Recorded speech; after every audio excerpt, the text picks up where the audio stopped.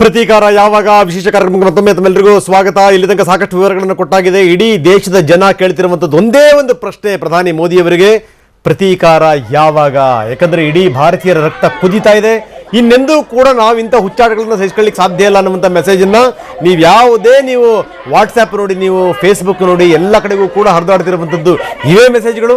ನಾವಿನ್ನು ಸಹಿಸ್ಕೊಳ್ಳಿಕ್ಕೆ ಸಾಧ್ಯ ಇಲ್ಲ ಅನ್ನುವಂಥದ್ದು ನಾವು ನೋಡ್ತಾ ಇದ್ದೀವಿ. ಎಂಥ ಒಂದು ಸ್ಥಿತಿ ಅಂತಂದರೆ, ಸೈನಿಕರ ಸ್ಥಿತಿಗತಿಗಳು ಹೇಗಿರ್ತವೆ ಅನ್ನಲಿಕ್ಕೆ ಒಂದು ಬೆಸ್ಟ್ ಎಕ್ಸಾಂಪಲ್ ನೋಡಿ. ಇದು ಯೋಧನ ಹುಟ್ಟೂರಿನಲ್ಲಿ ಅಂತ್ಯ ಸಂಸ್ಕಾರಕ್ಕೆ ಸ್ಥಳ ಇಲ್ಲ. ಈಗ ತಹಶೀಲ್ದಾರ್ ಹುಡುಕ್ತಾ ಇದ್ದಾರಂತೆ. ತಹಶೀಲ್ದಾರ್ ಈಗ ಹುಡುಕ್ತಾ ಇದ್ದಾರೆ ಸ್ಥಳನ, ಎಲ್ಲಿ ಯೋಧನ ಅಂತ್ಯ ಸಂಸ್ಕಾರ ಮಾಡಬೇಕು ಅಂತ. ಎಂಥ ಸ್ಥಿತಿ ನೋಡಿ. ಕಡು ಬಡತನದಲ್ಲೇ ಹುಟ್ಟಿ, ಬಡತನದಲ್ಲೇ ಬೆಳೆದು, ಬಡತನವನ್ನೇ ಉಂಡು, ಈಗ ಹೆಂಗೆ ಗೊತ್ತಾ ದೇಶ ಸೇವೆಗೆ ಅಂತ ಹೋಗಿರುವಂಥವ್ರು. ನಾವೆಲ್ಲ ಅಂದ್ಕೋತೀವಿ ಬಹಳ ಚೆನ್ನಾಗಿರ್ತಾರೆ ಇವರು, ಭಾಳ ಆರಾಮಾಗಿರ್ತಾರೆ, ಇವ್ರಿಗೆ ಏನು ಕೊರತೆ ಅಂತ. ಖಂಡಿತವಾಗಲೂ ಇಲ್ಲ. ನೀವು ಈ ಮಂಡ್ಯದ ಯೋಧನ ಮನೆಯಲ್ಲಿ ನೋಡಿದಂಥ ಸಂದರ್ಭದಲ್ಲಿ ನಿಮ್ಗೆ ಭಾಳ ಆಶ್ಚರ್ಯ ಆಗುತ್ತೆ. ಇಲ್ಲಿ ಯೋಧನ ಹುಟ್ಟೂರಿನಲ್ಲಿ ಅಂತ್ಯ ಸಂಸ್ಕಾರಕ್ಕೂ ಕೂಡ ಸ್ಥಳ ಇಲ್ಲ. ಈಗ ಅಧಿಕಾರಿಗಳು ಸೂಕ್ತ ಭರವಸೆಯನ್ನು ಕೊಟ್ಟಿದ್ದಾರೆ ಅನ್ನುವಂಥದ್ದು. ಈ ಗುರು ಯೋಧರಾದ ಮೇಲೆ ಒಂದಷ್ಟು ಬದುಕು ಸುಧಾರಿಸಿತ್ತು. ಈ ಸಂಕ್ರಾಂತಿ ರಜೆಗಷ್ಟೇ ಬಂದು ಹೋಗಿದ್ರು. ಈಗ ಈ ಮಗ ಇಲ್ದನೇ ಬದುಕೋದ್ರಲ್ಲಿ ಅರ್ಥ ಇಲ್ಲ ಅಂತ ತಂದೆ ತಾಯಿಗಳು ಗೋಗರಿತಾ ಇದ್ದಾರೆ. ಇದೆಲ್ಲದರ ಜೊತೆಗೆ ಆ ಪತ್ನಿ ಕಲಾವತಿಗಂತೂ ಹೇಗೆ ಆ ದುಃಖವನ್ನು ಭರಿಸಬೇಕೋ ಪಾಪ ಅರ್ಥ ಆಗ್ತಿಲ್ಲ. ಇಂಥ ಸಂದರ್ಭದಲ್ಲಿ ನಮ್ಮ ಪ್ರತಿನಿಧಿ ಅವರ ಪತ್ನಿ ಕಲಾವತಿಯವರ ಜೊತೆಗೆ ಮಾತಾಡುವಂಥ ಪ್ರಯತ್ನವನ್ನು ಮಾಡಿದ್ದಾರೆ. ನಿಜಕ್ಕೂ ಅವರು ದುಃಖದಲ್ಲಿದ್ದಾರೆ. ಏನು ಹೇಳ್ತಾರೆ ಕಲಾವತಿಯವರು, ಬನ್ನಿ ನೋಡೋಣ.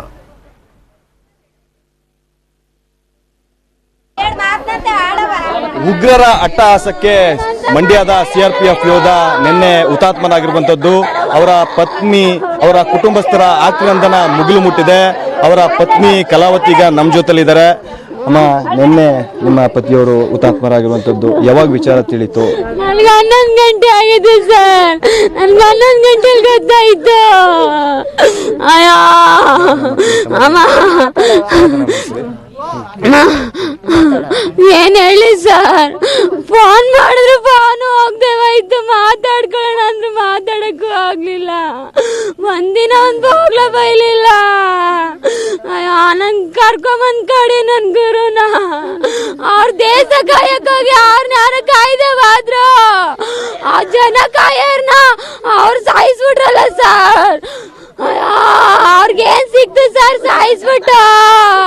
ನಿನ್ನೆ ಅಂದ್ರೆ ನಿಮ್ಗೆ ಕೊನೆಯದಾಗಿ ಯಾವಾಗ ಮಾತಾಡಿದ್ರು, ಏನಂತ ಮಾತಾಡಿದ್ರು? ನೀವು ಫೋನಲ್ಲಿ ಏನೋ ಮಾತಾಡಿದ್ರ? ಮಾತಾಡಕ್ ಆಗಿಲ್ಲ ಸರ್. ಮಾತಾಡೋಣ ಅಂತ ಟ್ರೈ ಮಾಡಿದೆ ಸರ್, ಫೋನ್ ಹೋಗ್ದೆ ಹೋಯ್ತು. ಯಾವಾಗ ನಿಮ್ ಜೊತೆ ಮಾತಾಡಿದ್ರು ಅವ್ರು? ಈಗ ಒಂದು ವಾರದ ಕೆಳಗೆ ಕೂಡ ಇಲ್ಲಿಗೆ ಬಂದು 3 ದಿವಸ ಕೆಳಗೆ ಹೋಗಿದ್ರು ಸರ್. ನಾನು ಬುಧವಾರ ಮಾತಾಡಿದ್ದೆ.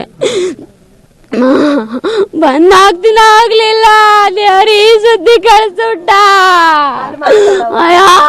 ಏನಂತ ಮಾತಾಡ್ನೆ, ನಮ್ ತಂದ್ಕೊಡ್ರಿ ನಿಮ್ಮ ಹಸ್ಬೆಂಡ್ನ. ಅಮ್ಮ ಏನ್ ಸರ್ ಇದು? ಅವ್ರನ್ನೇ ಸಾಯಿಸ್ಬಿಟ್ರಲ್ಲ ಸರ್. ಯಾರು ಯಾಕೆ ಕಾಯ್ಬೇಕು ಸರ್? ಅವರು ಹಿಂಗ್ ಮಾಡ್ತಾರೆ ಅಂದಿದ್ರೆ ಕಳಿಸ್ತಿರ್ಲಿಲ್ಲ ಸರ್. ನಾನು ಇಲ್ಲೇ ಇರ್ಸ್ಕಾನು ಬಿಟ್ಬಿಡ ಅಂದ್ರೆ ಬಿಟ್ಬಿಡ್ದೇವಾದ್ರ ಇನ್ನ 10 ವರ್ಷ ಮಾಡ್ತೀನಿ ಅಂದ್ರು. ಇಲ್ಲಿಗೆ ಯಾವಾಗ ಬಂದಿದ್ದು ಅವ್ರು? ಇಲ್ಲಿಂದ ಯಾವಾಗ ಹೋಗಿದ್ದು? ನಿಮ್ ಜೊತೆ ಯಾವಾಗ ಕೊನೆಯದಾಗ ಮಾತಾಡಿದ್ದವ್ರು ಅಂತ? ಸಂಕ್ರಾಂತಿ ಹಬ್ಬಕ್ಕೆ ಬಂದು ಬುಧವಾರ ಸಾಯಂಕಾಲ ಮಾತಾಡಿದ್ದು ಸರ್. ನಾನು ಅಮ್ಮ ಬರ್ತೀನಿ 2 ತಿಂಗಳು ಬಿಟ್ಕೊಂಡು ಅಂತ ಹೇಳಿದ್ರ. ಈ ತರ ಬರ್ತಾರೆ ಅಂತ ನಾನು ಅನ್ಕೊಂಡಿರ್ಲಿಲ್ಲ.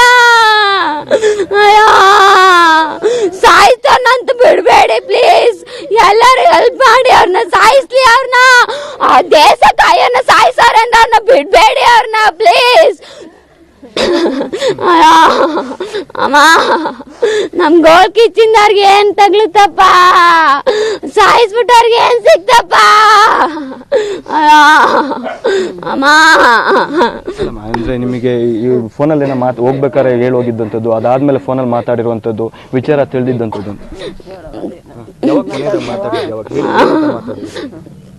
ಏನಿಲ್ಲ, ಹುಷಾರಾಗಿರೋ ಅಂತ ಹೇಳಿದ್ರು ಅಷ್ಟೇ.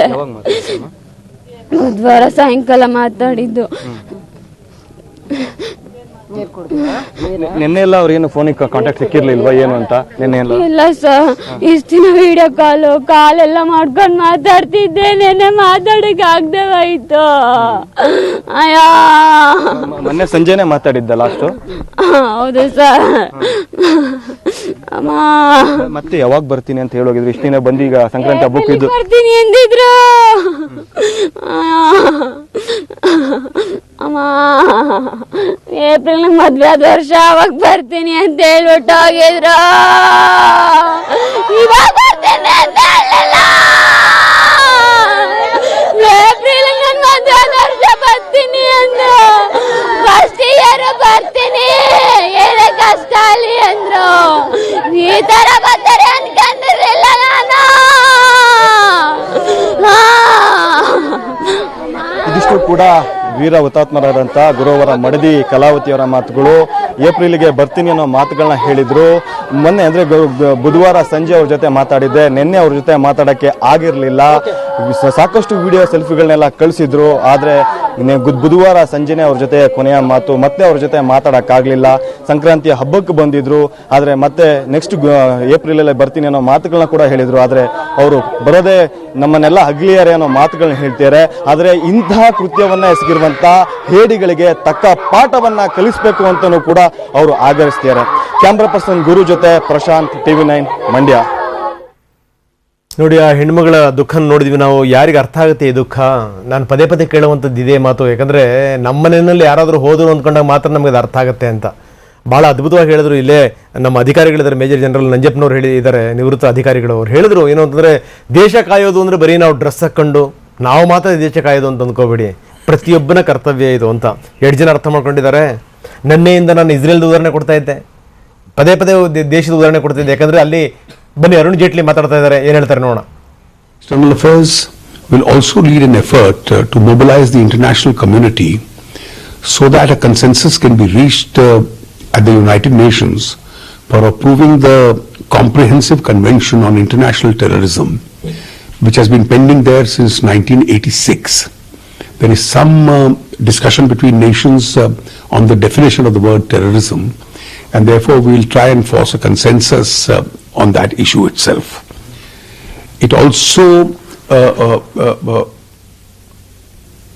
decided and took a briefing about the security situation, where our security forces will certainly ensure that internal peace and calm is maintained, no such incident at all takes place, and they will take all appropriate security measures required for this purpose. Additionally, our security forces will also ensure that those who have indulged in this act and those who have actively supported this have to pay a heavy cost for having indulged in this act of terrorism. The Home Minister has left already for Srinagar, where he'll be taking a assessment of the situation with the state government as also with the various security forces involved in this. He'll come back perhaps late in the evening, and at the earliest, probably tomorrow, have an all-party. So ನಾಯಕರ ಮಾತನ್ನ ಕೇಳಿದ್ರಿ. ಏನಂತಂದ್ರೆ, ನಾವು ಇದನ್ನ ಯಾವುದೇ ಕಾರಣಕ್ಕೂ ಸಹಿಸ್ಕೊಳ್ಳಿಕ್ಕೆ ಸಾಧ್ಯ ಇಲ್ಲ ಅನ್ನುವಂಥದ್ದು ಎಲ್ಲ ನಾಯಕರು ಹೇಳುವಂಥ ಮಾತು. ಜೊತೆಗೆ ಈ ಅತ್ಯಾಪ್ತ ರಾಷ್ಟ್ರಗಳ ಸ್ಥಾನಮಾನ ಬೇರೆ, ಇದಕ್ಕೆ ಏನಾದರೂ ಪಾಕಿಸ್ತಾನಕ್ಕೊಂದು ಸ್ಥಾನ ಮಾನ ಅನ್ನುವಂಥದ್ದು ಬೇಕಾ? ಇದು ನಾನು ಕೇಳುವಂಥದ್ದು. ಯಾಕೆ ಬಗ್ತೀರಿ? ಯಾಕೆ ಬಗ್ಗಬೇಕು ನಾವು? ಯಾಕೆ ನಾನು ಇಸ್ರೇಲ್ ಉದಾಹರಣೆಯನ್ನು ಯಾಕೆ ಪದೇ ಪದೇ ಕೊಡ್ತೀನಿ ಅಂತಂದ್ರೆ, ಒಂದು ಪುಟ್ಟ ರಾಷ್ಟ್ರ, ಸುತ್ತಮುತ್ತ ಇರುವಂಥ ಎಲ್ಲವೂ ಕೂಡ ಶತ್ರು ರಾಷ್ಟ್ರಗಳೇ. ಒಬ್ಬರು ಕಮಕ್ಕಿಮಿಕ್ ಅನ್ನಂಗಿಲ್ಲ, ಒಬ್ಬರು ಕಣ್ಣೆತ್ತಿ ತಿರುಗಿ ನೋಡಂಗಿಲ್ಲ, ಉಡಾಯಿಸಿಬಿಡ್ತಾರೆ ಹಂಗನೇ. ಈ ಒಂದು ಮನೋಭಾವನೆ ನಮ್ಮ ದೇಶಕ್ಕೆ ಬರಲಿಲ್ಲ ಅಂದರೆ ನಮ್ಮ ದೇಶ ಉದ್ಧಾರ ಆಗಲ್ಲ. 8 ಜನರ ಬಲಿ ಕೊಡ್ತೀರಿ, 8 ಜನರ ಬಲಿ ಕೊಡ್ತೀರಿ. ನೋಡಿ, ಆ ಎಮ್ಮನ್ನ ಅಳ್ತಿರೋದನ್ನು ನೋಡ್ತಾ ಇದ್ದೀವಿ ನಾವು. ಅಲ್ಲಿ ಹೂಳಕ್ಕೂ ಕೂಡ ಜಾಗ ಇಲ್ಲ. ಈಗ ತಹಶೀಲ್ದಾರ್ ಹುಡುಕ್ತಾ ಇದ್ದಾರೆ ಹೂಳಕ್ಕೆ ಜಾಗ ಯಾವುದು ಅಂತ. ಇದು ದೇಶದ ಸೈನಿಕರ ಸ್ಥಿತಿ. ನಾನು ಮತ್ತೆ ಮತ್ತೆ ಹೇಳ್ತಾ ಇದ್ದೀನಿ, ಯಾವಾಗಿನಿಂದ ಜಾರ್ಜ್ ಫರ್ನಾಂಡಿಸ್ ರಕ್ಷಣಾ ಸಚಿವರಾದ ಆದಮೇಲಿಂದ ಒಂದಷ್ಟು ಸುಧಾರಣೆಗಳ ಪರ್ವ ಶುರುವಾಯಿತು. ಈಗ ಒಂದಿಷ್ಟು ಮೋದಿ ಬಂದ ಒಂದಿಷ್ಟು ಸುಧಾರಣೆಗಳಾಗಿದೆ, ಒಪ್ಕೋತೀನಿ ನಾನು. ಆದರೆ ಇನ್ನೂ ಕೂಡ ಸಾಲದು. ಇನ್ನು ಉಗ್ರರನ್ನ ಸ್ವತಂತ್ರ ಹೋರಾಟಗಾರರಿಗೆ ಪಾಕ್ ಮಾಧ್ಯಮಗಳು ಹೋಲಿಸಿರುವಂಥದ್ದು. ಅಲ್ಲಿ ಮಾಧ್ಯಮ ಎಷ್ಟು ಕೆಟ್ಟು ಕುಲುಗೆಟ್ಟು ಹಳ್ಳ ಹಿಡಿದಿದೆ, ಚರಂಡಿ ಹಿಡಿದಿದೆ ಅನ್ನೋದಕ್ಕೆ ಬೆಸ್ಟ್ ಎಕ್ಸಾಂಪಲ್ ಇದು. ಯಾಕಂದರೆ ಕಾಶ್ಮೀರಿ ಸ್ವತಂತ್ರ ಹೋರಾಟಗಾರರು ಭಾರತಕ್ಕೆ ಬಿಸಿ ಮುಟ್ಟಿಸ್ಬಿಟ್ರು ಅನ್ನುವಂಥ ಮಾತನ್ನು ಹೇಳಿರುವಂಥದ್ದು. ಭಾರತದ ಹಿಂಸಾಚಾರದ ವಿರುದ್ಧ ತಿರುಗಿ ಬಿದ್ದ ಸ್ವತಂತ್ರ ಹೋರಾಟಗಾರರು ಅಂತ. ಇವ್ರಿಗೆ ಏನಾದರೂ ಮೂರ್ಖಸಿನ ಮಾನ ಮರ್ಯಾದೆ ಇದೆಯಾ ಅವರಿಗೆ? ಪಾಕಿಸ್ತಾನದವ್ರಿಗೆ ಮೊದಲೇ ಸಾಲವನ್ನು ಮಾಡಿ ಸಾಲವನ್ನು ಹೊದ್ಕೊಂಡು ಸಾಲದಲ್ಲೇ ತಿಂತಿರುವಂಥ ರಾಷ್ಟ್ರ ಇದು. ನಾಳೆ ಏನಾದರೂ ಕೊಡಬೇಕಾದಂಥ ಏನಾದರೂ ನಿಲ್ಲಿಸ್ಬಿಟ್ರೆ ಮುಗಿದೋಯ್ತಿದ್ರೆ ಕತೆ. ಭಿಕ್ಷೆ ಎತ್ಕೊಂಡು ತಿನ್ನಬೇಕು ಅಂತ ಒಂದು ಸ್ಥಿತಿ. ಅಥವಾ ಏನೋ ಈ ಪುಗ್ಸಟ್ಟೆ ಬಡವಳಿ ಸಿಕ್ಕಿದೆಯಲ್ಲ ಪಾಕಿಸ್ತಾನ ಅನ್ನುವಂಥ ರಾಷ್ಟ್ರ, ಅದನ್ನು ಮಾರ್ಕೊಂಡು ತಿನ್ನಬೇಕು ಇವರು. ಅಂಥ ಒಂದು ಸ್ಥಿತಿ, ಅಂಥ ಯೋಗ್ಯತೆ ಇಲ್ದಿರೋಂಥ ಜನಗಳಿವರು. ಆದರೆ ಮಾತಾಡೋ ರೀತಿ ನೋಡಿ, ಏನು ಮೆಸೇಜ್ ಕೊಡುತ್ತೆ ಇದು? ಏನು ಸಂದೇಶ ರವಾನಿಸ್ತಾ ಇದೆ ಇದು? ಅಂದರೆ ಪಕ್ಕಾ ಕಾಶ್ಮೀರದ ಈ ಕಿಡಿಗೇಡಿಗಳಿಗೆ ಪಾಕಿಸ್ತಾನದ ಬೆಂಬಲ ಇದೆ ಅನ್ನೋದನ್ನ ಪದೇ ಪದೇ ಸಾಬೀತು ಮಾಡ್ತಾ ಇದೆ ಪಾಕಿಸ್ತಾನ. ನಾವು ನೋಡ್ತಾ ಇದೀವಿ, ಪಾಕಿಸ್ತಾನದ ವಿರುದ್ಧ ಘೋಷಣೆಗಳು ಕೂಡ ಆಗ್ತಿರುವಂಥದ್ದು, ಪ್ರತಿಭಟನೆಗಳು ಕೂಡ ಆಗ್ತಿರೋದು, ಅದನ್ನು ಕೂಡ ನಾವು ನೋಡ್ತಾ ಇದ್ದೀವಿ. ಈ ಕಣಿವೆ ರಾಜ್ಯದಲ್ಲಿ ಏನು ವೀರ ಯೋಧರ ನೆತ್ತರು ಹರಿದಿದೆ, ಇದಕ್ಕೆ ಸಂಬಂಧಪಟ್ಟಂಗೆ ರಕ್ತ ಕುದಿತಾ ಇದೆ ಯುವಕರದ್ದು. ಹೀಗಾಗಿ ಪ್ರತಿಭಟನೆಗಳು ಎಲ್ಲ ಕಡೆಗೂ ಕೂಡ ಪ್ರತಿಭಟನೆಗಳು ಈಗ ಸಾಗ್ತಾ ಇದೆ. ಮೇಜರ್ ಜನರಲ್ ನಂಜಪ್ಪನವರ ಮಾತನ್ನು ಮತ್ತೊಂದ್ಸರಿ ನಾನು ಉಲ್ಲೇಖಿಸ್ತೀನಿ. ಬರೀ ಏನು ಅಂದರೆ ನಾವು ಡ್ರೆಸ್ ಹಾಕ್ಕೊಂಡು ನಾವು ಗಡಿ ಕಾಯಬೇಕು, ದೇಶ ರಕ್ಷಣೆ ಮಾಡಬೇಕು ಅಂತ ಅಂದ್ಕೋಬೇಡಿ. ನಿಮ್ಮೆಲ್ಲರ ಕರ್ತವ್ಯ ಅನ್ನುವಂಥ ಮಾತನ್ನು ಹೇಳಿದ್ರು. ಇದನ್ನು ನಾವು ಅರ್ಥ ಮಾಡ್ಕೋಬೇಕು. ಇದು ಅರ್ಥ ಆಗಲಿಲ್ಲ ಅಂದ್ರೆ ಆಗಲ್ಲ. ಅಗೈನ್ ನಾನು ಮತ್ತೆ ಇಸ್ರೇಲ್ದೇ ಉದಾಹರಣೆ ಕೊಡ್ತಾ ಇದ್ದೀನಿ, ಜಪಾನ್ದು ಉದಾಹರಣೆ ಕೊಡ್ತಾ ಇದ್ದೀನಿ. ನಾನೊಂದು ಕತೆ ಕೇಳಿದ್ದೆ ನನ್ನ ಹಿಂದೆ. ಜಪಾನಲ್ಲಿ ಏನು ಅಂದರೆ ಏನು ಮಾಡಿಟ್ಟೆಪ್ಪ ನೀನು ಅಂತ ಅಪ್ಪನಿಗೆ ಕೇಳಂಗಿಲ್ಲ. ಯಾಕಂದ್ರೆ ಅಪ್ಪ ಒಂದು ಸಣ್ಣ ಬೆಂಕಿ ಪಟ್ಟಣದಂಥ ಒಂದು ಸಣ್ಣ ಪಟ್ಟಣದಲ್ಲಿ ಒಂದು ಮಗನಿಗೆ ಒಂದು ಪ್ರೆಸೆಂಟೇಷನ್ ಕಳಿಸಿರ್ತಾನೊಂದು. ಏನಪ್ಪ ಅಂತಂದರೆ ಮಣ್ಣು, ದೇಶದ ಮಣ್ಣು. ಇಲ್ಲಿ ತನಕ ನಾವು ಎಂಥ ವಿಪ್ಲವಗಳ ನಡುವೆನೂ ಕೂಡ ಈ ದೇಶವನ್ನು ರಕ್ಷಣೆ ಮಾಡಿವಪ್ಪ, ಈ ಮಣ್ಣನ್ನು ರಕ್ಷಣೆ ಮಾಡಿವಿ. ಇನ್ನು ಈ ಮಣ್ಣಿನ ಜವಾಬ್ದಾರಿ ನಿಂದು ಅಂತ. ನೀನು ಮಣ್ಣಿಗೆ ಹೋಗೋದ್ರೊಳಗಡೆ ನೀನೊಂದಿಷ್ಟು ದೇಶಕ್ಕೆ ಸೇವೆ ಸಲ್ಲಿಸಪ್ಪ, ನಿನ್ನ ಜೀವನ ಸಾರ್ಥಕ ಆಗುತ್ತೆ ಅಂತ 2 ಜನ ಮಕ್ಕಳುಗಳಿಗೆ ನಾವಿಂಥ ಪಾಠ ಹೇಳ್ಕೊಡ್ತಾ ಇದ್ದೀವಿ. ತಂದೆ ತಾಯಿಗಳು ನಾವು 2 ಜನರಿಗೆ ದೇಶಭಕ್ತಿಯ ಪಾಠವನ್ನು ಹೇಳ್ಕೊಡ್ತಾ ಇದ್ದೀವಿ. ಯಾರೋ ಪಾಪ ಹಿಂಗೊತ್ತಾ ತಿನ್ನ ಕಣ್ಣಿಲ್ದಿರುವಂಥವ್ರು, ಕೆಲಸ ಇಲ್ದಿರುವಂಥವ್ರು ಹೋಗ್ತಾರೆ, ಅಲ್ಲಿ ಸಾಯಬೇಕು, ನಾವಿಲ್ಲಿ ಆರಾಮಾಗಿರಬೇಕು. ಈಗ ನಾಯಕರು ಒಬ್ಬರಾದ್ಮೇಲೆ ಒಬ್ಬರು ಪುಂಖಾನುಪುಂಖವಾಗಿ ಮಾತಾಡ್ತಾ ಇದ್ದಾರೆ. ಯಾರ ಬಾಯಿಂದಲೂ ಮಾತುಗಳು ಬರ್ತಾ ಇಲ್ಲ. ಹಿಂದೆ ನೀವು ಮಾಡಿದಂಥ ತಪ್ಪುಗಳು ಏನೇನಿದೆಯಲ್ಲ, ಆ ತಪ್ಪುಗಳೇ ನಮ್ಮ ಜೀವ ತಿಂತಾ ಇರೋದು. ದೇಶ ಇಬ್ಬಾಗ ಆದಂಥ ಸಂದರ್ಭದಿಂದ ಹಿಡಿದು ಯುದ್ಧ ಗೆದ್ದಂಥ ಸಂದರ್ಭದಲ್ಲೂ ಕೂಡ ಹೆಂಗೆ ರಾಜತಾಂತ್ರಿಕವಾಗಿ ನಾವು ಸೋತು ನೆಗೆದು ಬಿದ್ದು ಹೋದ್ವಲ್ಲ, ನಾವು ಮಂಡಿ ಊರಿ ನಾವು ಆಯಿತು ನಾವು ಗೆದ್ವಿ, ಆದರೆ ನಿಮ್ಮ ತಗೊಳ್ಳಿ ಅಂತ ಹೇಳ್ಬಿಟ್ಟು ಬಿಟ್ವಲ್ಲ, ಅನುಭವಿಸ್ತಾ ಇದ್ದೀವಿ ನಾವು ಇವತ್ತು ಅಂತೇಳಿ ಅಂತ ಅನುಭವಿಸ್ತಾ ಇದ್ದೀವಿ ನಾವು ಇವತ್ತು. ವಿಶ್ವಸಂಸ್ಥೆಯಲ್ಲಿ ಖಾಯಂ ಸದಸ್ಯತ್ವ ಸ್ಥಾನ ಹುಡುಕೊಂಬಂದಂಥ ಸಂದರ್ಭದಲ್ಲಿ ನೆಹರು ಅನ್ನುವಂಥ ಒಬ್ಬ ವ್ಯಕ್ತಿ ಅದನ್ನು ಚೀನಾಕ್ಕೆ ಕೊಟ್ಬಿಡಿ, ಅವರು ಯೋಗ್ಯತೆ ಇರುವಂಥವ್ರು, ನಮಗಲ್ಲ ಅಂತ ಹೇಳಿದ್ರಲ್ಲ, ಮುಗಿದೋಯ್ತಲ್ಲಿ ಕತೆ. ಇವತ್ತು ನಾವು ವಿಶ್ವಸಂಸ್ಥೆಯಲ್ಲಿ ಏನಾದರೂ ನಮ್ಮ ದನಿ ಏರಿಸಬೇಕು ಅಂತಂದ್ರೆ ನಾವು ಕಾಯಬೇಕು, ಬೇಡಬೇಕು ಅಂತ ಒಂದು ಸ್ಥಿತಿ ನಮ್ಮದು. ಎಂಥ ದುರ್ದೈವದ ರಾಷ್ಟ್ರ ನೋಡಿ ಇದು. 93,000 ಜನ ಸೈನಿಕರನ್ನ ಸೆರೆ ಹಿಡಿದಂಥ ಸಂದರ್ಭದಲ್ಲಿ ಇಂದಿರಾ ಗಾಂಧಿ ಅವತ್ತು ಆ ಶತ್ರು ರಾಷ್ಟ್ರದ ಸೈನಿಕರಿಗೆ ಕೊರಳಿಗೆ ಹಾರ ಹಾಕಿ ವಿಮಾನದಲ್ಲಿ ಕಳಿಸ್ಕೊಡ್ತಾರೆ. ಅವ್ರ ವಿರುದ್ಧ ಯುದ್ಧ ಮಾಡಿದಂಥ ಸೈನಿಕರು ಕುದ್ದು ಹೋಗ್ತಾರೆ. ಹಂಗನೇ ರಕ್ತ ಕುದಿಯುತ್ತಾ ಇರೋದು, ದಗದಗ ಅಂತ ಉರಿದು ಬಿಡುತ್ತೆ ಹಂಗನೇ. ಏನಪ್ಪ ಇದು ನಮ್ಮ ಎದುರುಗಡೆನೇ ಹಿಂಗೆ ಆಗ್ತಾ ಇದೆಯಲ್ಲ ಅಂತ. ಅಂಥ ರಾಷ್ಟ್ರ ಇದು. ನಾವು ದೊಡ್ಡ ದೇಶಭಕ್ತಿ ಮಾತಾಡ್ತೀವಿ, ನಾವು ಮದರ್ ಲ್ಯಾಂಡ್ ಅಂತ ಮಾತಾಡ್ತೀವಿ. ಏನು ನಮ್ಮ ಪುಂಖಾನ ಭಾಷಣ ವೀರರು ನಾವುಗಳೆಲ್ಲ. ಎಲ್ಲೆಲ್ಲಿ ಎಡವದಿ ನಾವು, ಎಲ್ಲೆಲ್ಲಿ ಸೋತ್ವಿ ಅರ್ಥ ಮಾಡ್ಕೋಬೇಕು. ಈಗ ಪ್ರತಿಭಟನೆಗಳಾಗ್ತಾ ಇರುವಂಥದ್ದು ಬಹುಶಃ ನನಗೆ ಅನಿಸ್ತಾ ಇದೆ ಈ ಪ್ರತಿಭಟನೆ ಎಲ್ಲಿಗೆ ನಿಲ್ಲಲ್ಲ ಅಂತ ಪ್ರಧಾನಮಂತ್ರಿ ಮೋದಿಯವರ ಮಾತನ್ನು ಕೂಡ ಗಮನದಲ್ಲಿ ಇಟ್ಕೊಂಡು ಹೇಳಬೇಕು. ಏನು ಈಗ ಯಾವ ಶತ್ರು ರಾಷ್ಟ್ರದವರು ಬಂದು ಭಯೋತ್ಪಾದಕರು ಅವರ ಕುಮ್ಮಕ್ಕರಿಂದ ಬಂದು ನಮ್ಮವ್ರನ್ನ ಕೊಂದಿಯಾರಲ್ಲ, ಅವ್ರು ಅದಕ್ಕೆ ಬೆಲೆ ತೆರಲೇಬೇಕು ಅಂತ ಇಡೀ ರಾಷ್ಟ್ರ ಕಾಯ್ತಾ ಇದೆ. ಯಾವ ರೀತಿಯ ಬೆಲೆ ತೆರ್ತಾರವರು ಅಂತ, ಹೆಂಗಾಗುತ್ತಿದ್ದು ಅಂತ. ಅಲ್ಪ ಪ್ರಮಾಣದ ಯುದ್ಧ ಶುರು ಆಗುತ್ತಾ, ಅಥವಾ ಏನಾದರೂ ನೀವು ಮತ್ತೊಂದ್ಸರಿ ಆಪರೇಷನ್ ಶುರು ಮಾಡ್ತೀರಾ, ಹಾಗಾದರೆ ಸರ್ಜಿಕಲ್ ಸ್ಟ್ರೈಕ್ ಶುರು ಮಾಡ್ತೀರಾ, ಹೇಗೆ ಅಂತ ನನಗನ್ಸುತ್ತೆ. ಬಹುಶಃ ದಿಢೀರ್ನೇ ಇದನ್ನು ಯಾವುದೂ ಕೂಡ ಮಾಡೋಷ್ಟು ಮೂರ್ಖರಲ್ಲ ನಮ್ಮ ದೇಶದ ರಾಜಕಾರಣಿಗಳು ಕೂಡ, ನಮ್ಗೆ ಗೊತ್ತಿದೆ. ಯಾಕಂದರೆ ಅಳದು ತೂಗಿ ಹೆಜ್ಜೆ ಇಡುವಂಥವ್ರು. ಆದರೆ ಈ ಸಾರಿ ಮಾತ್ರ ಮುಟ್ಟಿ ನೋಡ್ಕೊಳ್ಳೋಂಗೆ ಪಾಕಿಸ್ತಾನಕ್ಕೆ ಮಾಡಲಿಲ್ಲ ಅಂತಂತಂದರೆ ಇಡೀ ದೇಶದ ಜನರ ಶಾಪ ತಟ್ಟೋದ್ರಲ್ಲಿ ಯಾವುದೇ ಸಂದೇಹ ಇಲ್ಲ. ನಾವೇನಂದ್ಕೊಂಡ್ಬಿಟ್ಟಿದ್ದೀವಿ ಅಂತಂದರೆ ಒಬ್ಬ ಸೈನಿಕನಿಗೆ ಹೂಳೋಕೆ ಜಾಗ ಇಲ್ವಲ್ರಿ ಕರ್ಮ. ದೊಡ್ಡ ಭಾಷಣಗಳು ಮಾತಾಡ್ತೀವಿ ನಾವು, ಏನಂಗೆ ಪುಂಖಾನುಪುಂಖ ಮಾತಾಡೋದ್ರಲ್ಲಿ ಭಾಷಣ ವೀರರು ನಾವು. ನಾಚಿಕೆ ಆಗಬೇಕು, ನಮ್ಮ ಮುಖಾನ ನಾವು ಕನ್ನಡಿಯಲ್ಲಿ ನೋಡ್ಕೊಂಡಾಗ ನಮಗೆ ನಾಚಿಕೆ ಆಗಬೇಕು ಅಂತ. ನಾವು ಎಲ್ಲಿದ್ದೀವಪ್ಪ ನಾವು ಅಂತೇಳಿ ಅಂತ. ನಾವು ನಿಜಕ್ಕೂ ದೇಶ ಆಳಕ್ಕೆ ನಮಗೆ ಯೋಗ್ಯತೆ ಇದೆಯಾ? ದೇಶ ಉಳಿಸ್ಕೊಳ್ಳೋಕೆ ನಮಗೆ ಯೋಗ್ಯತೆ ಇದೆಯಾ? ದೇಶ ಬೆಳೆಸೋಕೆ ನಮಗೆ ಯೋಗ್ಯತೆ ಇದೆಯಾ? ಇದಕ್ಕಿಂತ ನಾಚಿಕೆಡಿನ ಸಂಗತಿ ಇನ್ನೊಂದಿದೆಯಾ? ವೆರಿ ಅನ್ಫಾರ್ಚುನೇಟ್ ಸಂಗತಿ. ಮೇಜರ್ ನಂಜಪ್ಪನವರೇ, ನಾವು ನಿಮ್ಮನ್ನು ಅಭಿನಂದಿಸ್ತೀನಿ. ನೀವು ಒಳ್ಳೆ ಮಾತನ್ನು ಹೇಳಿದ್ರಿ. ಏನು ಬರೀ ನಾವು ಮಾತ್ರ ಡ್ರೆಸ್ ಹಾಕೊಂಡು ಕಾಯಬೇಕು ಅಂತ ಭಾವಿಸ್ಬೇಡಿ, ಪ್ರತಿಯೊಬ್ಬ ನಾಗರಿಕನ ಕರ್ತವ್ಯ ಅನ್ನುವಂಥ ಮಾತನ್ನು ಹೇಳಿದ್ರಿ. ಮುಂದುವರಿಸಿ ಸರ್, ಪ್ಲೀಸ್ ಹೇಳಿ ಸರ್. ಇಲ್ಲಿ ನೀವು ತೋರಿಸಿದ್ರಲ್ಲ ಟಿ ವಿಯಲ್ಲಿ ನಮ್ಮ ಮಂಡ್ಯದಲ್ಲಿ ಏನಾಗ್ತದೆ ಅಂತ, ಯಾರ್ದು ಫ್ಯಾಮಿಲಿದು ಏನು ಫೀಲಿಂಗ್ಸು, ಏನು ಕಷ್ಟ ಆಗ್ತದೆ, ಏನಿದೆ ಅದೇ ಪ್ರಕಾರ 32 ಮನೆಯಲ್ಲಿ ಇವತ್ತು ಅದೇ ಥರ ಆಗ್ತಾಯಿದೆ. ಅದಲ್ಲದೆ ಇದೇ ಥರ ಪ್ರತಿ ದಿವಸ ನಾವು ಪೀಸ್ ನೇಷನ್, ಈಗ ವಾರಲ್ಲಿಲ್ಲ, ಆದರೂ ಸಹ ಪ್ರತಿ ದಿವಸ ನಾವು ಒಂದೊಂದು ಸತ್ತವರ ಮನೆಯಲ್ಲಿ ಈ ಥರ ಕಷ್ಟ ಆಗ್ತಾಯಿದೆ, ತೊಂದರೆ ಆಗ್ತದೆ. ಅದರಲ್ಲಿ ನಾವು ಈಗ ನನಗೆ ಸಂತೋಷ ಅಂತ ಹೇಳಿದ್ರೆ ಮೋದಿಯವರು ಡಿಸಿಷನ್ ತಗೊಂಡಿದ್ದಾರೆ, ಅವರು ಹೇಳಿದ್ದಾರೆ. ಅದರ ಜೊತೆಯಲ್ಲಿ ನಮ್ಮ ಅಪೋಸಿಷನ್ ಲೀಡರ್ ಅವರಿಗೆ ಸಪೋರ್ಟ್, ಅಪೋಸಿಷನ್ ಲೀಡರ್ಸ್ ಎಲ್ಲರಿಗೆ ಸಪೋರ್ಟ್ ಮಾಡ್ತಾರೆ. ಅದನ್ನು ಇವತ್ತು ಒಂದು ದಿವಸದಲ್ಲ, ಇದು ಈ ನ್ಯಾಷನಲ್ ಸೆಕ್ಯೂರಿಟಿ, ನ್ಯಾಷನಲ್ ಪ್ರೋಗ್ರೆಸ್ಸಲ್ಲಿ ಪರ್ಮನೆಂಟ್ ಆಗಿರಲಿ. ನಾವೊಂದು ಸ್ಟ್ರಾಂಗ್ ನ್ಯಾಷನ್ ಆಗಿ ಸ್ಟ್ರಾಂಗ್ ಆ್ಯಕ್ಷನ್ ತಗೊಳ್ಳೋ, ಆದರೆ ಮಾತ್ರ ನಮಗೆಲ್ಲರಿಗೂ ಮನಸ್ಸಿಗೆ ಒಂದು ಶಾಂತಿ. ಓಕೆ ಸರ್, ನಾನು ಮಾತಾಡ್ತೀನಿ. ಪುಲ್ವಾಮಾದಿಂದ ಪ್ರತ್ಯಕ್ಷದರ್ಶಿ ಒಬ್ಬರಿದ್ದಾರೆ, ಗೋಪಾಲ್ ಅನ್ನುವಂಥವ್ರು. ಬಹುಶಃ ಗೋಪಾಲ್ ಕನ್ನಡಿಗರು ಅಂತ ನಾನು ಭಾವಿಸ್ತೀನಿ. ಏನು ಹೇಳ್ತಾರೆ ಕೇಳೋಣ. ಗೋಪಾಲ್ ನನ್ನ ಧ್ವನಿ ಕೇಳ್ತಾ ಇದೆಯಾ ಸರ್? ಸರ್ ಕೇಳ್ತಿದೆ ಸರ್. ನಮಸ್ಕಾರ ಸರ್. ನಮಸ್ಕಾರ ಗೋಪಾಲ್ ಅವರೇ. ವೆರಿ ಅನ್ಫಾರ್ಚುನೇಟ್ ಸಂಗತಿ. ನಾವು ಮಾತಾಡ್ತಾ ಇದ್ವಿ, ಸೈನಿಕರು ದೇಶದ ಸೇನೆಯಲ್ಲಿ ದುಡಿದಿರುವಂಥ ಸೈನಿಕರು ಕೂಡ, ಅಧಿಕಾರಿಗಳು ಕೂಡ ನಮ್ಮ ಜೊತೆಗಿದ್ದಾರೆ, ಮಾತಾಡ್ತಾ ಇದ್ವಿ ನಾವು. ನೀವು ಪ್ರತ್ಯಕ್ಷವಾಗಿ ಕಂಡಿರುವಂಥವ್ರು ಈ ಘಟನೆನ ಏನು ಹೇಳ್ತೀರಿ ಗೋಪಾಲ್ ಅವರೇ? ಸರ್ ತುಂಬಾ ನೋವಾಗುತ್ತೆ ಸರ್ ಇದು. ನಿಜ.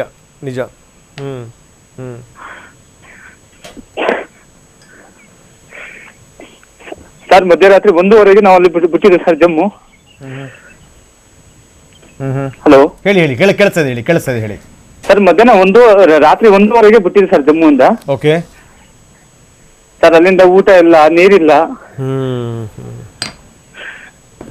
ನೋಡಿ ಎಂತ ಸ್ಥಿತಿ ನೋಡಿ.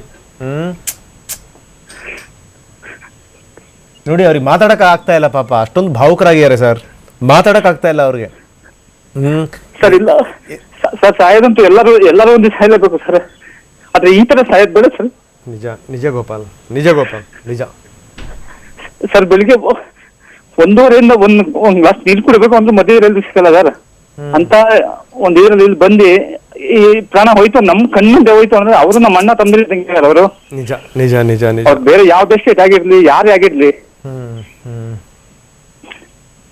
ಆದ್ರೆ ನಮ್ಗೂ ಅವ್ರ ಅಣ್ಣ ತಮ್ಮದಿರು ತಂಗಿ. ನಮ್ ಇಂಡಿಯಾದಲ್ಲಿ ಅಂದ್ರೆ ಎಲ್ಲ ಒಂದೇ ಸರ್. ಇಲ್ಲಿ ಆತರ ಯಾರು ಮಾಡಲ್ಲ ಸರ್ ಆತರ.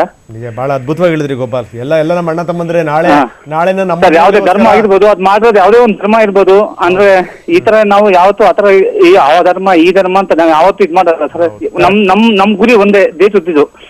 ನನ್ನ ಇವತ್ತು ಕಣ್ಣಲ್ಲಿ ನೀರು ಬರ್ತಾ ಇರೋದು ಅದಕ್ಕಲ್ಲ ಸರ್. ಇನ್ನು ಎಷ್ಟೇ ಕಷ್ಟವನ್ನ ನಾವು ಎದುರಿಸ್ತೀವಿ, ಆತರ ಅಲ್ಲ. ಅಂದ್ರೆ ಈ ತರ ಬೆಳಿಗ್ಗೆಯಿಂದ ಸಾಯಂಕಾಲ ಗಂಟೆ ಊಟ ಇಲ್ದೇನೆ ಅವರು ಬಂದು ಲಾಸ್ಟ್ ಅಲ್ಲಿ ಈ ತರ ಆಯ್ತಲ್ಲ ಅಂತ ಸರ್. ಬರೀ 1 ಗಂಟೆ ಟೈಮ್ ಬಿಟ್ಟಿದ್ರೆ ನಾವು ನಮ್ ಕ್ಯಾಂಪ್ ಬಂದು ಸೇರ್ಕೊತಿದ್ದೆ ಸರ್ ನಾವು. ಬರೀ ಒಂದು 20 ನಿಮಿಷ 30 ನಿಮಿಷದೊಳಗಡೆ ಈ ತರ ಆಯ್ತಲ್ಲ ಅಂತ ನಮ್ಗೆ ಬೇಜಾರು ಸರ್. ಅಷ್ಟೇ, ಎಲ್ಲರೂ ಒಂದು ಗೋಪಾಲ್, ಇಡೀ ಭಾರತದ ಯುವಕರು ಏನಿದಾರಲ್ಲ, ಅವ್ರ ಯುವಕರ ಪ್ರತಿನಿಧಿಯಾಗಿ ಮಾತಾಡ್ತಾ ಇದೀರಿ ಕಣ್ರಿ. ನಿಜವಾಗ್ಲೂ ಇಡೀ ಭಾರತದ ಯುವಕರ ಪ್ರತಿನಿಧಿ ನೀವು. ಯಾಕಂದ್ರೆ ಇವತ್ತು ರಕ್ತ ಕುದಿತಾ ಇವತ್ತು, ಹೊಟ್ಟೆ ಉರಿತಾ ಇದೆ ಇವತ್ತು. ಎಷ್ಟು ಜನ ಗೊತ್ತಿಲ್ಲದೆ ಕಣ್ಣೀರ್ ಹಾಕ್ತಾ ಇದಾರೆ, ಏನಪ್ಪ ನಮ್ಮ ದೇಶಕ್ಕೆ ಇಂಥ ಕೆಟ್ಟ ಸ್ಥಿತಿ ಬಂತಲ್ಲ ಅಂತ. ನಮ್ಮ ಸೈನಿಕರನ್ನ ನಾವು ರಕ್ಷಣೆ ಮಾಡಿ, ದೇಶವನ್ನ ರಕ್ಷಣೆ ಮಾಡುವಂತವ್ರು. 1 ಕೋಟಿ ಅಲ್ಲ, 2 ಕೋಟಿ ಕೊಟ್ಟು ನಾವು ಬೇಕಾಗಿಲ್ಲ. ಇವತ್ತು ನಮ್ ಜನ ನಮ್ಮ ಪರ ಬರಲ್ಲ. ನನ್ಗೆ ನಿನ್ನೆಯಿಂದ ಇಲ್ಲಿವರೆಗೂ ಸರ್ ನಮ್ಗೆ ಇಲ್ಲ ಒಂದು 20 ಜನ ಫೋನ್ ಮಾಡಿದ್ರೆ, ಹೆಂಗಿದೀಯಾ, ಹೇಗಿದೀಯಾ. ನಾನು ಯಾವತ್ತು ನಾನು ಆಗಿದ್ದೀನಿ ಅನ್ನೋದ್ರ ಪರವಾಗಿ ನನ್ಗೆ ಸರ್ ನಿನ್ನೆ ಸಾಯಂಕಾಲ ಒಂದು ಗುಡ್ ನೀರು ಕುಡಿಯೋಕು ಮನ್ಸಾಯ್ತಲ್ಲ ಸರ್. ಆ ಕಣ್ಣಾರ ನೋಡಿ ನಾನು ಒಂದು 20 ಫಿಟ್ ಸೆಕೆಂಡ್ ಗಾಡಿ ನಾನು ಇದ್ದಿದ್ದು ಸರ್ ನಾನು. ಅದು ಅದನ್ನ ನಾವು ವಿವರವಾಗಿ ನಾವು ಹೇಳಕ್ಕಾಗಲ್ಲ. ನಾವು ಡಿಪಾರ್ಟ್ಮೆಂಟ್ ಇಟ್ಕೊಂಡು ನನ್ನ ದುಃಖ ತಡ್ಕೊಳಕ್ ಆಗ್ತಿಲ್ಲ. ಅದನ್ನ ನಾನು ಹೇಳ್ತಾ ಇದ್ದೀನಿ ಸರ್. ನಮ್ ಟಿವಿ ನೈನ್ ಅಂದ್ರೆ ನನ್ಗೆ ಮೊದ್ಲಿಂದನೂ ನಮ್ ಟಿವಿ ನೈನ್ ಬಗ್ಗೆ ನನ್ಗೆ ಭಾರಿ ಗೌರವ ಇದೆ. ಯಾಕೆಂದ್ರೆ ನೀವೆಲ್ಲಾ ರೈತರಿಂದ ಹಿಡ್ದು ಜೈ ಜವಾನ್ ಜೈ ಕಿಸಾನ್ ಅಂತ ಏನ್ ಹೇಳ್ತಾರೆ ಬಾಯಿಂದ, ಅದನ್ನ ನೀವು ನಡ್ಸ್ಕೊಡ್ತೀರಾ ಸರ್ ನೀವು. ಗೋಪಾಲ್, ನಿಜವಾಗ್ಲೂ ಹೆಂಗ್ ಗೊತ್ತಾ, ನಿಮ್ಮ ಮಾತುಗಳು ನಮ್ಮ ಜವಾಬ್ದಾರಿನ ಜಾಸ್ತಿ ಮಾಡಿದೆ ಗೋಪಾಲ್. ಖಂಡಿತ ಹೇಳ್ತಾ ಇದ್ದೀನಿ ನಾನು. ನಾವೆಂದೂ ಕೂಡ ದೇಶದ ಸೈನಿಕರ ಜೊತೆಗಿದ್ದೀವಿ, ದೇಶದ ಜೊತೆಗಿದ್ದೀವಿ, ಸಮಾಜದ ಜೊತೆಗಿದ್ದೀವಿ. ಆದರೆ ಗೋಪಾಲ್, ನನಗೆ ಬಹಳ ಆಶ್ಚರ್ಯ ಆಗುವಂಥ ಸಂಗತಿ ಏನು ಅಂತಂದ್ರೆ, ತೀರಾ ನಮ್ಮ ಹೈವೇ ಒಳಗಡೆ ತನಕ ಬಂದು ಭಯೋತ್ಪಾದಕರು ನಮ್ಮವನ ಮೇಲೆ ಗುಂಡಾರಿಸ್ತಾರೆ ಅಂತಂದ್ರೆ ಎಲ್ಲಿಗೆ ಬಂದ್ರಿ ನಮ್ಮ ಸ್ಥಿತಿ? ಸರ್ ಅದನ್ನ ನಾನು ಹೇಳಕ್ಕಾಗಲ್ಲ, ರಾಜಕೀಯವಾಗಿ ನಾನು ಮಾತಾಡಕ್ಕಾಗಲ್ಲ ಸರ್. ಬೇರೆ ಯಾವುದೇ ರೀತಿ ಮಾತಾಡಕ್ಕಾಗಲ್ಲ. ನನ್ನ ಮೊನ್ನೆ ಇಚ್ಛೆಯಿಂದ ನಾನು ಹೇಳ್ತಾ ಇದ್ದೀನಿ ಸರ್. ನನಗೆ ಪಬ್ಲಿಕ್ ನಂಗೆ ಲಾಸ್ ಆಗಿಲ್ಲ, ನಮ್ ಡಿಪಾರ್ಟ್ಮೆಂಟ್ ಇನ್ನೂ ಲಾಸ್ ಆಗಿ ನಾವು ತಡ್ಕೋತೀವಿ ಸರ್. ನಾನು ದೇಶಕ್ಕೆ ಲಾಸ್ ಆಗಬಾರ್ದು ಸರ್. ನನ್ನ ಯಾವುದೇ ರಾಜಕೀಯ ಬೇಕು, ನಾನು ಇದು ಮಾಡ್ಬೇಕು ಅಂತ. ನಾನು ಮೈಸೂರು ಡಿಸ್ಟಿಕ್ KR ತಾಲೂಕು ಚಳಿಗ್ರಾಮ ಅಂತ ನನ್ನ ಊರು. ಯಾವ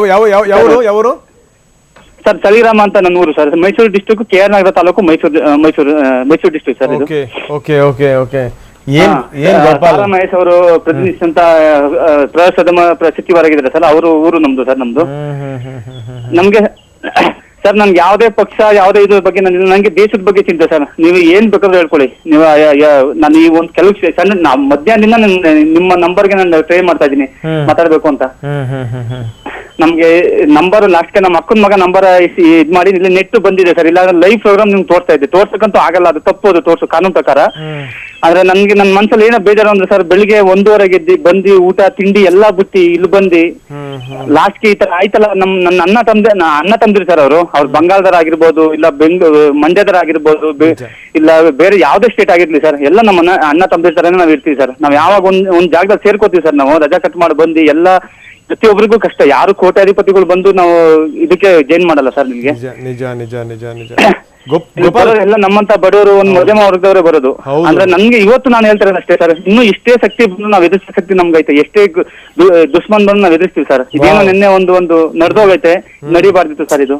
ಗೋಪಾಲ್, ನಿಮ್ ಏನ್ ಅದ್ಭುತವಾಗಿ ಮಾತಾಡ್ತಾ ಇದೀರಿ ಗೋಪಾಲ್. ನಿಜವಾಗ್ಲೂ ನೀವ್ ಹೆಂಗ ನಿಮ್ಮ ಮನಸ್ಸಲ್ಲಿರೋದೇ ನಿಮ್ ಮಾತುಗಳಾಗಿ ಹೊರಗಡೆ ಬರ್ತಾ ಇದೆ ನೋಡಿ. ಹ್ಯಾಟ್ಸ್ ಆಫ್ ರೀ ನಿಮಗೆ ದೊಡ್ಡ ನಮಸ್ಕಾರ, ನಿಮಗೆ ದೊಡ್ಡ ಸಲಾಮ್ ನಿಮಗೆ. ಖಂಡಿತವಾಗ್ಲೂ ನಮಗೆ ನಷ್ಟ ಆಗಿದೆಯಾ ನಾವು ಸುಧಾರಿಸ್ಕೊತೀವಿ, ನಮಗೆ ನಷ್ಟ ಆಗಿದೆಯಾ ನಾವು ಅರಗಿಸ್ಕೋತೀವಿ.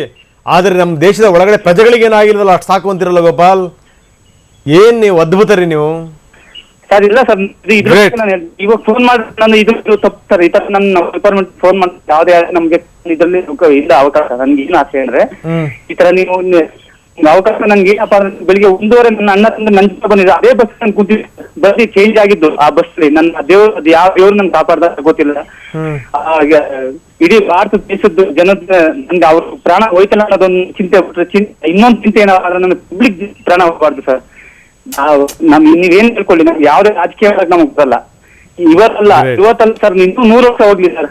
ಇನ್ನೂ ಎಲ್ಲಿವರೆಗೆ ನಾವು ಹಿಂದೂಸ್ತಾನ್ ಅಂತ ನಮ್ ಪ್ರಪಂಚದ ಮೇಲೆ ಇರುತ್ತೆ ಅಲ್ಲಿವರೆಗೂ ಬೇರೆ ನಮ್ಮ ಪಬ್ಲಿಕ್ ಬರ್ತವರೇ ನಮ್ ಕೆಲಸ ಸರ್. ಬೇರೆ ಇವಾಗ ಬೆಳಿಗ್ಗೆ ನನ್ಗೆ ಫೋನ್ ಭಾರಿ ಹುಮ್ಮಸ್ಸಿಂದ ಮಾತಾಡ್ತಾರೆ.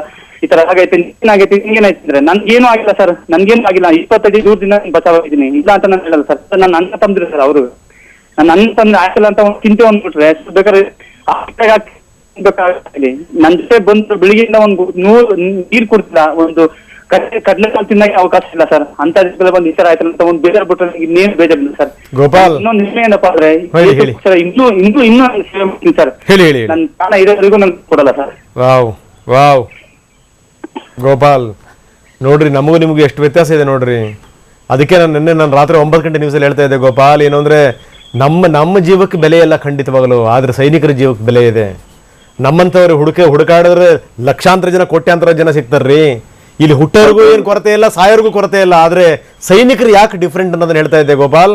ನಿಮ್ಮ ಮಾತನ್ನು ಕೇಳಿದಾಗ ಇದು ನಾನು ಹೇಳಿ ಸತ್ಯ ಅಂತ ಅನಿಸ್ತಾ ಇದೆ. ಯಾಕಂದ್ರೆ ನಾವು ಬರೀ ಏನು ಅಂದ್ರೆ ನಮ್ಮ ಸಂಸಾರ, ನಮ್ಮ ಹಿತಾಸಕ್ತಿಗಳು, ನಾವು ಅದನ್ನೇ ನೋಡ್ಕೊಂಡು ಕಾಲ ಕಳೆಯುವಂಥವ್ರು ನಾವೆಲ್ಲಿ. ಏನ್ ಗೊತ್ತಾ, ನಮ್ಮವ್ರು ಸಾರ್ ನಮ್ಮ 2 ಜನನಾದ್ರೂ ಹೋಗ್ಲಿ ಸರ್, ಅರಸ್ಕೋತೀವಿ. ದೇಶದ ಒಳಗಡೆ ಜನಗಳಿಗೆ ಏನೂ ಆಗಲಿಲ್ಲ, ಅಷ್ಟು ಸಾಕು ಸರ್ ಅಂತ ಹೇಳುವಂತ ನೀವೆಲ್ಲಿ.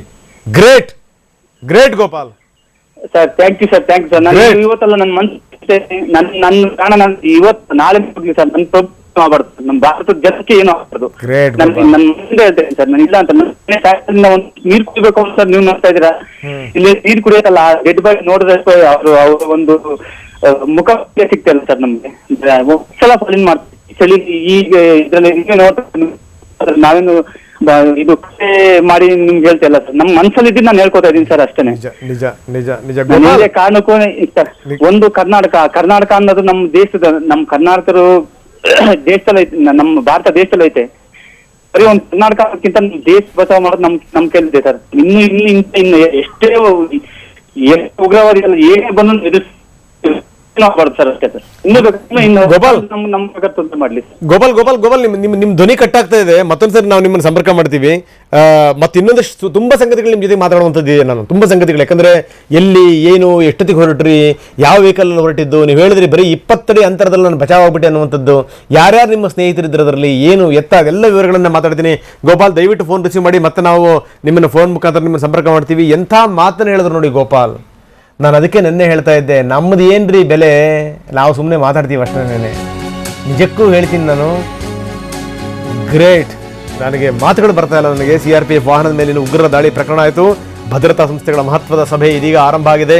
ಮುಂದೆ ಯಾವ ಹೆಜ್ಜೆಯನ್ನು ತಗೋಬೇಕು, ಯಾವ ಕಡೆಗೆ ಹೆಜ್ಜೆ ಇಡಬೇಕು ಅನ್ನೋದ್ರ ಬಗ್ಗೆ ಕೂಲಂಕುಷವಾದಂಥ ಚರ್ಚೆ ನಡೆಯುತ್ತಿಲ್ಲಿ ಅನ್ನುವಂಥದ್ದು ದೆಹಲಿಯಲ್ಲಿ NSA, IB ಮತ್ತು ರಾ ಸಭೆ ನಡೀತಿರುವಂಥದ್ದು. ಸೊ ಭದ್ರತಾ ಸಂಸ್ಥೆಗಳ ಮಹತ್ವದ ಸಭೆ ಇದು. ಮುಂದಿನ ತೀರ್ಮಾನಗಳ ಬಗ್ಗೆ ಒಂದು ಸ್ಪಷ್ಟ ನಿರ್ಧಾರಕ್ಕೆ ಬರುವಂತಹ ಸಾಧ್ಯತೆಗಳಿದೆ. ಭಾರತ ಮೂರ್ಖ ರಾಷ್ಟ್ರ ಅಲ್ಲ, ಏನಂದ್ರೆ ಯಾವುದೋ ಭಾವಾವೇಶದಲ್ಲಿ ಹೋಗಿ ದಬದಬ ಅಂತ ಶುರು ಮಾಡುವಂಥದ್ದಲ್ಲ. ಖಂಡಿತವಾಗಲೂ NSA, IB ಮತ್ತು ರಾ 3 ವಿಭಾಗಗಳ ಮುಖ್ಯಸ್ಥರು ಭಾಗಿಯಾಗಿರುವಂಥದ್ದು. ಸ್ವಲ್ಪ ದಿವಸ ಅಳದು ತೂಗಿ ನೋಡ್ತಾರೆ, ಕಾದು ಕುತ್ಕೋತಾರೆ ನೋಡೋಣ ಅಂತ ಹೇಳಿ ಅಂತ. ಯಾಕಂದ್ರೆ ಈ ಪಾಕಿಸ್ತಾನದ ಪ್ಲಾನ್ ಇದೆಯಲ್ಲ, ಈ ದುಷ್ಟ ಸಮುದಾಯದ ದೊಡ್ಡ ರಾಷ್ಟ್ರ ಅಂತಂದ್ರೆ ಅದು ಪಾಕಿಸ್ತಾನ ಅದು. ಹೀಗಾಗಿ ಅದು ಎಲ್ಲ ರೀತಿಯ ಪ್ಲಾನ್ ಅನ್ನು ಮಾಡಿರುತ್ತೆ. ಯಾಕಂದ್ರೆ ಅದಕ್ಕೆ ಹೆಂಗ್ ಗೊತ್ತಾ, ದೇಶ ಉದ್ಧಾರ ಆಗಬೇಕು ಅನ್ನುವಂಥದ್ದಿಲ್ಲ, ದೇಶದ ಜನರನ್ನ ಹೆಂಗ್ ಉದ್ಧಾರ ಮಾಡಬೇಕು ಅಂತಿಲ್ಲ, ದೇಶ ಆರ್ಥಿಕ ಪ್ರಗತಿ ಕಾಣಬೇಕು ಅಂತ ಇಲ್ಲ. ಏನು ಅಂತಂದ್ರೆ ಅಕ್ಕಪಕ್ಕ ರಾಷ್ಟ್ರಗಳಲ್ಲಿ ರಕ್ತ ಹರಿಸುವಂಥದ್ದು, ಅದೇ ಅದರ ಧ್ಯೇಯ. ಹಾಗಾಗಿ ಏನು ಅಂತಂದ್ರೆ ಪಾಕಿಸ್ತಾನ ಎಲ್ಲ ರೀತಿಯ ಪ್ಲಾನ್ ಅನ್ನು ಖಂಡಿತವಾಗ್ಲೂ ಮಾಡಿರುತ್ತೆ. ಆ ಪ್ಲಾನ್ ಅನ್ನು ಭೇದಿಸುವಂಥದ್ದು ಹೇಗೆ, ಇದರ ಬಗ್ಗೆ ಕೂಲಂಕುಷವಾದಂಥ ಚರ್ಚೆ ನಡೆಯುತ್ತೆ. ಹೀಗಾಗಿ ಅಳದು ತೂಗಿ ನೋಡಿ ಒಂದಷ್ಟು ಶಾಂತವಾಗಬೇಕು ಸ್ಥಿತಿಗತಿಗಳು ಶಾಂತವಾದ ಮೇಲೆ ಎಲ್ಲೋ ಒಂದು ಕಡೆಗೆ ಏನೋ ಅಂದ್ರೆ ಇಷ್ಟೊಂದೆಲ್ಲ ಮಾಡಿದ್ರು ಕೂಡ ಇವ್ರು ಏನೂ ಮಾಡೋಕ್ಕಾಗಲಿಲ್ಲ ಅನ್ನುವಂಥ ಮನೋಭಾವನೆ ಬಂದು ಮೈ ಮರೆತಿರುವಂಥ ಸಂದರ್ಭದಲ್ಲಿ ಭಾರತ ಅದರ ಮೈ ಮೇಲೆ ಬೀಳುವಂಥದ್ದು ಗ್ಯಾರಂಟಿ ಅದು. ಯಾಕಂದ್ರೆ ಇಡೀ ದೇಶದ ರಕ್ತ ಕುದೀತಾ ಇದೆ. ಇಡೀ ದೇಶದ ಜನ ಕೇಳುವಂಥದ್ದು ಒಂದೇನೆ, ಮೋದಿಯವರೇ ಮುಂದಿನ ಆಪರೇಷನ್ ಯಾವಾಗ, ಮುಂದೆ ನಿಮ್ಮ ಆಪರೇಷನ್ ಏನು ಹೇಳಿ? ಲಘು ಪ್ರಮಾಣದ ಯುದ್ಧವನ್ನು ಘೋಷಣೆ ಮಾಡ್ತೀರಾ? ಏನ್ ಮಾಡ್ತೀರಿ ನೀವು? ಇದು ಜನರು ಕೇಳ್ತಿರುವಂಥ ಪ್ರಶ್ನೆ. ಗೋಪಾಲ್ ಹೇಳ್ತಿರುವಂಥ ಮಾತನ್ನು ಕೇಳಿದ್ರಿ ನೋಡಿ, ನಾವೆಲ್ಲಿ ಅವರೆಲ್ಲಿ, ಬರೀ ಏನೋ ನಾವು ನಮ್ಮ ಸಂಸಾರ, ನಮ್ಮ ಸಂಬಳ, ನಮ್ಮ ಸಾರಿಗೆ, ನಮ್ಮ ಕುಟುಂಬದವರು, ನಮ್ಮ ಸಂಬಂಧಿಕರು, ನಮ್ಮ ಬಂಧುಗಳು ಭಾಳ ಚೆನ್ನಾಗಿರ್ಬೇಕು, ನಾವು ತುಂಬ ಚೆನ್ನಾಗಿರಬೇಕು, ಇನ್ನು ಉಳಿದಂತರ ಸಾಯ್ತಿರ್ಬೇಕು. ಅವ್ರು ಹೇಳಿದ್ರು ಇವತ್ತು ನಾವೆಲ್ಲ ಹೆಂಗ್ ಗೊತ್ತಾ ಸರ್, ಬಡವರು, ಮಧ್ಯಮ ವರ್ಗದವರು, ಕೆಳ ಮಧ್ಯಮ ವರ್ಗದವರು ನಾವೆಲ್ಲ ಇಲ್ಲಿದ್ದೀವಿ ಅಂತ. ನಿಜಕ್ಕೂ ಹೇಳ್ತೀನಿ, ದೇಶ ಕಾಯುವಂಥವ್ರು ಶ್ರೀಮಂತರಲ್ಲ, ಶ್ರೀಮಂತರಲ್ಲ ಖಂಡಿತವಾಗಲೂ ಅಲ್ಲ. ನಿಜಕ್ಕೂ ಈ ಬಡವರು, ಮಧ್ಯಮ ವರ್ಗದವರು, ಕೆಳ ಮಧ್ಯಮ ವರ್ಗದವರು, ಅವರಿಂದಲೇ ಈ ದೇಶ ರಕ್ಷಣೆ ಆಗ್ತಿರುವಂಥದ್ದು. ನೋಡಿ, ಭಾಳ ಗಮನಿಸಬೇಕಾದಂಥ ಸಂಗತಿ, ಒಂದು ಭಗವಂತ ಈ ಒಂದು 20 ಅಡಿ ದೂರದಲ್ಲಿ ನನ್ನ ಕಾಪಾಡ್ಬಿಟ್ಟ ಸರ್ ಅಂತೇಳಿ ಅಂತ ಗೋಪಾಲ್ ಹೇಳಿದಂಥ ಮಾತು. ಹೆಂಗೆ, ಎಲ್ಲಿಂದ ಹೊರಟಿದ್ರು ಅವರು, ಏನು ಕತೆ, ಯಾರ್ಯಾರಿದ್ರು ಬಸ್ಸಲ್ಲಿ, ಎಷ್ಟು ಜನ ಹೊರಟಿದ್ರು, ಯಾವ ಬಸ್ಸಲ್ಲಿದ್ರು, ಇವ್ರು ಯಾವ ಬಸ್ಸಲ್ಲಿದ್ರು, ಅವ್ರು ಯಾವ ಬಸ್ಸಲ್ಲಿದ್ರು? ಬನ್ನಿ, ಮತ್ತೆ ಗೋಪಾಲ್ ಅವರ ಸಂಪರ್ಕ ಸಾಧ್ಯವಾಗಿದೆ. ಗೋಪಾಲ್ ನನ್ನ ಧ್ವನಿ ಕೇಳ್ತಾ ಇದೆಯಾ? ಗೋಪಾಲ್ ಕೇಳ್ತಾ ಇದೆಯಾ? ತಾವು ಹೇಳ್ತಾ ಇದ್ರಿ, ನಾವು ಬೆಳಬೆಳಗ್ಗೆ ಹೊರಟಿವಿ, ಭಗವಂತ ನನ್ನನ್ನ 20 ಅಡಿ ದೂರದಿಂದ ಪಾರ್ ಮಾಡ್ಬಿಟ್ಟ ಅನ್ನುವಂಥ ಮಾತನ್ನು ಹೇಳಿದ್ರಿ ಗೋಪಾಲ್. ಎಲ್ಲಿಂದ ಹೊರಟ್ರಿ, ಯಾವ ಬಸ್ಸಲ್ಲಿ ಹೊರಟಿದ್ರಿ, ಮುಂದೆ ಇದ್ದಂಥವ್ರು ಸ್ಫೋಟ ಆಯ್ತಲ್ಲ, ಅದು ಅವ್ರು ಯಾವ ಬಸ್ಸಲ್ಲಿ ಇದ್ರು? ಸ್ವಲ್ಪ ವಿವರಿಸಿ ಹೇಳಿ ಗೋಪಾಲ್, ಪ್ಲೀಸ್. ಸರ್, ನಾನು ಮಾರ್ನಿಂಗ್ 1:30ಗೆ ಬಂದು ಸರ್ ನಮ್ಮ DC ಕ್ಯಾಪ್ ಇಂದ ಅಲರ್ಟ್ ಮಾಡ್ತಾರೆ ಸರ್. ಅವರು ಅಲರ್ಟ್ ಮಾಡಿ ಅಲ್ಲಿಂದ ನಮ್ಮ ಮಾಡ್ತಾರೆ, ಅಲ್ಲಿಂದ ಆಗಿ ಸರ್ ನಾವು ಬಂದು ಕಾಜಿಕುಂಡ್ ಅಂತ ಬಂದು ಅಲ್ಲಿ ಚೇಂಜ್ ಆಗುತ್ತೆ ಸರ್ ಅಲ್ಲವಾ. ಚೇಂಜ್ ಆದ್ರೆ ಅಲ್ಲಿಂದ ಬೇರೆ ಬಸ್ ಶ್ರೀನಗರಕ್ಕೆ ಹೋಗಿರ್ತಾರೆ, ನಾವು ಪುಲ್ವಾಮಾ, ಸೋಪಿಯನ್ನು ಎಲ್ಲ ಬೇರೆ ಚೇಂಜ್ ಮಾಡ್ತಾರೆ ಸರ್. ಅಲ್ಲಿಂದ ಆ ಚೇಂಜ್ ಮಾಡಿದಾಗ ನನ್ನ ಯಾವ್ದು ಬಸ್ ಬ್ಲಾಸ್ಟ್ ಆಯ್ತು ಸರ್, ಅದೇ ಬಸ್ಸಲ್ಲಿ ನಾನು ಇದ್ದಿದ್ದು ಸರ್ ನಾನು. ಆದ್ರೆ ಹೆಂಗಿದ್ರೆ ಕಾಜಿಕುಂಡಲ್ಲಿ ಸರ್ ಚೇಂಜ್ ಆಗ್ತೀವಿ. ನಮ್ಮ ಡ್ರೈವರ್ ಏನಿತ್ತು, ಹಲೋ ಸರ್ ಕೇಳಿಸ್ತೀಯಾ? ಕೇಳಿಸ್ತದೆ ಸರ್. ಅವರು ಡ್ರೈವರ್ ಅವ್ರು ಏನ್ ಹೇಳಿದ್ರು ಸರ್, ಈ ಗಾಡಿಲಿ ನೀವು ಶ್ರೀನಗರಕ್ಕೆ ಹೋಗೋ ಗಾಡಿ ಇದು, ಇದು ಮತ್ತೆ ಚೇಂಜ್ ಮಾಡ್ಕೊ ಅಂತ ಹೇಳಿದ್ರು ಸರ್. ಕಾಜಿಕುಂಡಲ್ಲಿ ಚೇಂಜ್ ಮಾಡಿ ಬೇರೆ ಬಸ್ ನಾನು ಹತ್ತಿದಾಗ ಬೇರೆ ಬಸ್ ನಮ್ದು ಬಂಕ್ ಬರುತ್ತೆ ಸರ್, ಆ ಬಂಕರ್ಗೆ ನಾನು ಬೇರೆ ಚೇಂಜ್ ಮಾಡ್ಕೊಂಡೆ. ಆ ಚೇಂಜ್ ಮಾಡಿದಾಗ ಇದು ಮುಂದೆ ಹೋಗ್ತಾಯಿತ್ತು ಬಸ್, ಹೈವೇ ಹೋಗ್ತಾ ಇದೆ ಸರ್, ಅದು ನ್ಯಾಷನಲ್ ಹೈವೇ ಏನೀಗ ನಡೆದೈತೆ ಆ ಜಾಗದಲ್ಲಿ. ಇದು ಹಲೋ ಗೋಪಾಲ್ ಕೇಳಿಸ್ತದೆ, ಹೇಳಿ, ಕಂಟಿನ್ಯೂ ಮಾಡಿ. ಹಂಗಾಗ್ಬೇಕಾದ್ರೆ ಸರ್ ಮುಂದೆ ಬಂದಾಗ ನಾವು ಸರ್ ಚಳಿ ಟೈಮಲ್ಲಿ ನಾವು ಕ್ಯಾಪ್ ಗೀಪ್ ಎಲ್ಲ ಹಾಕಿರ್ತೀವಿ, ಫುಲ್ ಚಳಿ ಸರ್. ನೀವು ನೋಡ್ತಾ ಇದ್ದೀರಾ ಬ್ಲಾಸ್ಟ್ ಆದ್ರೆ ನಮ್ಗೆ ಏನಂತ ಅಂದ್ರೆ ಒಂದು ಟೈರ್ ಬ್ಲಾಸ್ಟ್ ಆಗಿರ್ಬೋದು ಅಂತಕ್ಕಂಥ. ಯಾಕೆ ನಮ್ಗೆ ಇದೆಲ್ಲ ಮಾಮೂಲಿ ನೋಡೋದು, ಎಲ್ಲ ಫೈರಿಂಗ್ ಇವೆಲ್ಲ ಡೈಲಿ ನಡೀತಾ ಇರ್ತಿದ್ದು. ಟೈರ್ ಬ್ಲಾಸ್ಟ್ ಆಯ್ತು ಅಂತ ತಿಳಿದ್ ನೋಡೋ ಅಷ್ಟಕ್ಕೆ ನಮ್ಮ ಬಸ್ಸನ್ನ ಅಲ್ಲಿ ಸೆಂಟಿಮೀಟರ್ ಇಡಕ್ಕೆ ಇದು ಮಾಡಲ್ಲ, ಉಳಿಸ್ಬೇಕು. ಈ ತರ ನೀವು ಹಿಂದೆ ಮುಂದೆ ನೋಡ್ಬೇಕು, ಅವ್ರನ್ನ ಕಾಪಾಡಬೇಕು, ಆಗ್ತಾ ಇಲ್ಲ. ಕಾಪಾಡೋದ್ರೆ ಬೇರೆ ಇರ್ತದೆ ಸರ್. ಅದಕ್ಕೆ ನಮ್ಮನ್ನ ಮಾಡಿದ್ರು ಗಾಡಿ, ನಮ್ಮ ಮುಂದೆ ಪಾಸ್ ಮಾಡಿದ್ರು ನಮ್ಮ ಗಾಡಿನ. ನಮ್ಗೆ ಏನ್ ನಡೀತು ಅಂತ ನೋಡಿದ ತಕ್ಷಣ ನಮ್ಗೆ ಒಂಥರ ಮನ್ಸು ಏನು ಅಂತ ಸರ್, ಒಂದು ಬೆಳಿಗ್ಗೆ 1:30 ಸಾಯಂಕಾಲ 3 ಕಾಲ ನಡೆದಿರೋದು ಸರ್. ಇದು ಟೈಮಿಂಗ್ಸ್ 3 ಕಾಲ ನಡೆದಿದ್ದು. ಅಲ್ಲಿವರೆಗೂ ನಮ್ಗೆ ನಮ್ಮ ಫ್ರೆಂಡ್ಗೂ ಸುದ ನಮ್ಮ ರಾಜ್ ಅಂತ ಹೇಳಿ ನಮ್ಮ ಫ್ರೆಂಡ್ ಇದ್ದಾನೆ, ಅವ್ನಿಗೆ ನಾನು ಐಸಲ್ಲಿ ತೋರಿಸ್ತಾ ಇದ್ದೆ, ಲೈವ್ ವಿಡಿಯೋ ಕಾಲ್ ಮಾಡಿ, ಈ ತರ ನೋಡಿ, ಈ ತರ HB ಜಾಸ್ತಿ ಐತೆ, ರೋಡ್ ರೆಕಾರ್ಡ್ ಐತೆ ಅಂತ. ಅದಾದ್ಮೇಲೆ ಈ ತರ 3 ಕಾಲ್ಗೆ ನಡೆದಿರುತ್ತೆ ಸರ್. ಇದು ನಮ್ ಗಾಡಿ ಮುಂದೆ ಪಾಸ್ ಮಾಡಿ ನಮ್ಮ ಮುಂದೆ ಗಾಡಿ ಸರ್ ಅದು. ಆತರ ಒಂದು 20 ಅಡಿ ಇದೆ ಸರ್. ನನ್ನ ಸೈಡ್ ಬ್ಲಾಸ್ಟ್ ಆಯ್ತು ಅಂತ ತಿಳ್ಕೊಳ್ತಾರೆ, ಈ ತರ ಆಯ್ತು. ನೋಡಿದ್ರೆ ತುಂಬಾ ಬೇಜಾರಾಯ್ತು. ಓಕೆ. ಈಗ ಅಲ್ಲ, ನೀವು ಹೇಳಿದ್ರಿ ಗೋಪಾಲ್, ನೀವು ಹೇಳಿದ್ರಿ ನಾನು ಸ್ವಲ್ಪದಲ್ಲಿ ಬಚಾವ್ ಹೋಗ್ಬಿಟ್ಟೆ ಅಂತ. ನೀವು ಕೂಡ ಅದೇ ಬಸ್ ಹತ್ಬೇಕಾಗಿತ್ತಾ? ಅದೇ ವಾಹನದಲ್ಲಿ ಹೋಗ್ಬೇಕಾಗಿತ್ತಾ? ಏನ್ ಕತೆ? ಅದೇ ಬಸ್ಸಲ್ಲಿ ಬಂದು ನಾನು ಸರ್ ಜಮ್ಮುವಿಂದ ಕಾಜಿಗೆ ಅದೇ ಬಸ್ಸಲ್ಲಿ ಬಂದಿದ್ದೀನಿ ಸರ್. 54 ಬಸ್ ಅದು, ಅದರಲ್ಲೇ ಬಂದಿದ್ದೀನಿ ನಾನು ಸರ್. ಅದರಲ್ಲಿ ಬಂದು ಅದನ್ನ ಏನು ಡೈರೆಕ್ಟ್ ಆಗುತ್ತೆ, ನಮ್ದು ಇಲ್ಲಿ ಕಷ್ಟ ಆಗುತ್ತೆ ಸರ್. ಅದು ಕಾಯ್ಕೊಂಡು ಮಾಡ್ತಾರೆ, ಅದರಿಂದ ಚೇಂಜ್ ಆದಾಗ ನಮಗೆ ಈ ತರ ಆಗಿತ್ತು ಸರ್. ಆ ಬಸ್ಸಿಂದ ಇಲ್ದಿ ನಮ್ಮ ಡ್ರೈವರ್ ಏನಿರ್ತಾರೆ ಅವರು ಯಾಕೆ ಎಲ್ಲ ನಮ್ಮ ಅಣ್ಣ ತಂದು ಯಾರು ಚೆಕ್ ಆಗಿ ಬಯಸ್ಬೇಕು, ಅವ್ರಿಗೆ ಚಿತ್ರ ಮಾಡ್ಬೇಕು ಅನ್ನೋದನ್ನ ಯಾರು ಇರಲ್ಲ ಸರ್. ಯಾರೇ ಅವರು ಹಿಂದೂ ಆಗಿರ್ಲಿ, ಮುಸ್ಲಿಮ್ಸ್ ಇರ್ಲಿ, ಯಾರು ನಮ್ಮ ಡಿಪಾರ್ಟ್ಮೆಂಟ್ ಅಲ್ಲಿ ಯಾರೇ ಇರ್ತಾರೆ, ನರಸಿಂಹ ಪದದಲ್ಲಿ ಯಾರಿದ್ದಾರೆ ಅವರೆಲ್ಲ ಹೇಳ್ತಾರೆ ಸರ್, ಒಳ್ಳೇದ್ ಮಾಡ್ಬೇಕು ಹೊರತು ಕೆಟ್ಟದ್ ಮಾಡಲ್ಲ. ಅವ್ರು ನೀನ್ ಇಲ್ಲೇ ಇಳ್ಕೊ, ಇಲ್ಲಿಂದ ನೀನು ನಿಮ್ಮ ಬೆಟರ್ ಪುಲ್ವಾಮಾಗ ಹತ್ರ ಆಗುತ್ತೆ ಅಂತ ಹೇಳಿ ನನ್ನ ಅಲ್ಲಿ ಇಳಿಸಿದ್ರು ಸರ್. ನಾನು ಇಳಿಸ್ಬಿಟ್ಟು ಕಾಜಿಕೊಂಡಿಂದ ಚೇಂಜ್ ಮಾಡಿದ ಗಾಡಿನ ಈ ತರ ಆಗಿತ್ತು ಸರ್. ಅದರಿಂದ ನನ್ ಮನ್ಸು ಬೇಜಾರಾಗಿ ಇವತ್ತು ನಾನು ನಿಮ್ಗೆ ಫೋನ್ ಮಾಡಿ ಇಷ್ಟೆಲ್ಲ ಮಾತಾಡ್ಬೇಕಾದ್ರೆ ಅದೇ ನಂಗೆ ಸರ್ ಫೀಲಿಂಗ್ ಆಯ್ತಾ ಇರೋದು. ನನ್ನ ಅಣ್ಣ ತಮ್ಮದ್ರು ನನ್ನ ಪಕ್ಕದಲ್ಲಿ ಇದ್ರೆ ಯಾರೇ ಇದ್ರು ನನ್ ಕಾಪಾಡ್ತಿದ್ದಿಲ್ಲ ಅಂತ. ಇವ್ರು ಯಾರು, ಯಾವ ದೇಶದರೋ ಏನೋ, ಯಾವ ಸ್ಟೇಟರೋ ಈ ತರ ನನ್ಗೊಂದು ಹೆಲ್ಪ್ ಮಾಡಿದ್ರು ಅಂತ ನನ್ಗೊಂದು ಹೆಮ್ಮೆ. ಇನ್ನೊಂದಂದ್ರೆ ಆ ವ್ಯಕ್ತಿ ನನ್ ನೋಡಕ್ಕೆ ನಂಗೆ ಸಿಗ್ತಿಲ್ಲ ಅವ್ರ ಮುಖನ. ಅದರಿಂದ ನಮ್ಗೆ ತುಂಬಾನೇ ಬೇರೆ ಆಯ್ತದೆ ಸರ್. ಆತರ ಏನಿಲ್ಲ, ನನ್ಗೆ ಇನ್ನು ಅದಕ್ಕಿಂತ ಹೆಮ್ಮೆಯಾಗಿ ನಾನು ಹೇಳ್ಕೊತೀನಿ ಸರ್. ಇನ್ನೂ 10 ಸಲ ಹೇಳ್ತೀನಿ, ನಮ್ ಪಬ್ಲಿಕ್ ಏನೂ ಆಗಿಲ್ಲ, ಅದೇ ಬೇಕಾಗಿದೆ ಸರ್. ಅವ್ರ ಕಾಶ್ಮೀರ ಆಗಿರ್ಲಿ, ಅವ್ರ ಕನ್ಯಾಕುಮಾರಿ ಆಗಿರ್ಲಿ, ಕರ್ನಾಟಕ ಆಗಿರ್ಲಿ, ನಮ್ ಪಬ್ಲಿಕ್ ಹೋಗ್ಸರ ನಾವು ಬಂದಿರೋದು ಸರ್. ಪಬ್ಲಿಕ್ ಹೋಗ್ಸರನೇ ಬಂದಿರೋದು. ಆ ಪಬ್ಲಿಕ್ ಕಾರು ಅದ್ ನೋಡಿ, ಅವ್ರ ಪಬ್ಲಿಕ್ ಕಾರಲ್ಲಿ ಬಂದು ಆತರ ಮಾಡಿರೋದು. ನಮ್ಗೆ ಈ ತರ ಅಂತ ಗೊತ್ತಾಗಿದ್ರೆ ಬೇಕಾದ್ರೆ ಏನ್ ಬೇಕಾದ್ರೂ ಮಾಡ್ತಾ ಇದ್ದೋ ನಾವು. ಅಲ್ಲ ಗೋಪಾಲ್ ಮೊದಲು ಒಂದು ವೆಹಿಕಲ್ ಬಂದು ಡಿಕ್ಕಿ ಹೊಡಿತು, ಅದಾದ ತಕ್ಷಣ ಬ್ಲಾಸ್ಟ್ ಆಯ್ತು. ಅದಾದ್ಮೇಲೆ ಇದ್ದಕ್ಕಿದ್ದಂಗೆ ಉಗ್ರರು ದಾಳಿ ಮಾಡಿ, ಯಾಕಂದ್ರೆ ನಾವು ಆ ಬಸ್ಸನ್ನು ತೋರಿಸ್ತಿರುವಂತ ಸಂದರ್ಭದಲ್ಲಿ ಆ ಬಸ್ಸಿನ ಬಾಡಿಗೆಲ್ಲ ಹೋಲ್ಗಳು ಬಿದ್ದಿದೆ. ಸೊ ಅದನ್ನ ಕಂಡ್ರೆ ನೀವು ನೋಡಿದ್ರಾ ಸರ್? ಕಣ್ಣಾರು ನೋಡೋದು ಅಂದ್ರೆ ಸರ್, ನಾವು ಆ ಪೊಸಿಷನ್ ಇದ್ದಾಗ ಸರ್ ನಮ್ಗೆ ಏನ್ ಮಾಡ್ಬೇಕು ಅಂತ ಗೊತ್ತಾಗಲ್ಲ ಸರ್. ನಮ್ಗೆ ಏನು ಅಂತಾನೆ ಗೊತ್ತಾಗಲ್ಲ. ಯಾಕೆ ಅಲ್ಲಿರೋ ಒಂದು ಆರೋಪಿ ಡ್ಯೂಟಿ ಅಂತ ಏನಿರ್ತಾರೆ ಅವರು ಕೂಡ ಹೇಳ್ತಾರೆ, ನೀವು ಇವೆಲ್ಲ ಇಟ್ಕೊಬಿಡಿ, ಗಾಡಿ ಮಾರ್ಚ್ ಮಾಡಿ ಅಂತಾರೆ ಹೊರತು ಏನು ಮಾಡಲ್ಲ. ನಾವು ಅಲ್ಲಿಂದ 1 ಕಿಲೋಮೀಟರ್ ಮುಂದೆ ಬಂದಾಗ ಈ ತರ ಇಷ್ಟು ಜನ ಇದಾಗೈತೆ ಅಂತ ಹೇಳಿದಾಗ ಮೊದಲು ಇವತ್ತವರೆಗೂ 12:30ವರೆಗೂ ನಾನೇ ಡೆಡ್ ಬಾಡಿ ಎಲ್ಲ ಇದ್ ಮಾಡಿರೋದು ಸರ್. ಅದ್ ಮಾಡ್ಬಿಟ್ಟು ಈಗ ಅವಂತಿಪುರದಲ್ಲಿ ಇದ್ದೀನಿ ಸರ್ ನಾನು. ಸ್ಥಿತಿ ನಿಜವಾಗ್ಲೂ ಸರ್. ಇನ್ನೊಂದು ಏನ್ ಗೊತ್ತಾ ಸರ್, ಇದು ಅವರು ಕಾರಲ್ಲಿ ಬಂದ್ ಇದ್ ಮಾಡಿದ್ರು, ಅದು ಆ ಪೊಸಿಷನ್ ಸರ್. ಬೆಳಿಗ್ಗೆಯಿಂದ ಒಬ್ಬ ವ್ಯಕ್ತಿ ಯಾರೇ ಆಗಿರ್ಬೋದು, ಅದು ಊಟ ತಿಂಡಿ ಎಲ್ಲ ಬಿಟ್ಟು ಇದ್ ಮಾಡ್ಬೇಕಾರೆ ಅದ್ ಕಾರಲ್ಲಿ ಬರ್ತಾರೋ ಏನೋ ಬರ್ತಾರೋ, ಅವ್ರು ಸಿವಿಲ್ ಗಾಡಿಯನ್ನ ಉದ್ದೇಶಕ್ಕೆ ಮುಂದಕ್ಕೆ ಬಿಡಕ್ ಟ್ರೈ ಮಾಡಿರ್ತಾರೆ. ಇದು ಯಾರ್ದು, ನಮ್ ಡಿಪಾರ್ಟ್ಮೆಂಟ್ ಯಾರ್ದು ತಪ್ಪಿಲ್ಲ ಸರ್. ಇದು ಅವ್ರು ಮಾಡ್ಬೇಕು ಅಂತಾನೆ ಮಾಡಿದ್ರು, ಇಲ್ಲ ನಮ್ಮನ್ನ ಇದ್ ಮಾಡ್ಬೇಕು, ಮಾಡ್ಲಿ, ಅವರು ಇನ್ನೂ ಮಾಡ್ಲಿ ಸರ್, ಇನ್ನೂ ಮಾಡ್ಲಿ. ನಾವ್ ಅದಕ್ಕೆ ಎದುರಿಸಕ್ ನಾವು ತಯಾರಿದ್ದೀವಿ. ಆದ್ರೆ ನಮ್ ಜನಕ್ಕೆ ಏನೂ ಆಗ್ಬಾರ್ದು ಸರ್. ನಾನು ಅದೇ ಕೇಳ್ಕೊತಾ ಇರೋದು, ನಮ್ಮ ಭಾರತ ದೇಶದ ಒಬ್ಬ ಪ್ರಜೆ ಕೂಡ ಏನೂ ಆಗ್ಬಾರ್ದು ಸರ್. ಅದಕ್ಕೋಸ್ಕರ ನಾವು ಇಲ್ಲಿ ಇಷ್ಟು ದೂರ ಬಂದಿರೋದು. ಇನ್ನೇನಕ್ಕೂ ನಾವು ಬಂದಿಲ್ಲ ಸರ್ ಜಮ್ಮು ಕಾಶ್ಮೀರ್ಗೆ. ನಮ್ಮ ಭಾರತದ ಪ್ರಜೆ ಕಾಪಾಡಕ್ಕೆ ನಾವು ಬಂದಿರೋದು ಅಷ್ಟೇ. ನಾನು ಹೇಳಕ್ಕೆ ಇಷ್ಟಪಡ್ತೀನಿ ಸರ್. ಗ್ರೇಟ್ ಗೋಪಾಲ್. ನಿಜಕ್ಕೂ ಹೆಂಗ್ ಗೊತ್ತಾ, ಇವತ್ತು ನಿಜವಾಗ್ಲೂ ಭಾರತ ಉಳಿದಿರುವಂಥದ್ದು ನಿಮ್ಮಂಥ ವೀರ ಯೋಧರಿಂದ. ಮತ್ತೊಂದ್ಸರಿ ನಿಮಗೊಂದು ದೊಡ್ಡ hats off Gopal. Thank you very much ನಮ್ಮ ಜೊತೆಗೆ ಇಲ್ಲಿ ತನಕ ಮಾತಾಡೋದಕ್ಕೆ. ಗೋಪಾಲ್ ಬರೀ 20 ಅಡಿ ಅಂತರದಲ್ಲಿದ್ದರು. ಏನಾದರೂ ಒಂದು ಸ್ವಲ್ಪ ನಾನು ಎಷ್ಟೋ ಕಿಲೋಮೀಟ್ರ್ ಅದೇ ವೆಹಿಕಲ್ ಬಂದಿರುವಂಥವ್ನು, ಆಮೇಲೆ ನಾನು ವೆಹಿಕಲ್ ಬದಲಾಯಿಸಿದೆ ಅನ್ನುವಂಥ ಮಾತನ್ನು ಹೇಳ್ತಾರೆ ಗೋಪಾಲ್. ಏನಾದರೂ ಒಂದು ಚೂರು ಎಡವಟ್ಟಾಗಿದ್ದರೆ ಖಂಡಿತವಾಗ್ಲೂ ಏನೋದು ನನ್ನ ಜೀವ ಕೂಡ ಹೊರಟೋಗ್ತಾ ಇತ್ತು. ಆದರೆ ಅವ್ರು ಹೇಳ್ತಿರುವಂಥ ಒಂದು ಮಾತಿದೆಯಲ್ಲ, ಇದು ಭಾಳ ವೆರಿ ಇಂಪಾರ್ಟೆಂಟ್ ಸಂಗತಿ. ನೀವೆಲ್ಲ ಕೇಳಲೇಬೇಕು ಈ ಮಾತನ್ನು. ಅವ್ರು ಹೇಳೋದೇನು ಅಂತಂದರೆ, ನಾನು ಸತ್ತರೂ ಪರವಾಗಿಲ್ಲ, ನಮ್ಮವ್ರು ಹೋದರೂ ಪರವಾಗಿಲ್ಲ, ನಾವೆಲ್ಲದನ್ನು ಅರಸ್ಕೋತೀವಿ. ಆದರೆ ದೇಶದ ಜನಕ್ಕೇನೂ ಆಗಲಿಲ್ವಲ್ಲ, ಅದು ಬಹಳ ಸಮಾಧಾನಕರ ಸಂಗತಿ. ಬೇಕಾದ ಮಾಡಲಿ ಅವ್ರು ನಾವು ಎದುರಿಸಕ್ಕೆ ತಯಾರಿದ್ದೀವಿ ಅನ್ನುವಂಥದ್ದು. ಇಂಥ ಗೋಪಾಲ್ ಅಂತವ್ರಿಗೆ, ನಮಗೋಸ್ಕರ ನಾಳಿನ ನಮ್ಮ ದಿನಗಳಿಗೋಸ್ಕರ ಪ್ರಾಣ ತೆತ್ತಂಥವ್ರಿಗೆ ದೊಡ್ಡ ಹ್ಯಾಟ್ಸ್ ಆಫ್ ಹೇಳ್ತೀನಿ.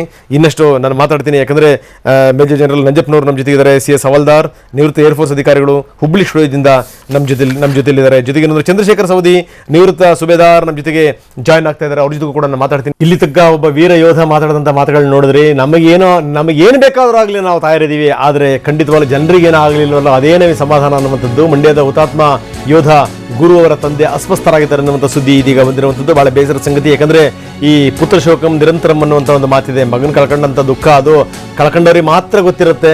ಹುತಾತ್ಮ ಯೋಧ ಗುರು ತಂದೆ ಈ ಹೊನ್ನಯ್ಯನವರಿಗೆ ಈಗ ವೈದ್ಯರಿಂದ ಚಿಕಿತ್ಸೆ ಆರಂಭ ಆಗಿದೆ. ಹೊನ್ನಯ್ಯ ಅಸ್ವಸ್ಥಗೊಂಡಿದ್ದಾರೆ ಅನ್ನುವಂಥದ್ದು. ಯಾಕಂದರೆ ತುಂಬ ಕಡು ಬಡತನ ಅಂತಂದರೆ ಎಷ್ಟರ ಮಟ್ಟಿಗೆ ಅಂತಂದರೆ ಪಾಪ ಅವರಿಗೆ ಈ ತಿನ್ನೋಕ್ಕೂ ಕೂಡ ಅನ್ನ ಇಲ್ಲ ಅಂತ ಒಂದು ಸ್ಥಿತಿ ನೋಡಿ. ಈಗ ಹೂಳೋಕ್ಕೂ ಕೂಡ ಜಾಗ ಇಲ್ವಂತೆ. ಈಗ ಪಾಪ ಈ ಇರೋನೊಬ್ಬ ಮಗ, ಆಶ್ರಯ ಆಗಿದ್ದಂಥವನು, ಆಧಾರ ಆಗಿದ್ದಂಥ ಒಬ್ಬ ಮಗನನ್ನು ಕಳ್ಕೊಂಡ್ಬಿಟ್ರೆ, ಒಂದು ದೇಶ ಒಬ್ಬ ಒಳ್ಳೆ ಸೈನಿಕನ ಕಳ್ಕೊಳ್ತು ಅನ್ನುವಂಥ ಒಂದು ದುಃಖ ಒಂದು ಕಡೆಗೆ, ಇಡೀ ಕುಟುಂಬಕ್ಕೆ ಆಶ್ರಯ ಆಗಿದ್ದಂಥ ಮಗ ಹಿಂಗಾಗ್ಬಿಟ್ಟ ಅನ್ನುವಂಥ ದುಃಖ ಹೊನ್ನಯ್ಯನವ್ರಿಗೆ. ಈಗ ಹೊನ್ನಯ್ಯನವ್ರಿಗೆ ಅಲ್ಲಿಯ ಮಂಡ್ಯದ 2 ವೈದ್ಯರುಗಳು ಈಗ ಚಿಕಿತ್ಸೆ ನೀಡ್ತಾ ಇದ್ದಾರೆ. ಅದರ ದುಶ್ಚಾವಳಿಗಳನ್ನು ನಾವೀಗ ನೋಡ್ತಾ ಇದ್ದೀವಿ.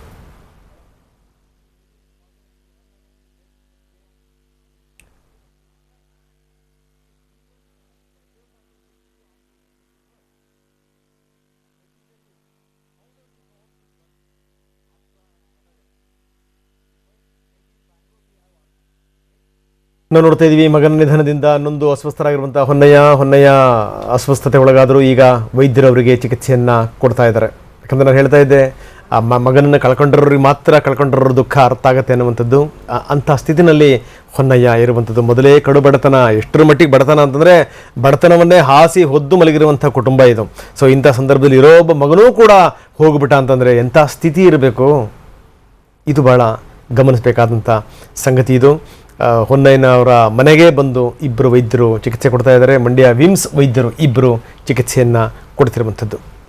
ಬನ್ನಿ, ಪ್ರಶಾಂತ್ ನಮ್ಮ ಪ್ರತಿನಿಧಿ ಈಗ ನಮ್ಮೊಂದಿಗೆ ನೇರ ಸಂಪರ್ಕದಲ್ಲಿದ್ದಾರೆ. ಪ್ರಶಾಂತ್, ನಾವು ನೋಡ್ತಾ ಇದ್ವಿ ಸ್ಥಿತಿಗತಿಗಳನ್ನು. ಒಂದು ಕಡೆಗೆ ನೀವು ಮಾತಾಡ್ತಾ ಇದ್ರಿ, ಅವರ ಪತ್ನಿ ಜೊತೆ ಮಾತಾಡಿದ್ರಿ. ಅವ್ರ ಪತ್ನಿ ಹೇಳಿದ್ರು ಒಂದೇ ಒಂದು ಮಾತು, ಅಮ್ಮ ಹೇಳಿದಂಥ ಮಾತು ಈಗಲೂ ಕೂಡ ನನ್ನ ಕಿವಿನಲ್ಲಿ ಅದು ಗುಯ್ಗುಡ್ತಾ ಇದೆ. ಅದು ಒಂದು ಮಾತನ್ನು ಹೇಳಿದ್ರು, ಯಾರು ದೇಶ ಕಾಯಕ್ಕೆ ಹೋದಂಥ ನನ್ನ ಗಂಡನ ಮೇಲೆ ಕೈ ಎತ್ತಿದ್ರಲ್ಲ, ಗುಂಡು ಹೊಡೆದ್ರಲ್ಲ, ಅಂಥವ್ರನ್ನ ಸಾಯಿಸ್ತೇ ಬಿಡಬಾರ್ದು ಅನ್ನುವಂಥ ಮಾತು. ಎಂಥ ಅದ್ಭುತವಾದಂಥ ಮಾತು ಇದು. ಒಂದು ಲೆಕ್ಕದಲ್ಲಿ ಇದು ಇಡೀ ಯುವಕರನ್ನ ಬಡಿದೆಬ್ಬಿಸುವಂಥ ಮಾತಿದು.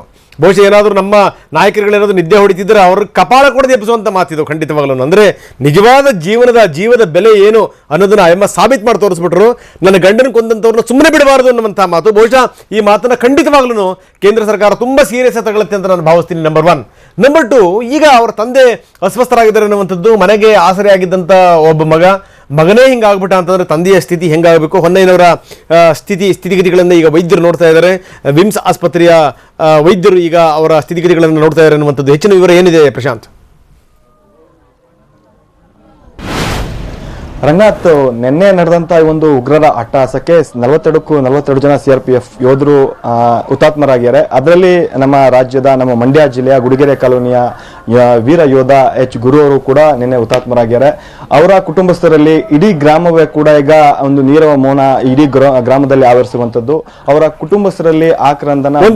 ಒಂದು ನಿಮಿಷ ಪ್ರಶಾಂತ್, ನೀವು ಹಾಗೆ ಸಂಪರ್ಕದಲ್ಲಿ ನಾವು ಆಗಲೇ ಹೇಳ್ತಾ ಇದ್ವಿ, ವಿಶೇಷ ವಿಮಾನಗಳಿಗೆ ಆಗಲೇ ಎಲ್ಲ ರೀತಿಯ ಸಿದ್ಧತೆಗಳು ಮಾಡ್ಕೊಂಡಿದೆ ಅನ್ನುವಂಥದ್ದು. ಈಗ ಬಾಡಿ ತರಲಿಕ್ಕೆ, ವೀರ ಯೋಧರ ಪಾರ್ಥಿವ ಶರೀರವನ್ನು ತರಲಿಕ್ಕೆ ಎಲ್ಲ ರೀತಿಯಲ್ಲೂ ಕೂಡ ಸಜ್ಜಾಗಿರುವಂಥದ್ದು ನಾವು ನೋಡ್ತಾ ಇದ್ದೀವಿ. ಇದು ಒಂದು ಲೆಕ್ಕದಲ್ಲಿ ಇದು ಬಹಳ ದುಃಖದ ಸಂಗತಿ. ಇದು ದುಃಖದ ಸೀನ್ಗಳಿವು.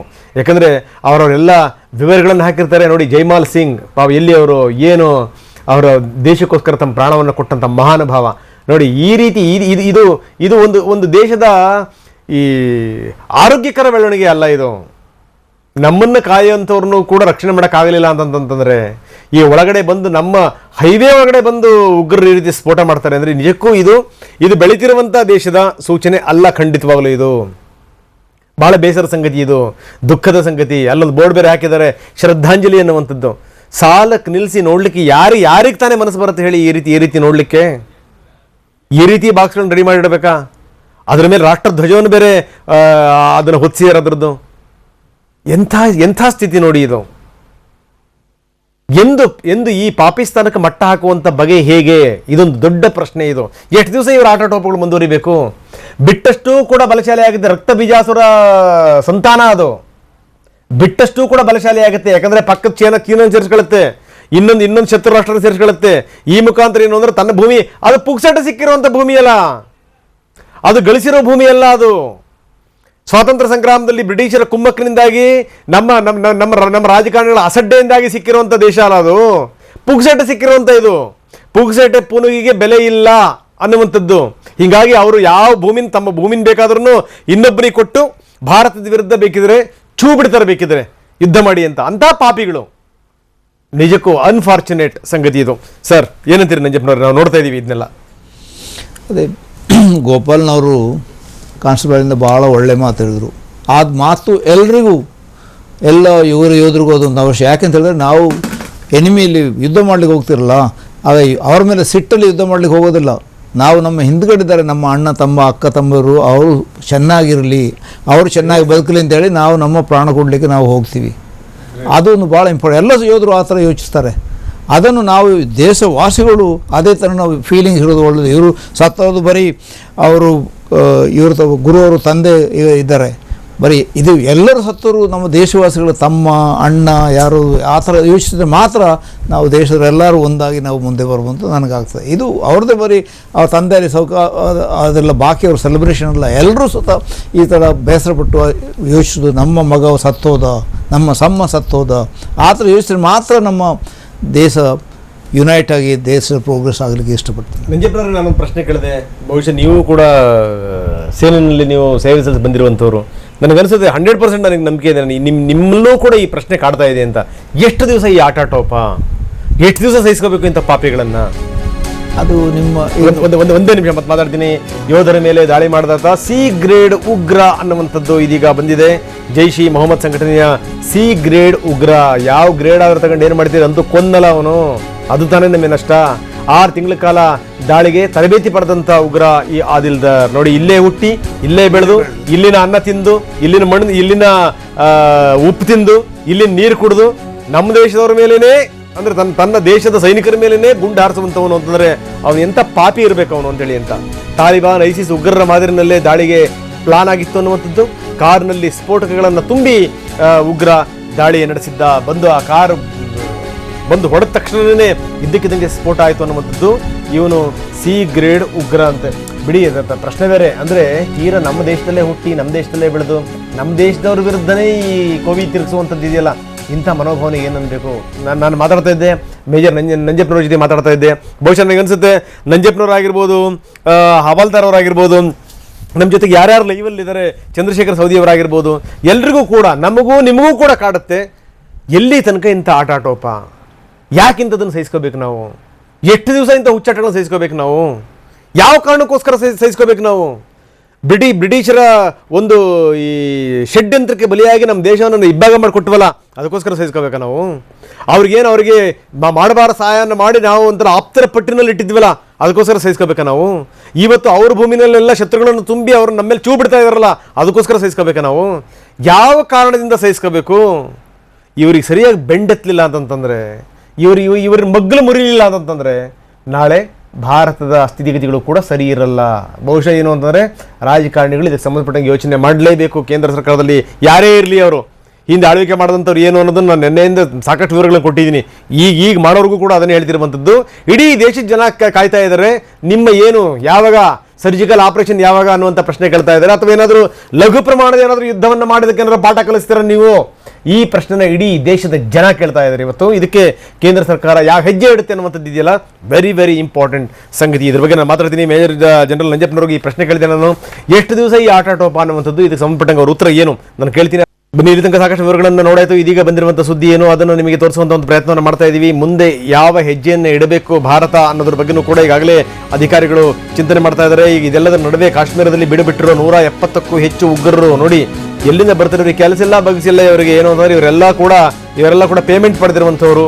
ಸ್ಫೋಟಕ ಮಾಹಿತಿ ಕೊಟ್ಟಿದೆ ಗುಪ್ತಚರ ಇಲಾಖೆ. ಕಾಶ್ಮೀರದಲ್ಲಿ ಇನ್ನೂ ಕೂಡ 170 ಉಗ್ರರಿದ್ದಾರೆ ಎನ್ನುವಂಥದ್ದು.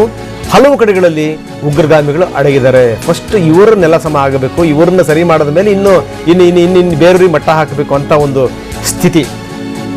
ಕಾಶ್ಮೀರದಲ್ಲಿ 170ಕ್ಕೂ ಹೆಚ್ಚು ಉಗ್ರರು ಅಡಗಿದ್ದಾರೆ ಅನ್ನುವಂಥ ಸ್ಫೋಟಕ ಸುದ್ದಿ ಬಂದಿರುವಂಥದ್ದು. ಇನ್ನೊಂದು ಕಡೆ ನೋಡ್ತಾ ಇದ್ದೀವಿ, ಈಗಾಗಲೇ ಯೋಧರ ಪಾರ್ಥಿವ ಶರೀರ ತರಲಿಕ್ಕೆ ಎಲ್ಲ ರೀತಿಯ ಸಿದ್ಧತೆಗಳಾಗಿದೆ. ಇದು ಮಾತ್ರ ಇದು ಮನ ಕಲಕುವಂಥ ದೃಶ್ಯಾವಳಿಗಳಿವು. ಇದನ್ನು ನೋಡೋಕ್ಕಾಗಲ್ಲ ಇದನ್ನು. ಯಾಕಂದರೆ ದೇಶವನ್ನು ಕಾಯುವಂಥವರು ನಾಳೆಯ ನಮ್ಮ ದಿನಗಳಿಗೋಸ್ಕರ ಇವತ್ತು ತಮ್ಮ ಜೀವನವನ್ನು ಬಲಿ ಕೊಟ್ಟಂಥ ಯೋಧರನ್ನ ನಾವು ಹೆಣವಾಗಿ ನೋಡಬೇಕಲ್ಲ ನಾವು. ಬಹಳ ದುಃಖದ ಸಂಗತಿ. ನಾನು ಕೇಳ್ತಾ ಇದ್ದೆ ಮೇಜರ್ ಜನರಲ್ ನಂಜಪ್ಪನವ್ರಿಗೆ, ಜೊತೆಗೆ ಚಂದ್ರಶೇಖರ್ ಸೌದಿ ಹತ್ರ ಕೂಡ ಮಾತಾಡಬೇಕು. CS ಹವಲ್ದಾರ್ ನಮ್ಮ ಜೊತೆಗಿದ್ದಾರೆ, ಅವ್ರ ಜೊತೆಗೂ ಕೂಡ ನಾನು ಮಾತಾಡ್ತೀನಿ. ಕೊನೆಯದಾಗಿ ನಾನು ಮೇಜರ್ ಜನರಲ್ ನಂಜಪ್ಪ ಏನು ಹೇಳ್ತಾರೆ ಕೇಳ್ತೀನಿ. ನಾನು 3 ಜನರಿಗೂ ಒಂದೇ ಪ್ರಶ್ನೆ ಇದೆ ನಂದು. ಇಂಥ ಆಟಾಟೋಪಗಳು ಯಾವ್ಯಾವಾಗ, ಎಷ್ಟು ದಿವಸ ನಡೀಬೇಕು ಇಂಥ ಆಟಾಟೋಪಗಳು, ಎಷ್ಟು ದಿವಸ ನಾವು ಯಾವ ಕಾರಣಕ್ಕೋಸ್ಕರ ಇಂಥವ್ನು ಸಹಿಸ್ಕೋಬೇಕು? ಇದು ನನ್ನ ಪ್ರಶ್ನೆ. ಬಹುಶಃ ಈ ಪ್ರಶ್ನೆ ಇದೆಯಲ್ಲ, ಇದು ನಿಮ್ಮ ಮನಸ್ಸಲ್ಲೂ ಕೂಡ ಕಾಡ್ತಾ ಇದೆ, ನನ್ನ ಮನಸ್ಸಲ್ಲೂ ಕಾಡ್ತಾ ಇದೆ. ಇಲ್ಲಿ ಯಾರ್ಯಾರು ದೇಶದ ಯೋಧರು ಯಾರ್ಯಾರು ಇದಾರಲ್ಲ, ಸೇವೆ ಸಲ್ಲಿಸಿ ಬಂದಿರುವಂಥವ್ರು ಇದಾರಲ್ಲ, ಅವರೆಲ್ಲರಿಗೂ ಕೂಡ ಇದೇ ಪ್ರಶ್ನೆ ಕಾಡ್ತಾ ಇದೆ. ಯಾವ ಕಾರಣಕ್ಕೋಸ್ಕರ ನಾವು ಇಂಥವ್ನು ಸಹಿಸ್ಕೋಬೇಕು? ಯಾವ ಕಾರಣಕ್ಕೋಸ್ಕರ, ಏನು ಲಾಭಕ್ಕೋಸ್ಕರ ಇಂಥವ್ನು ನಾವು ಸಹಿಸ್ಕೋಬೇಕು? ಈ ಪ್ರಶ್ನೆ ಕೊನೆಯದಾಗಿ ನಂಜಪ್ಪನವ್ರೆ ಏನಂತೀರಿ ಸರ್? ನ್ಯಾಷನಲ್ ಸೆಕ್ಯೂರಿಟಿ ಒಂದು ದಿವಸದ ಕೆಲಸ ಅಲ್ಲ. ಬರೀ 2 ಜನ 30 ಜನರು ಸತ್ತೋದ್ರು, 40 ಜನ ಸತ್ತೋದ್ರು ಅಂತ ಎಲ್ಲರೂ ನ್ಯಾಷನಲ್ ಸೆಕ್ಯೂರಿಟಿ ಮೀಟಿಂಗ್ ಎಲ್ಲ ಮಾಡಿ ಶಬ್ದ ಮಾಡಿ ನಾಳೆ ಮರೆಸಿದ್ರೆ ಅದರಿಂದ ಪ್ರಯೋಜನ ಏನು? ಉಪಯೋಗ. ನಾವು ಈಗ ಈ ಪ್ರಾಬ್ಲಮ್ ಆಗ್ತಾ ಇರೋದು ಅದಕ್ಕಾಗಿ. ನಮ್ಮ ದೇಶದಲ್ಲಿ ಎಲ್ಲ ಸತ್ತವರ ಮೇಲೆ ಆ ದಿವಸ ಒಂದು ಎಲ್ಲರೂ ಯುನೈಟ್ ಆಗ್ತಾರೆ, ಎಲ್ಲ ಕೂಗ್ತಾರೆ, ಆಮೇಲೆ ನಾಳೆ ದಿವಸ ಮರ್ತೇ ಹೋಗ್ತದೆ. ಅದಕ್ಕಾಗಿ ತೊಂದರೆ ಆಗ್ತದೆ. ಒಂದೇ ನಿಮಿಷ. ಶ್ರೀನಗರಕ್ಕೆ ರಾಜನಾಥ್ ಸಿಂಗ್ ಬಂದಿರುವಂಥದ್ದು ಅದನ್ನು ನಾವು ನೋಡ್ತಾ ಇದ್ದೀವಿ. ದೆಹಲಿಯಿಂದ ಹೊರಟಿರುವಂಥ ದೃಶ್ಯಾವಳಿಗಳು. ಈಗ ಶ್ರೀನಗರಕ್ಕೆ ಗೃಹ ಸಚಿವ ರಾಜನಾಥ್ ಸಿಂಗ್ ಹೊರಟಿರುವಂಥ ದೃಶ್ಯಾವಳಿಗಳನ್ನು ನಾವೀಗ ನೋಡ್ತಾ ಇದ್ದೀವಿ. ಬಹಳ ಅದ್ಭುತವಾಗಿ ಹೇಳಿದ್ರಿ ಮೇಜರ್ ಜನರಲ್ ನಂಜಪ್ಪನವರೇ. ಏನಂದ್ರೆ ಒಂದು ದಿನದ ಕಥೆ ಅಲ್ಲ ಇದು. ದೇಶದ ರಕ್ಷಣೆ ಅನ್ನುವಂಥದ್ದು ನಿತ್ಯ ನಿರಂತರವಾದ ಕೆಲಸ. 24/7 ಒಂದು ನಿಮಿಷ ಕೂಡ ಆಚೆ ಈಚೆ ಆಗಬಾರ್ದು ಅನ್ನುವಂಥದ್ದು. ಬರೀ ಭಾಷಣ ಮಾಡಿ ಒಂದಷ್ಟು ಸೈನಿಕರು ಹೋದ್ರು ಅಂದ ತಕ್ಷಣ ಕಣ್ಣೀರು ಹಾಕಿದ್ರೆ ಎಂಟಾಗಲ್ಲ ಅಂತೀರಿ ತಾವು. ನಮ್ಮದು ಈ ಕಾಶ್ಮೀರದ ಪ್ರಾಬ್ಲಮ್ ಎಲ್ರಿಗೂ ಗೊತ್ತಿದೆ. ದೇಶವಾಸಿಗಳಿಗೆ ಬರೀ ಸೆಕ್ಯೂರಿಟಿ ಫೋರ್ಸ್ ಅವರಿಗಿಲ್ಲ, ದೇಶವಾಸಿಗಳಿಗೆ ನಮ್ಮದೇ. ಪಾಕಿಸ್ತಾನದ ಪ್ರಾಬ್ಲಮ್ ನಂಬರ್ 1, ಆದರೆ ನಮ್ಮ ಇಂಟರ್ನಲ್ ಪ್ರಾಬ್ಲಮ್ ನಂಬರ್ 2. ಕರೆಕ್ಟ್. ಒಳಗಡೆ ಪ್ರಾಬ್ಲಮ್ ಆಗ್ತಾ ಇದೆ. ಒಳಗಡೆ ಅವರು ಅದು 3 ಪಾಠ ಇದೆ ಅದರಲ್ಲಿ. ಉಗ್ರಗಾಮಿಗಳಿಗೆ ಸಪೋರ್ಟ್ ಕೊಡೋರು, ಉಗ್ರಗಾಮಿಗಳಿಗೆ ಸಪೋರ್ಟ್ ಮಾಡಿ ಪಾಲಿಟಿಕ್ಸ್ ಮಾಡೋರು, ಅವರನ್ನು ಬಿಸಿ ಮಾಡೋದು ಭಾಳ ಇಂಪಾರ್ಟೆಂಟ್. ಸರ್ಜಿಕಲ್ ಸ್ಟ್ರೈಕ್ ಪಾಕಿಸ್ತಾನದ ಮೇಲೆ ಒಂದು ಸಲ ಮಾಡಿ ಆಯಿತು, ಇಲ್ಲಿ ಇದರ ಮೇಲೆ ಈ 3 ಪಾರ್ಟಿಗಳ ಮೇಲೆ ಮಾಡಲಿ. ಅವರಿಗೆ ಸಪೋರ್ಟ್ ಮಾಡ್ತಾರಲ್ಲ ಒಳಗೆ ಕೂತ್ಕೊಂಡು.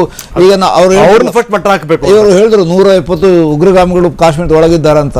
ಎಷ್ಟು ಜನರಲ್ಲಿ ಟ್ರೈನಿಂಗ್ ಆಗ್ತಿದ್ದಾರೆ. ಅದು ಈಗ ಆಗುತ್ತಿರೋ ತೊಂದರೆ ಒಳಗಡೆ ಟ್ರೈನಿಂಗ್ ಆಗ್ತಾಯಿದೆ. ಅವರಿಗೆ ಸಪೋರ್ಟ್ ಮಾಡ್ತಿದ್ದಾರೆ. ಅವರ ವಿಷಯ ಅವರ ಹ್ಯೂಮನ್ ರೈಟ್ಸ್ ವಿಷಯ ಮಾತಾಡ್ತಾರೆ. ಹ್ಯೂಮನ್ ರೈಟ್ಸ್ ಅದು ಅವರನ್ನು ಸರಿ ಮಾಡಿದ್ರೆ ಮಾತ್ರ. ಪಾಕಿಸ್ತಾನದ ವಿಷಯ ನೋಡ್ಕೊಳ್ಳಿ, ಅದೊಂದು ದುರಂತ ಸಂಗತಿ. ಪಾಕಿಸ್ತಾನದ ವಿಷಯ ಪಾಲಿಟಿಕಲಿ, ಡಿಪ್ಲೊಮ್ಯಾಟಿಕಲಿ, ಎಕನಾಮಿಕಲಿ ನಾವು ದೇಶವಾಸಿಗಳು, ನಮ್ಮ ದೇಶ ಲೀಡರ್ಸ್ ನೋಡ್ತಾರೆ. ಅದರ ಜೊತೆಯಲ್ಲಿ ಎಲ್ಲರೂ ಒಂದಾಗಿ ಪಾಲಿಟಿಕ್ಸ್ ಬಿಟ್ಟು ಒಳಗಿನ ನಮ್ಮ ಆಂಟಿ ನ್ಯಾಷನಲ್ ಎಲಿಮೆಂಟ್ಸ್ ಒಳಗಿದ್ದಾರಲ್ಲ ಅವ್ರನ್ನ ಮಟ್ಟ ಹಾಕಿದ್ರೆ, ಅವ್ರನ್ನ ತೊಳೆದ್ರೆ, ಬೇರೆ ಸಮೇತ ಕಿತ್ತು ಹಾಕಿದ್ರೆ ಇದೆಲ್ಲದೂ ಕೂಡ ಸರಿಯಾಗುತ್ತೆ ಅಂತ ಬಹಳ ಅದ್ಭುತವಾಗಿ ಮಾತಾಡಿದ್ರೆ. ಅದಕ್ಕೆ ನಾನು ಪದೇ ಪದೇ ಇಸ್ರೇಲ್ ಉದಾಹರಣೆ ಕೊಡೋದು. ಇಸ್ರೇಲಿನ ಸುತ್ತಮುತ್ತ ಕೂಡ ಜನಗಳು ಇದೇ ರೀತಿ ಕೆಲಸ ಮಾಡ್ತಾ ಇದ್ರು. ಯಾರ್ಯಾರು ಅವ್ರಿಗೆ ಆಶ್ರಯ ಕೊಡ್ತಾರೋ ಹಳ್ಳಿನ ಉಡಾಯಿಸುವಂತ ಪ್ರಯತ್ನಕ್ಕೆ ಮುಂದಾಗ್ಬಿಡ್ತು. ಅದಾದ ನಂತರ ಬಾಯಿ ಮುಚ್ಚಿಕೊಂಡ್ರು ಅಂತ, ಬಾಲ ಮುದ್ರಕೊಂಡ್ರು ಅಂತ. ನಿಜಕ್ಕೂ ನಮ್ಮ ದೇಶದಲ್ಲೂ ಕೂಡ ಹಂಗೆ ಆಗಬೇಕು. ನಂಜಪ್ಪನವರೇ, ಥ್ಯಾಂಕ್ ಯು ಸೋ ಮಚ್. ಇಲ್ಲಿ ತನಕ ಬಂದು ಸಾಕಷ್ಟು ಮಾತಾಡಿದ್ರಿ. ಮೇಜರ್ ಜನರಲ್ ನಂಜಪ್ಪನವರು, ನಿವೃತ್ತ ಸೇನಾಧಿಕಾರಿಗಳು, ಬಹಳ ಅದ್ಭುತವಾಗಿ ಮಾತಾಡಿದ್ರು. Thank you very much sir ಇಲ್ಲಿ ತನಕ ಮಾತಾಡೋದಕ್ಕೆ. ಇನ್ನು ಚಂದ್ರಶೇಖರ್ ಸೌದಿ, ನಿವೃತ್ತ ಸುಬೇದಾರ್, ನಮ್ಮೊಂದಿಗೆ ನೇರ ಸಂಪರ್ಕದಲ್ಲಿದ್ದಾರೆ. ಚಂದ್ರಶೇಖರ್ ಸೌದಿ ಅವರೇ, ನಾವು ಗಮನಿಸ್ತಾ ಇದ್ದೀವಿ. ನಾನು ಮೇಜರ್ ಜನರಲ್ ನಂಜಪ್ಪನವರಿಗೆ ನಾನು ಮಾತು ಕೇಳಿದೆ, ಎಷ್ಟು ದಿವಸ ಇಂಥ ಆಟೋಪಗಳನ್ನು ಸಹಿಸ್ಕೋಬೇಕು, ಎಷ್ಟು ಜನರನ್ನು ನಮ್ಮವರು ಬಲಿ ಕೊಡಬೇಕು ನಾವು ಅನ್ನುವಂಥದ್ದು ನನ್ನ ಪ್ರಶ್ನೆ ಸರ್. ಏನಂತೀರಿ? ಒಂದೇ ನಿಮಿಷ ನೀವು ಹಾಗೆ ಸಂಪರ್ಕದಲ್ಲಿರಿ.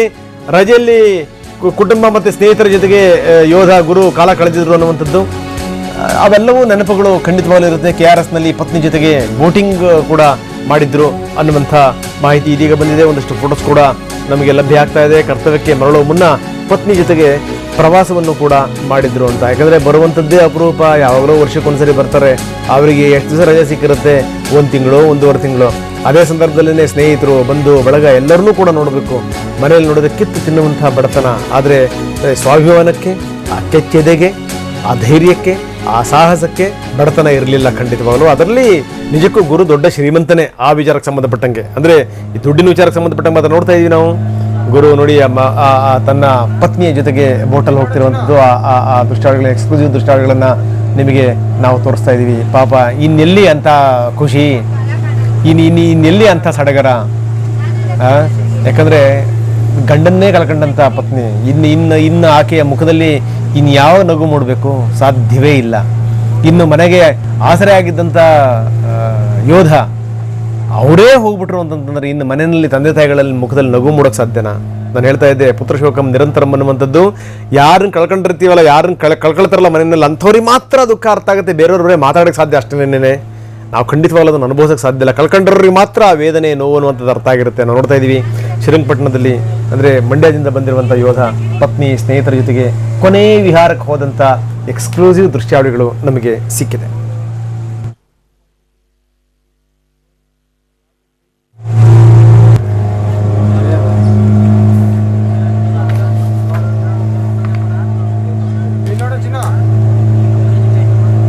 ನೋಡಿ, ಒಂದು ಕಡೆಗೆ ಯೋಧ, ಇನ್ನೊಂದು ಕಡೆಗೆ ಅವರ ಸ್ನೇಹಿತರು, ಅವರ ಬಂಧು ಬಳಗದವರ ಮುಖದಲ್ಲಿ ನಗು. ಅವರ ಪತ್ನಿಗಂತನೂ ಅದೆಷ್ಟು ಖುಷಿ ಸಂತೋಷನೋ. ಪಾಪ ಇನ್ನೆಲ್ಲಿ ಆ ಖುಷಿ, ಇನ್ನೆಲ್ಲಿ ಆ ನಗು, ಇನ್ನೆಲ್ಲಿ ಆ ಸಂತೋಷ?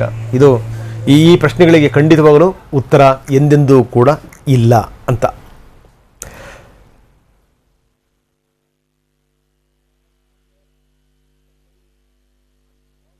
ಇಡೀ ದೇಶ ಇವತ್ತು ಕುದಿತಾ ಇದೆ. ಜೊತೆಗೆ CRPF ಕೂಡ ಅದಕ್ಕೆ ಸಂಬಂಧಪಟ್ಟಂಗೆ ದಾಳಿಯನ್ನು ಮರೆಯಲ್ಲ, ಕ್ಷಮಿಸೋದು ಇಲ್ಲ ಅಂತ CRPF ವಾಹನದ ಮೇಲೆ ಉಗ್ರ ದಾಳಿ ಪ್ರಕರಣ ಆಗಿದೆ. ಇದಕ್ಕೆ ಸಂಬಂಧಪಟ್ಟಂಗೆ ಟ್ವೀಟ್ಗಳು ಬರ್ತಾ ಇರುವಂಥದ್ದು. ನಾವು ಈ ದಾಳಿಯನ್ನು ಮರೆಯಲ್ಲ, ಎಂದೆಂದೂ ಕೂಡ ಕ್ಷಮಿಸಲ್ಲ ಅನ್ನುವಂಥದ್ದು CRPFನ ಟ್ವೀಟ್ ಒಂದು ಹೇಳ್ತಾ ಇದೆ, ಘಟನೆಗೆ CRPF ನಿಂದ ತೀಕ್ಷ್ಣ ಪ್ರತಿಕ್ರಿಯೆ ಬಂದಿರುವಂತದ್ದು. ಈ ದಾಳಿನ ಮರೆಯಕ್ಕೆ ಸಾಧ್ಯನೇ ಇಲ್ಲ ಬಿಡಿ, ಕ್ಷಮಿಸಲೇಬಾರದು.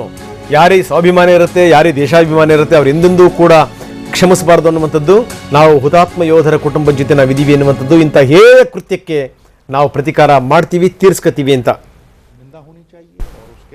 एक जिसको कहते हैं ना कि उसकी निचाई पूरी गहराई तक जाके उसका आत्मचिंतन होना चाहिए और एक परमानेंट सॉल्यूशन डायलॉग से जरूर निकलना चाहिए. प्रेशर इंटरनेशनल कम्युनिटी को साथ लेके, वो प्रेशर ग्रुप जब तक नहीं बनेगा ऐसे ही होता रहेगा. किसी को गालियां देने से ये हल नहीं होगा भाई, किसी को गालियां देने से ये हल नहीं होगा.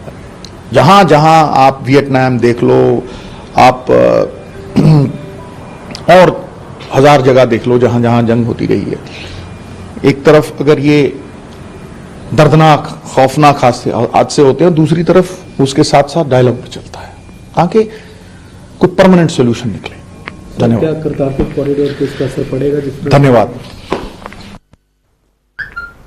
ಇದು ಸಿದ್ದು ಅವರ ಮಾತು. ಸಿದ್ದು ಮಾತಾಡಕ್ಕೆ ನಿಂತರು ಅಂದ ತಕ್ಷಣ ನಾವೆಲ್ಲ ಕೇಳ್ತಾ ಇದ್ವಿ, ನಾವು ಏನು ಕವಿತೆಗಳ ಮೇಲೆ ಕವಿತೆಗಳು, ಶಾಯರಿಗಳ ಮೇಲೆ ಶಾಯರಿಗಳು. ಸಿದ್ದು ಅಂತಂದರೆ ಈ ಕವಿತೆಗಳು ಶಾಯರಿಗಳ ಸರ್ದಾರ. ನೋಡ್ತಾ ಇದ್ರಲ್ಲ ಅವ್ರ ಮುಖನ. ಅಂದರೆ ಇವರು ಬೇಡ ಅಂತ ರಾಜ್ಯದ ಮುಖ್ಯಮಂತ್ರಿ ಹೇಳಿದ್ರು ಕೂಡ ಹೋಗಿ ಪಾಕಿಸ್ತಾನದ ಜೊತೆಗೆ ಆಲಿಂಗನ ಮಾಡಿ ಬಂದಂಥ ವ್ಯಕ್ತಿ ಈತ. ಇನ್ನೇನು ಇವ್ರ ಯೋಗ್ಯತೆಗೆ ಇವರು ಜನರನ್ನು ಎದುರಿಸೋಕ್ಕೆ ಸಾಧ್ಯ? ಅವರು ಮಾತುಕತೆ ಮುಖಾಂತರ ಎಷ್ಟೇ ಮಾತುಕತೆ ಮಾಡಬೇಕು? ನಿಮ್ಮ ಯೋಗ್ಯತೆಗೆ ಎಷ್ಟು ಮಾತುಕತೆ ಮಾಡಬೇಕು? ನಮ್ಮ ದೇಶ ಸೈನಿಕರನ್ನು ನಿರಂತರ ಕೊಲ್ತಾ ಇದ್ರು ಕೂಡ ನಾವು ಮಾತುಕತೆ ಮಾಡ್ಕೊತ ಕೂತ್ಕೋಬೇಕಾ? ನಾಚಿಕೆ ಆಗಬೇಕು ಇವರಿಗೆಲ್ಲ, ಇಂಥ ರಾಜಕಾರಣಿಗಳಿಗೆ. ಬಹುಶಃ ಇಂಥ ರಾಜಕಾರಣಿಗಳಿಂದಲೇ ಇವರೆಲ್ಲ ಬಾಲ ಬಿಚ್ಕೊಂಡು ಕೂತ್ಕೊಂಡಿರುವಂಥದ್ದು. ಅಲ್ಲಿ ಹೋಗಿ ಈ ಮನುಷ್ಯನ ಗುಣಗಾನ, ಸಿದ್ದು ಗುಣಗಾನ, ಅಲ್ಲಿ ಹೋಗಿ ದೇಶದ ಪ್ರಧಾನಮಂತ್ರಿ ಆಗೋ ಯೋಗ್ಯತೆ ಇದೆ ಅಂತ ಇವ್ರ ಯೋಗ್ಯತೆಗೆ ಇವರು ಮಾತೆತ್ತಿದ್ರೆ ಶಾಯರಿ, ಮಾತೆತ್ತಿದ್ರೆ ಕವಿತೆ ಬಿಡಬೇಕಾಗಿತ್ತು. ಒಂದು ದೇಶದ ಸೈನಿಕರು ಸತ್ತರಲ್ಲ, ಅವ್ರ ಮೇಲೆ ಒಂದು ಕವಿತೆ ಬಿಡಬೇಕಾಗಿತ್ತು, ಇವಾಗ ಒಂದು ಶಾಯರಿ ಬಿಡಬೇಕಾಗಿತ್ತು ನೋಡೋಣ ಅಂತೇಳಿ ಅಂತ. ಇಡೀ ದೇಶ ಎದ್ದು ನಿಲ್ಲೋ ಹಂಗೆ ಏನಾದರೂ ಒಂದು ಮಾತಾಡಬೇಕಾಗಿತ್ತು ನೋಡೋಣ ಅಂತ. ಮಾತಾಡಕ್ಕೆ ಮುಖ ಇಲ್ಲ, ಮಾತಾಡಕ್ಕೆ ದಮ್ಮಿಲ್ಲ. ಇವರು ನಮ್ಮ ನಾಯಕರುಗಳು, ಯೋಗ್ಯತೆ ಇಲ್ಲ ಇವರಿಗೆ.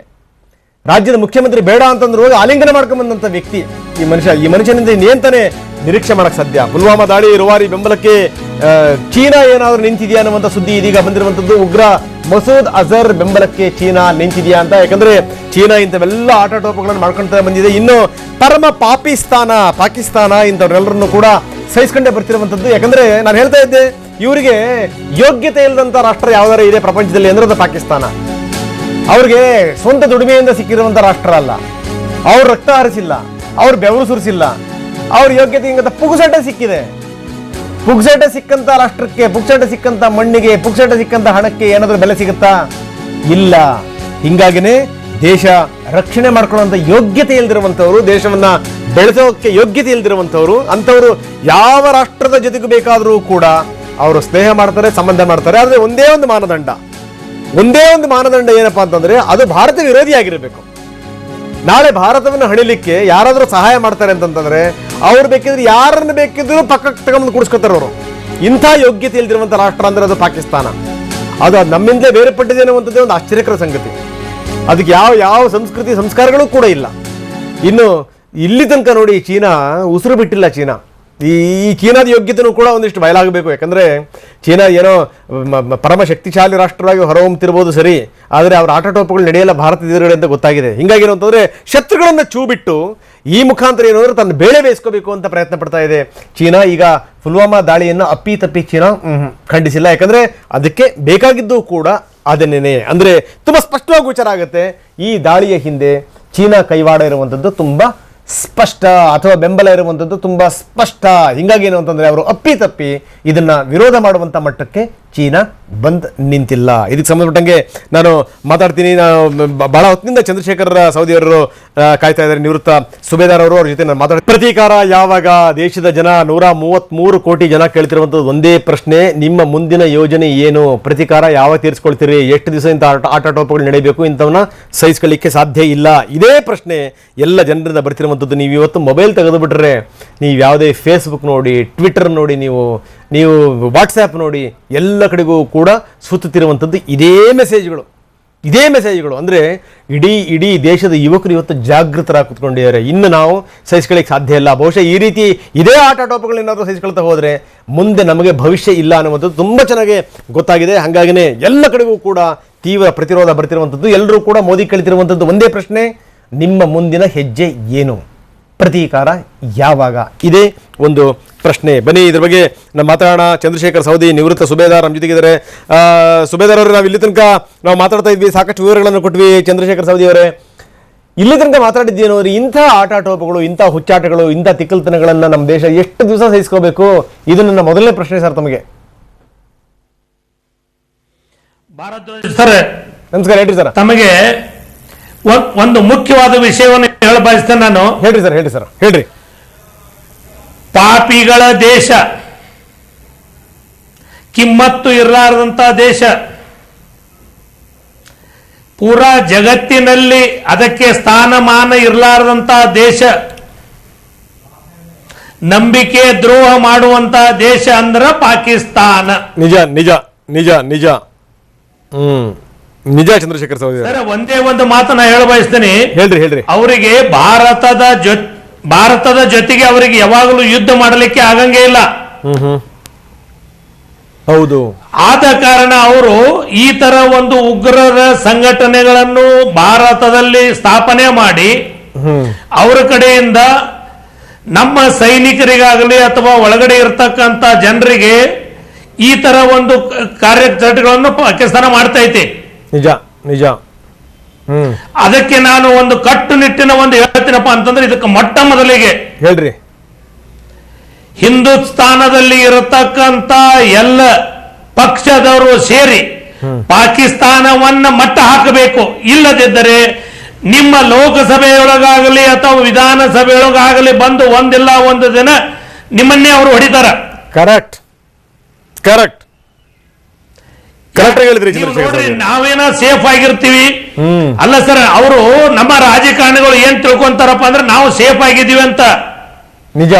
ಆದರೆ ನಿಮ್ಮ ಕೈಯಲ್ಲಿ ಕೆಲಸ ಮಾಡ್ತಿರ್ತಕ್ಕಂತ ಏನು ಜನರದಾರ, ಒಂದಿಟ್ಟು ಜನ, ಅವರೇ ನಿಮಗ ಬಾಂಬ್ ಇಡ್ತಾರ.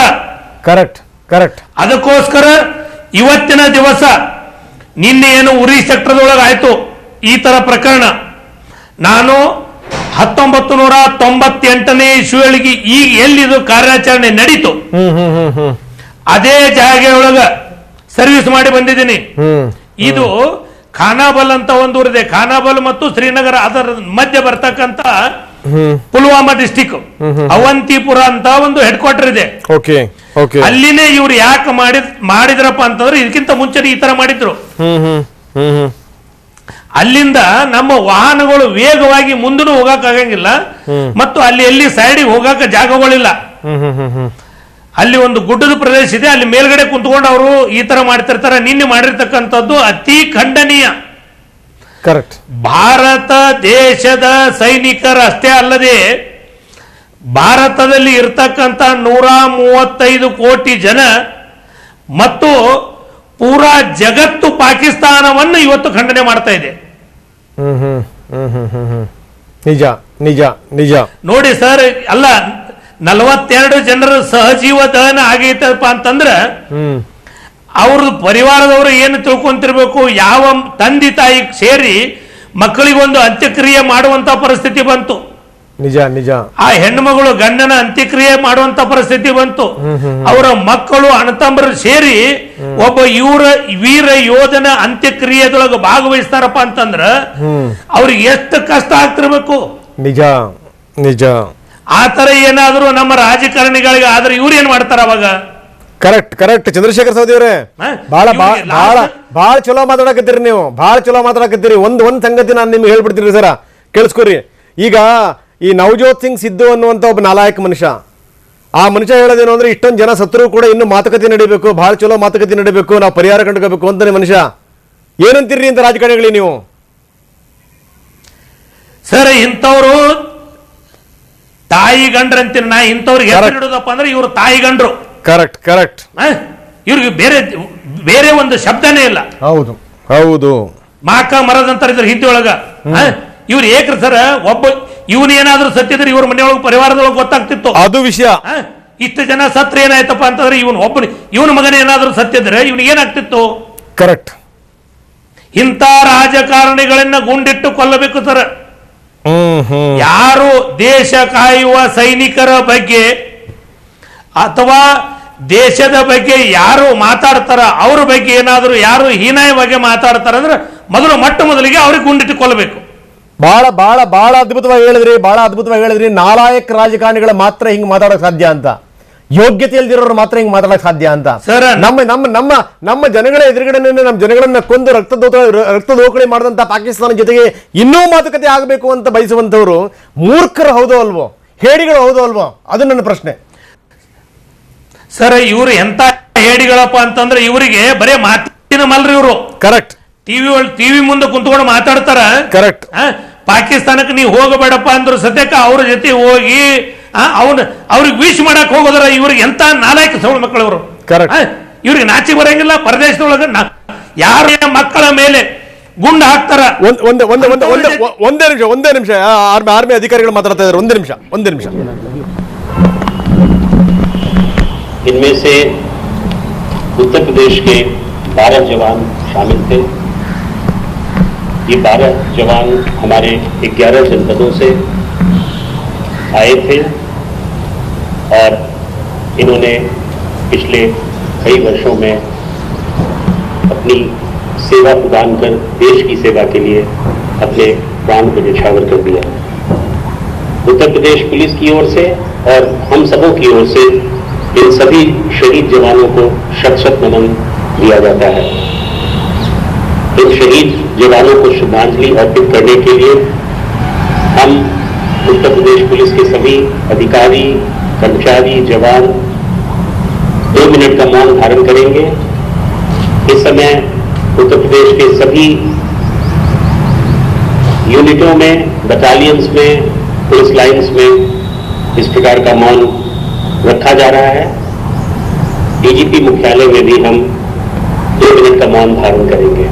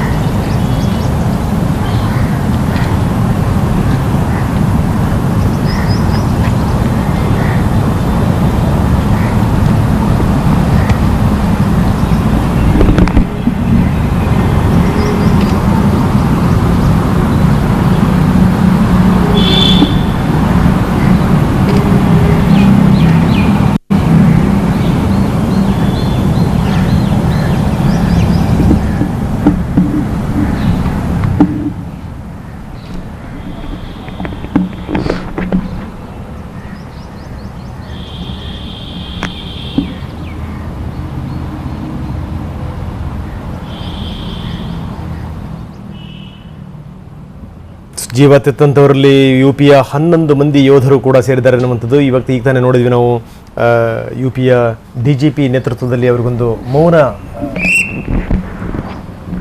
ಮೌನದ ಮುಖಾಂತರ ಅವರಿಗೆ ಗೌರವವನ್ನು ಸಲ್ಲಿಸುವಂತಹ ಪ್ರಯತ್ನಗಳು ಆಯಿತು. ನಾವು ನೋಡ್ತಾ ಇದ್ದೀವಿ, ಒಂದು ಕಡೆಗೆ ಪೊಲೀಸರು ಕೂಡ ಕಂಬನಿ ಮಿಡಿತಾ ಇರುವಂಥದ್ದು, ಇನ್ನೊಂದು ಕಡೆಗೆ ಭಾಳ ಬೇಸರ ಸಂಗತಿ ಅಂದರೆ ಇನ್ನೊಂದು ಕಡೆಗೆ ಯಾವ ರೀತಿ ಎಲ್ಲ ಬಾಕ್ಸ್ಗಳನ್ನು ಸಿದ್ಧ ಮಾಡಿ ಇಟ್ಟಿದ್ದಾರೆ ನೋಡಿ. ಇದಕ್ಕಿಂತ ದುರ್ದೈವದ ಸಂಗತಿ ಇನ್ನೊಂದಿದೆಯಾ ಅನ್ನುವಂಥದ್ದು. ಯಾಕಂದರೆ ಇಷ್ಟೊಂದು ಜನ ದೇಶ ರಕ್ಷಣೆಗೆ ಅಂತ ಹೋಗಿರುವಂಥವ್ರು ಈಗ ಶವಗಳಾಗಿ ಬರ್ತಾರಲ್ಲ, ಅವ್ರನ್ನ ಪಾರ್ಥಿವ ಶರೀರದ ರೂಪದಲ್ಲಿ ನಾವು ಅವ್ರನ್ನ ಬರಮಾಡ್ಕೋಬೇಕಲ್ಲ. ಎಂಥ ಒಂದು ದುಸ್ಥಿತಿ. ಯಾವ ದೇಶ ಇತಿಹಾಸವನ್ನು ಮರೆಯುತ್ತೋ, ಯಾವ ದೇಶ ರಕ್ಷಕರ ಸೇವೆಯನ್ನು ಮರೆಯುತ್ತೋ ಅಂಥ ದೇಶಕ್ಕೆ ಭವಿಷ್ಯ ಇಲ್ಲ ಅನ್ನುವಂಥದ್ದು. ಬಹುಶಃ ಏನು ಅಂದರೆ ಮುಂದಿನ ದಿನಗಳಲ್ಲಿ ಇಂಥ ಮನೋಭಾವನೆ ಯುವಕರಲ್ಲಿ ಬರಬಾರದು ಅನ್ನೋದಾದರೆ ಖಂಡಿತವಲ್ಲ ಭಾರತ ಒಂದು ದಿಟ್ಟ ಹೆಜ್ಜೆಯನ್ನು ಇಡಲೇಬೇಕು. ಏನಾಗ್ಬೋದು ಹಬ್ಬಬ್ಬ ಅಂದರೆ ನಿಜ ನಾವು ಹೇಳುವಷ್ಟು ಸುಲಭ ಇರಲ್ಲ, ನಿಜ ಒಪ್ಕೊಳ್ತೀನಿ. ಆದರೆ ಹೆಂಗೆ ಬೇರೆ ಬೇರೆ ರಾಷ್ಟ್ರಗಳು ಇದನ್ನು ನಿಭಾಯಿಸ್ಕೊಳ್ತಾ ಇದ್ದಾವೆ. ನಿನ್ನೆಯಿಂದ ನಾನು ನಿರಂತರವಾಗಿ ಇಸ್ರೇಲ್ ಬಗ್ಗೆ ಹೇಳ್ತಾ ಇದ್ದೀನಿ. ಒಂದು ಪುಟ್ಟ ರಾಷ್ಟ್ರ, ಒಂದು ಹಿಡಿಯಷ್ಟಿದೆ ರಾಷ್ಟ್ರ, ಎಷ್ಟರ ಮಟ್ಟಿಗೆ ಅಕ್ಕಪಕ್ಕದ ರಾಷ್ಟ್ರಗಳನ್ನು ನಿಯಂತ್ರಣ ಮಾಡ್ತಾ ಇದೆ. ಯಾರಾದರೂ ತಿರುಗಿ ನೋಡಿದ್ರೆ ಬಗ್ಗು ಬಡಿಯುತ್ತೆ ಹಂಗನೇ. ಹೆಂಗೆ ಬಂತು ಅಂತ ರೋಷಾವೇಶ ಅವ್ರಿಗೆ ಗೊತ್ತಿದೆ. ಇರೋದು ನಮ್ದು ಇಷ್ಟೇ ಭೂಮಿ ಉಳಿಸ್ಕೊಂಡ್ರೆ ಮಾತ್ರ ನಮಗೆ ಉಳಿಗಾಲ, ಇಲ್ಲ ಅಂದರೆ ನೆಗೆದು ಬಿದ್ದು ಹೋಗ್ತೀವಿ ಅಂತ ಗೊತ್ತಿದೆ. ನಮ್ಮ ದೇಶದಲ್ಲಿ ಹಂಗಿಲ್ಲ. ನಮ್ಮ ದೇಶದಲ್ಲಿ ಜಾತಿ, ಧರ್ಮ, ಮತ, ಓಟು ಎಲ್ಲವೂ ಸೇರ್ಕೊಂಡ್ಬಿಡ್ತವೆ. ಎಲ್ಲವೂ ಸೇರ್ಕೊಂಡು ಇಷ್ಟು ಕಲಸು ಮೇಲೋರಗ ಆಗಿರುವಂಥದ್ದು, ಇಷ್ಟು ಎಡವಟ್ಟುಗಳಾಗ್ತಿರುವಂಥದ್ದು ಇದರಿಂದ. ಇನ್ನಾದರೂ ಏನಾದರೂ ರಾಜಕಾರಣಿಗಳು ಕಂಡು ಬಿಡಲಿಲ್ಲ ಅಂತಂದರೆ, ಇನ್ನಾದರೂ ಒಂದು ದೇಶದಲ್ಲಿ, ಇಡೀ ದೇಶದಲ್ಲೂ ಜಾಗೃತಿ ಬರಲಿಲ್ಲ ಅಂತಂದರೆ ಭಾರತಕ್ಕೆ ಭವಿಷ್ಯ ಇಲ್ಲ. ಯಾಕಂದರೆ ಪಕ್ಕದಲ್ಲಿರುವಂಥದ್ದು ಹೇಳಿ ಕೇಳಿ ಪಾಕಿಸ್ತಾನ, ಯಾವ ಮಟ್ಟಕ್ಕೆ ಬೇಕಾದರೂ ಎಳೆಯುವಂಥ ದರಿದ್ರ ರಾಷ್ಟ್ರ ಅಂತಂದರೆ ಅದು ಪಾಕಿಸ್ತಾನ. ಹೀಗಾಗಿ ಈಗ ಯಾವ ಹೆಜ್ಜೆಯನ್ನು ಇಡ್ತಾರೆ ಇಡೀ ದೇಶದ ಜನ, 133 ಕೋಟಿ ಜನ ಕೇಳ್ತಿರುವಂಥದ್ದು ಒಂದೇ ಮಾತು, ಮುಂದಿನ ನಿಮ್ಮ ನಡೆ ಏನು ಪ್ರಧಾನಮಂತ್ರಿಗಳೇ, ಮುಂದಿನ ನಿಮ್ಮ ಹೆಜ್ಜೆ ಏನು? ಇದನ್ನು ನೋಡಿ ನಾವು ಸಹಿಸ್ಕೊಂಡ್ರಕ್ಕೆ ಸಾಧ್ಯ ಇಲ್ಲ ಅನ್ನುವಂಥದ್ದು. ಎಷ್ಟು ಚೆನ್ನಾಗಿ ಮಾತಾಡಿದ್ರು ಚಂದ್ರಶೇಖರ್ ಸವದಿ ಅಂತಂತಂದರೆ, ಇಂಥ ರಾಜಕಾರಣಿಗಳನ್ನು ಫಸ್ಟ್ ಮೂಲೆ ಗುಂಪು ಮಾಡಬೇಕು ಅನ್ನುವಂಥ ಮಾತನ್ನು ಹೇಳಿದರು. ಹಿಂಗೆ ಬೇಕಾಬಿಟ್ಟು ಸ್ಟೇಟ್ಮೆಂಟ್ಗಳು ಕೊಡ್ತಿರುವಂಥವ್ರನ್ನ ಸಿದ್ದು ಅನ್ನುವಂಥ ಒಬ್ಬ ಮಹಾನುಭಾವ ಈಗ ಉದ್ದುದ್ದ ಭಾಷಣವನ್ನು ಹೊಡಿತಾ ಇದ್ದಾರೆ. ಮಾತೆತ್ತಿದ್ರೆ ಕವಿತೆಗಳು, ಮಾತೆತ್ತಿದ್ರೆ ಕವನಗಳು. ಎಲ್ಲೋಯ್ತು ಈ ಕವಿತೆಗಳು, ಕವನಗಳು, ವಾಚನಗಳು ಎಲ್ಲೋಯ್ತು ಸಿದ್ದು ಅವರೇ? ಈಗ ಸಿದ್ದು ಹೇಳ್ತಿರೋದು ಏನು ಅಂದರೆ ಮಾತುಕತೆ ಮುಖಾಂತರ ಬಗೆಹರಿಸ್ಕೊಳ್ಳಿ ಅಂತ. ಅದನ್ನ ಹೇಳಕ್ಕೆ ನೀವೇ ಬೇಕಾ? ನಿಮ್ಮಂಥ ನಾಯಕರುಗಳೇ ಬೇಕಾ ಇಂಥವನ್ನೆಲ್ಲ ಹೇಳೋಕ್ಕೆ? ನಾಚಿಕೆಗೇಡಿನ ಸಂಗತಿ ಇದು. ಸೊ ಇವತ್ತು ಇಡೀ ದೇಶ ಇವತ್ತು ಕುದಿತಾ ಇದೆ. ನಾವು ಕೂಡ ಸಂಜೆ 5 ಗಂಟೆಯಿಂದ ನಿರಂತರವಾಗಿ, ಅಂದರೆ ನಮ್ಮನ್ನು ನಾಳೆಯ ನಮ್ಮ ದಿನಗಳಿಗೋಸ್ಕರ ಇವತ್ತು ಹೇಗೆ ಅವರ ಜೀವವನ್ನು ಬಲಿ ಕೊಡ್ತಾ ಇದ್ದಾರೆ ಅಂಥವರಿಗೊಂದು ನಮನ ಸಲ್ಲಿಸುವಂಥ ಒಂದು ಕಾರ್ಯಕ್ರಮ ಇವತ್ತು ನಮ್ಮ ಸ್ಟುಡಿಯೋದಲ್ಲಿ ಮಾಡ್ತೀವಿ. ಜೊತೆಗೆ ಬೇರೆ ಬೇರೆ ಭಾಗದಲ್ಲೂ ಕೂಡ ನಾವು ಈ ಕಾರ್ಯಕ್ರಮವನ್ನು ಹಮ್ಮಿಕೊಂಡಿರುವಂಥದ್ದು. ಎಲ್ಲರೂ ಕೂಡ ಒಟ್ಟಾಗಿ ನಾವು ಅಗಲಿದ ಯೋಧರಿಗೆ ಒಂದು ನಮನವನ್ನು ಸಲ್ಲಿಸಬೇಕು. ನಮ್ಮ ಕಡೆಯಿಂದ ಒಂದು ನಮಸ್ಕಾರವನ್ನು ಹೇಳಬೇಕು. ಹುತಾತ್ಮರಿಗೋಸ್ಕರ ಒಂದು ನಿಮಿಷ, ಒಂದೇ ಒಂದು ನಿಮಿಷ, ನಿಮ್ಮ ಒಂದು ನಿಮಿಷಕ್ಕೆ ಬಹಳಷ್ಟು ಬೆಲೆ ಇದೆ.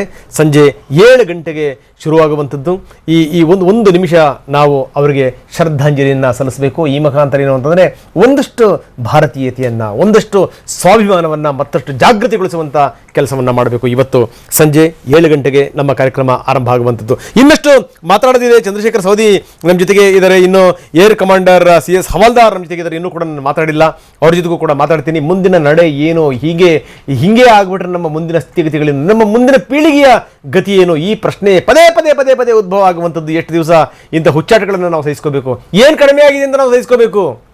ಏನು ಸಿಗುತ್ತೆ ಪಾಕಿಸ್ತಾನದಿಂದ ಅಂತ ಸಹಿಸ್ಕೋಬೇಕು ನಾವು? ಇನ್ನು ಈ ಒಂದು ಅವಧಿ ಇದೆಯಲ್ಲ, ಇದು ಮುಗಿದೋಗಿದೆ, ಇದು ಎಕ್ಸ್ಪೈರಿ ಆಗಿದೆ. ಇನ್ನೇನಿದ್ರು ಏನು ಅಂತಂದ್ರೆ, 1 ಗುಂಡು ಬಂದರೆ 10 ಗುಂಡು ಅಂದ್ರಲ್ಲ ಮೋದಿಯವರು, ಹಂಗಲ್ಲ. 1 ಬಂದರೆ 1000 ಗುಂಡುಗಳು ಹೋದರೆ ಮಾತ್ರ ಸರಿಯಾಗುತ್ತೆ. ಯಾರ್ಯಾರು ಆಶ್ರಯ ಕೊಡ್ತಾರಲ್ಲ ಉಡಾಯಿಸಬೇಕು. ಉಡಾಯಿಸಿದಾಗ ಮಾತ್ರ ಭಾರತದ ಸ್ಥಿತಿ ಸರಿ ಹೋಗುತ್ತೆ. ಇಂಥ ಸಿದ್ದು ಅಂತ ಮೂರ್ಖ ನಾಯಕರನ್ನ ದೂರ ಇಡಬೇಕು. ಆವಾಗ ಮಾತ್ರ ಈ ಭಾರತದ ಸ್ಥಿತಿ ಸರಿ ಹೋಗುತ್ತೆ ಅನ್ನುವಂಥದ್ದು. ಇನ್ನೂ ಸಾಕಷ್ಟು ಸಂಗತಿಗಳಿದೆ ಮಾತಾಡುವಂಥದ್ದು. ಪ್ರತೀಕಾರ ಯಾವಾಗ ದೇಶದ 133 ಕೋಟಿ ಜನ ಕೇಳ್ತಿರುವಂಥದ್ದು ಒಂದನೇ, ಮೋದಿಯವರೇ ನಿಮ್ಮ ನಡೆ ಏನು ಮುಂದೆ? ಎಷ್ಟು ದಿವಸ ಇಂಥ ಹುಚ್ಚಾಟಗಳನ್ನು ಸಹಿಸ್ಕೋಬೇಕು? ಎಷ್ಟು ದಿವಸ ಇಂಥ ಆಟಾಟೋಪಗಳನ್ನು ನಾವು ನೋಡ್ತಾ ಕೂತ್ಕೋಬೇಕು? ನಿಮ್ಮ ನಡೆ ಏನು? ನಿಮ್ಮ ಪ್ಲಾನ್ ಏನು? ಮುಂದಿನ ನಿಮ್ಮ ಹೆಜ್ಜೆ ಏನು? ಯಾವ ರೀತಿ ನೀವು ಆಪರೇಷನ್ ಮಾಡ್ತೀರಿ? ಏನಾದರೂ ಲಘು ಯುದ್ಧ ಘೋಷಣೆ ಮಾಡಿದ್ರು ಕೂಡ ಪರವಾಗಿಲ್ಲ ಅಂತ ಎಷ್ಟರ ಮಟ್ಟಿಗೆ ಮೆಸೇಜ್ಗಳು ಓಡ್ತಾ ಇವೆ ಅಂತಂದರೆ, ಬರೀ ಇವರಿಗೆ ವಾರ್ನಿಂಗ್ ಕೊಡೋದ್ರ ಮುಖಾಂತರ, ರಾಜತಾಂತ್ರಿಕವಾಗಿ ಬಿಸಿ ಮುಟ್ಟಿಸೋದ್ರ ಮುಖಾಂತರ ಖಂಡಿತವಾಗ್ಲೂ ಇವರು ವರ್ಕೌಟ್ ಆಗಲ್ಲ. ಇವರಿಗೆ ಒಂದು ಸರಿ ಮುಟ್ಟಿ ನೋಡ್ಕೊಳ್ಳಂಗೆ ಮಾಡಬೇಕು ಅನ್ನುವಂಥದ್ದು ಎಲ್ಲ ಯುವಕರ ಆಶಯ. ಹಾಗಾದರೆ ಕೇಂದ್ರ ಸರ್ಕಾರದ ಮುಂದಿನ ನಡೆ ಏನು? ಬನ್ನಿ, ಈಗ ಗುರು ಅವರ ಫ್ರೆಂಡು ಒಬ್ಬರು ನಮ್ಮ ಜೊತೆಗೆ ಈಗ ಜಾಯ್ನ್ ಆಗಿದ್ದಾರೆ. ಪ್ರಸನ್ನ ಅನ್ನುವಂಥವ್ರು ನಮ್ಮ ಜೊತೆಗೆ ಜಾಯ್ನ್ ಆಗಿದ್ದಾರೆ, ಗುರು ಅವರ ಜೊತೆಗೆ ಕೆಲಸ ಮಾಡುವಂಥವ್ರು. ಪ್ರಸನ್ನ ಅವರೇ, ನಾನು ಧ್ವನಿ ಕೇಳ್ತಾ ಇದೆಯಾ? ಪ್ರಸನ್ನ, ನಾನು ಧ್ವನಿ ಕೇಳ್ತಾ ಇದೆಯಾ? ಕೇಳ್ತಾ ಇದೆ ಸರ್. ನಮಸ್ತೆ ಸರ್. ನಮಸ್ಕಾರ ಪ್ರಸನ್ನ ಅವರೇ, ನಾವು ನಿಮ್ಮ ಸ್ನೇಹಿತರ ಜೊತೆ, ನಿಮ್ಮ ಸ್ನೇಹಿತರ ಬಗ್ಗೆ ಕೂಡ ನಾವು ಮಾತಾಡ್ತಾ ಇದ್ವಿ. ಜೊತೆಗೆ ಒಬ್ಬ ಪ್ರತ್ಯಕ್ಷದರ್ಶಿ ಆಗ್ತಾನೆ ಮಾತಾಡಿದ್ರು, ಅವ್ರ ಜೊತೆಗೂ ಕೂಡ ನಾವು ಮಾತಾಡಿದ್ವಿ. ಇವತ್ತು ದೇಶ ಇವತ್ತು ದುಃಖದಲ್ಲಿದೆ. ಮುಂದೆ ಯಾವ ಹೆಜ್ಜೆ ಇಡಬೇಕು ಅನ್ನೋದ್ರ ಬಗ್ಗೆ ಈಗಾಗಲೇ ಚಿಂತನೆಗಳು ಆರಂಭ ಆಗಿದೆ. ಎಷ್ಟು ದಿವಸ ಇಂಥ ಆಟಾಟೋಪಗಳನ್ನು ಸಹಿಸ್ಕೋಬೇಕು ಅನ್ನುವಂಥ ಪ್ರಶ್ನೆ ಕೂಡ ಎದ್ದಿರುವಂಥದ್ದು. ಪ್ರಸನ್ನ ಅವರೇ, ನನ್ನ ಮೊದಲನೇ ಪ್ರಶ್ನೆ, ನಿಮ್ಮ ಸ್ನೇಹಿತ ಗುರು ಬಗ್ಗೆ ನೀವೇನು ಹೇಳ್ತೀರಿ? ಬಹಳ ಶಾಂತ ಸ್ವಭಾವ ವ್ಯಕ್ತಿ ಅವನು. ಹಲೋ, ಹೇಳಿ ಮುಂದುವರಿಸಿ, ಮಾತಾಡ್ತಾ ಹೋಗಿ. ಹಲೋ, ಸರ್, ಅವ್ನು ಮತ್ತೆ ಮನೆ ಕಡೆ ಸ್ವಲ್ಪ ಅವ್ರಿಗೆ ಜಾಸ್ತಿ ಪ್ರಾಬ್ಲಮ್ ಇತ್ತು. ನಮ್ಮ ಹತ್ರ ಎಲ್ಲ ಶೇರ್ ಮಾಡ್ತಿದ್ದ ಅವನು. ಓಕೆ. ಮತ್ತೆ ಈಗ ಮೊನ್ನೆ ಅವನು ಮನೇನು ಮಾಡಿದ್ದಾನೆ, 6 ತಿಂಗಳಿಂದ ಮದುವೆನೂ ಆಗಿದ್ದಾನೆ. ಹೇಳಿ ಪ್ರಸನ್ನ. ಬಹಳ ಒಳ್ಳೆ ಹುಡುಗ ಸರ್, ಎಲ್ಲಾರ ಜೊತೆನೂ ಬೆರ್ತ್ಕೊಂಡು ನಮ್ಮಲ್ಲಿ ಏನೇ ಒಂದು ವಿಚಾರ ಇದ್ರು ಶೇರ್ ಮಾಡ್ತಿದ್ದ. ಎಷ್ಟು ವರ್ಷದಿಂದ ಸ್ನೇಹ ನಿಮ್ದು ಅವ್ರದ್ದು ಪ್ರಸನ್ನ, ನಿಮ್ದು ಗುರುದು? ಸರ್ ನಾವು CRP ಸೇರಿ 2011. ಓಕೆ, 2011ರಿಂದ ನೀವು ನೀವು ನೀವು ನೀವು ಅವರು ಒಂದೇ ಕಡೆ ಕೆಲಸ ಮಾಡುವಂತದ್ದಾ? ಹೌದು ಸರ್. ಓಕೆ.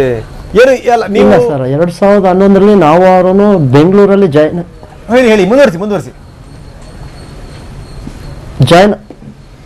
ಜಾಯ್ನ್ ಆದವು ಸರ್ 2011 ಫೆಬ್ರವರಿಲಿ ಬೆಂಗಳೂರಲ್ಲಿ ಜಾಯ್ನ್ ಆದದ್ದು. ಮತ್ತೆ ಜೂನ್ ಅಲ್ಲಿ ಬೆಂಗಳೂರು ಹತ್ರ ತೆರಾಳು ಅಂತಿದೆ, ಅಲ್ಲಿ ಬೇಸಿಕ್ ಟ್ರೈನಿಂಗ್ ಮಾಡಿದೀವಿ 1 ವರ್ಷ. ಓಕೆ. ಒಂದೇ ಕಡೆ ಕೆಲಸ ಮಾಡ್ತಾ ಇದ್ದಾರೆ ಈಗಲೂ ಕೂಡ? ಒಂದೇ ಕಡೆಗೆ ಇದ್ದೀರಾ ತಾವು? ಇಲ್ಲ ಸರ್, ನಾನು ಬೇಸಿಕ್ ಟ್ರೈನಿಂಗ್ ಮುಗಿಸಿ 2012ರಲ್ಲಿ ನಾನು ಜಮ್ಮು ಕಾಶ್ಮೀರ್ಗೆ ಹೋದೆ, ಅವನು ಜಾರ್ಖಂಡ್ಗೆ ಹೋದ ಸರ್. ಓಕೆ. ಮತ್ತೆ ಅವನು 2018ರಲ್ಲಿ ಜಮ್ಮು ಕಾಶ್ಮೀರ್ಗೆ ಹೋಗಿದ್ದಾನೆ, ನಾನು 2018ರಲ್ಲಿ ತೆಲಂಗಾಣ ಭದ್ರಾಚಲಂ ಬಂದೆ ಸರ್. ಓಕೆ. ಸೊ ಅದಾದ್ಮೇಲೂ ಕೂಡ ಇಲ್ಲಿನ ಸ್ಥಿತಿಗತಿಗಳ ಬಗ್ಗೆ ಇಬ್ಬರು ಏನಾದರೂ ಮಾತಾಡ್ತಿದ್ರಾ? ಯಾವಾಗ ಸಂಪರ್ಕದಲ್ಲಿದ್ರಾ? ಹಾ ಸರ್, ಮಧ್ಯ ಈಗ JNK ಹೋದ್ಮೇಲೆ ಅವನು ಸಂಪರ್ಕದಲ್ಲಿ ಇರ್ಲಿಲ್ಲ ಸರ್. ನನಗೆ ಹೊಸ ಇಲ್ಲಿ ನಂಬರ್ ನಡೆಯಲ್ಲ, ಬಟ್ ಊರಿಗೆ ಬಂದಾಗ ಮತ್ತು ಜಾರ್ಖಂಡಲ್ಲಿ ಇದ್ದಾಗ ನನ್ನ ಹತ್ರ ಸಂಪರ್ಕದಲ್ಲಿ ಇದ್ದೆ ಸರ್ ನನ್ನ ಜೊತೆಲಿ. ಓಕೆ. ನೀವು ಯಾವ ಊರಿನವರು ಪ್ರಸನ್ನ ನೀವು? ಸರ್ ನಾವು ಮದ್ದೂರ್ ಹತ್ರ ತೊರೆಶೆಟ್ಟಳ್ಳಿ ಅಂತ ಬರುತ್ತೆ, ಮದ್ದೂರ್ ಪಕ್ಕನೆ. ಓಕೆ. ಸೊ ಒಂದೇ ಜಿಲ್ಲೆಯವರು ಹಾಗಾದ್ರೆ? ಒಂದೇ ತಾಲೂಕು ಸರ್. ಒಂದೇ ತಾಲೂಕು. ಸರಿ. ಏನು ನಿಮ್ಮ ನಿಜಕ್ಕೂ ಈ ಥರದ ಒಂದು ಘಟನೆ ಕೇಳಿದಂಥ ಸಂದರ್ಭದಲ್ಲಿ ದಿಗ್ಭ್ರಮೆ ಆಗಿರಬೇಕು. ಏನಪ್ಪ ಎಂಥ ಸ್ಥಿತಿ ಆಯ್ತಿದು ಅಂತ ಅನ್ನುವಂಥದ್ದು ಪ್ರಸನ್ನ? ಹೌದು ಸರ್, ಬಹಳ ಅಷ್ಟು ಆಯ್ತು. ಯಾಕಂದ್ರೆ ಜೊತೆಲಿ ನಾವು ಟ್ರೈನಿಂಗ್ ಮಾಡಿದ 1.5 ವರ್ಷ ಜೊತೆಲಿದ್ದು, ಬಹಳ ಫೀಲಿಂಗ್ ಆಯ್ತು. ನೆನ್ನೆ ಸಾಯಂಕಾಲ ನನಗೆ 5:15 ವಿಷಯ ಗೊತ್ತಾಯ್ತು. ಓಕೆ. ಬಹಳ ಫೀಲ್ ಆಗುತ್ತೆ ಸರ್ ಮನಸ್ಸಿಗೆ. ಜೊತೆಲಿದ್ದಂತ ವ್ಯಕ್ತಿ ನಮ್ ಜೊತೆ ಬಹಳ ಒಳ್ಳೆ ಹುಡುಗ, ನಿಜ ಏನೇ ಇದ್ರು ನಮ್ಮ ಹತ್ರ ಶೇರ್ ಮಾಡ್ಕೊಳ್ಳೋದು. ಸೊ ನೀವು ಕಂಡಂಗೆ ನಿಮ್ಮ ಹತ್ತಿರದಲ್ಲೇ ನೀವು ಕಂಡ ಹಾಗೆ ನಿಮ್ಮ ಎದುರುಗಡೆನೆ ಈ ರೀತಿ ಒಂದು ಪ್ರಕರಣಗಳಾಗಿದ್ದೇನಾದ್ರೂ ಇದೆಯಾ ನಿಮ್ಮ ಸರ್ವಿಸ್ ಅಲ್ಲಿ ಪ್ರಸನ್ನ? ಇಲ್ಲ ಸರ್, ನನ್ನ ಸರ್ವಿಸಲ್ಲಿ ನಾನು ಜಮ್ಮುನಲ್ಲಿ ಇದ್ದೆ ಸರ್. ನಮ್ಮಿಂದ ಒಂದು 100 ಮೀಟ್ರು ಮುಂದೆ ಆಗಿ ಸರ್, ನಮ್ಮ ಲೊಕೇಶನ್ ಅಲ್ಲಿ ಯಾವುದು ಈ ರೀತಿ ಆಗಿಲ್ಲ ಸರ್. ಓಕೆ. ಅಲ್ಲ ನಿಜಕ್ಕೂ ಏನು ಅಂದ್ರೆ ಈ ಥರದ ಆದಂತ ಸಂದರ್ಭದಲ್ಲಿ ಒಬ್ಬ ಯೋಧರ ಜೊತೆ ನಾನು ಮಾತಾಡ್ತಾ ಇದ್ದೆ. ಅವರು ದೂರವಾಣಿ ಮುಖಾಂತರ ನಮ್ಮ ಜೊತೆ ಮಾತಾಡಿದ್ರು. 20 ಅಡಿಗಳ ಹಿಂದೆ ತಾನೇ ಅವ್ರ ವೆಹಿಕಲ್ ಇತ್ತಂತೆ.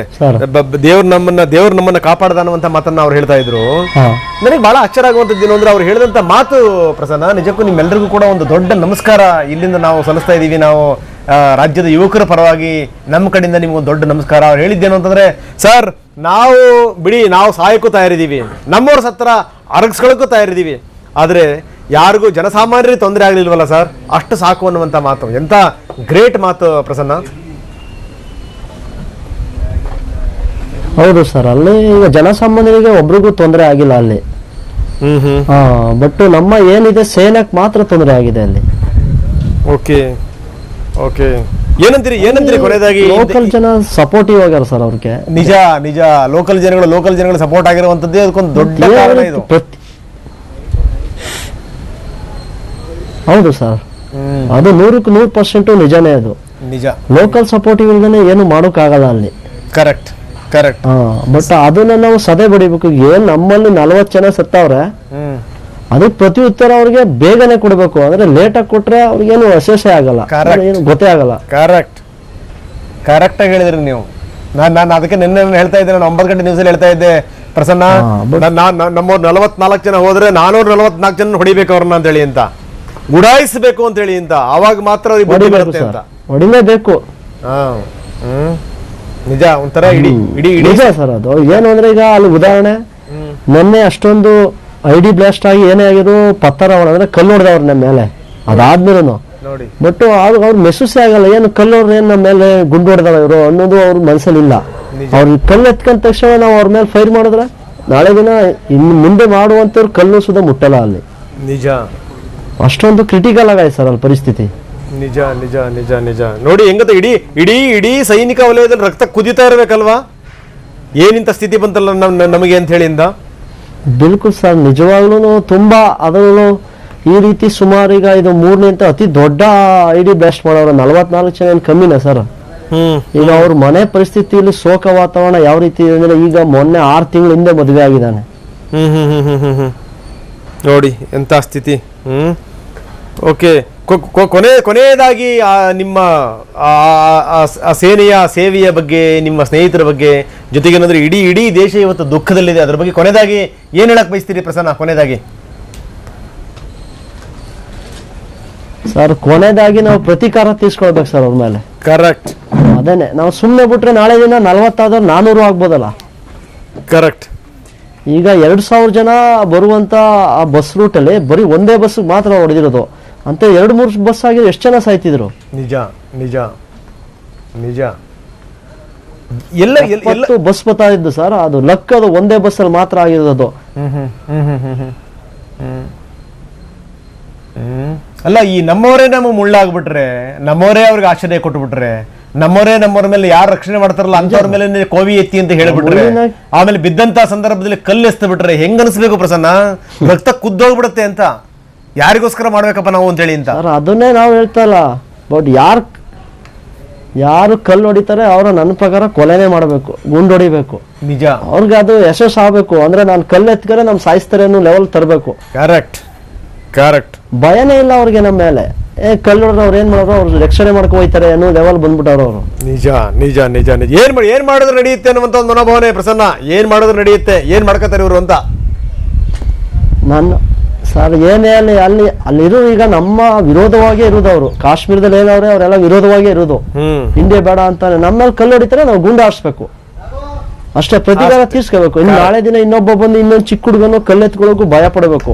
Correct correct correct. ಒಳ್ಳೆ ಅದ್ಭುತವಾದ ಮಾತನ್ನ ಹೇಳಿದ್ರಿ ಪ್ರಸನ್ನ. ನೆನ್ನೆ ನಾನು ರಾತ್ರಿ 9 ಗಂಟೆ ನ್ಯೂಸ್ ಅಲ್ಲಿ ನಾನು ಅದನ್ನೇ ಹೇಳ್ತಾ ಇದ್ದೆ. ನಾನು ಇಸ್ರೇಲ್ ನಮ್ಮ ಮಾದರಿ ಆಗಬೇಕು ಅಂತ. ಯಾರ್ಯಾರು ಆಶ್ರಯ ಕೊಡ್ತಾರಲ್ಲ ಅವ್ರನ್ನೊಂದು ಜನ ಉಡಾಯಿಸ್ಬಿಟ್ರೆ ಇನ್ನೊಂದು ಸರಿ ಯಾವನ್ರ ಒಳಗಡೆ ಬಿಟ್ಕೋಬೇಕು, ಕೂಡ ಹಿಂದೆ ಮುಂದೆ ನೋಡ್ಬೇಕು. ಆ ತರದೊಂದು ವಾತಾವರಣ ಸೃಷ್ಟಿ ಆಗ್ಬೇಕು ಅಂತ ನೋಡ್ಬೇಕು ಅಲ್ವಾ, ಯೋಚನೆ ಮಾಡ್ಬೇಕು. ಆ ರೀತಿ ಮಾಡಿದಾಗ ಅವ್ರ ಮನಸ್ಸಲ್ಲಿ ಭಯ ಹುಡ್ತದೆ. ಈಗ ಭಯ ಇಲ್ಲ ಅವರಲ್ಲಿ. ಏನ್ ಮಾಡೋರು ನಾವು ಕಲ್ಲು ನೋಡಿದ್ರೆ ಹ್ಯೂಮನ್ ರೈಟ್ಸ್ ಅದೇ, ನಮ್ಮೇನು ಮಾಡೋಕ್ಕಾಗಲ್ಲ ಅನ್ನೋ ಒಂದು ಲೆವೆಲ್ಗೆ ಅಲ್ಲಿ ಪರಿಸ್ಥಿತಿ ಬಂದ್ಬಿಟ್ಟಿದೆ ಸರ್. ನಿಜ ನಿಜ ನಿಜ.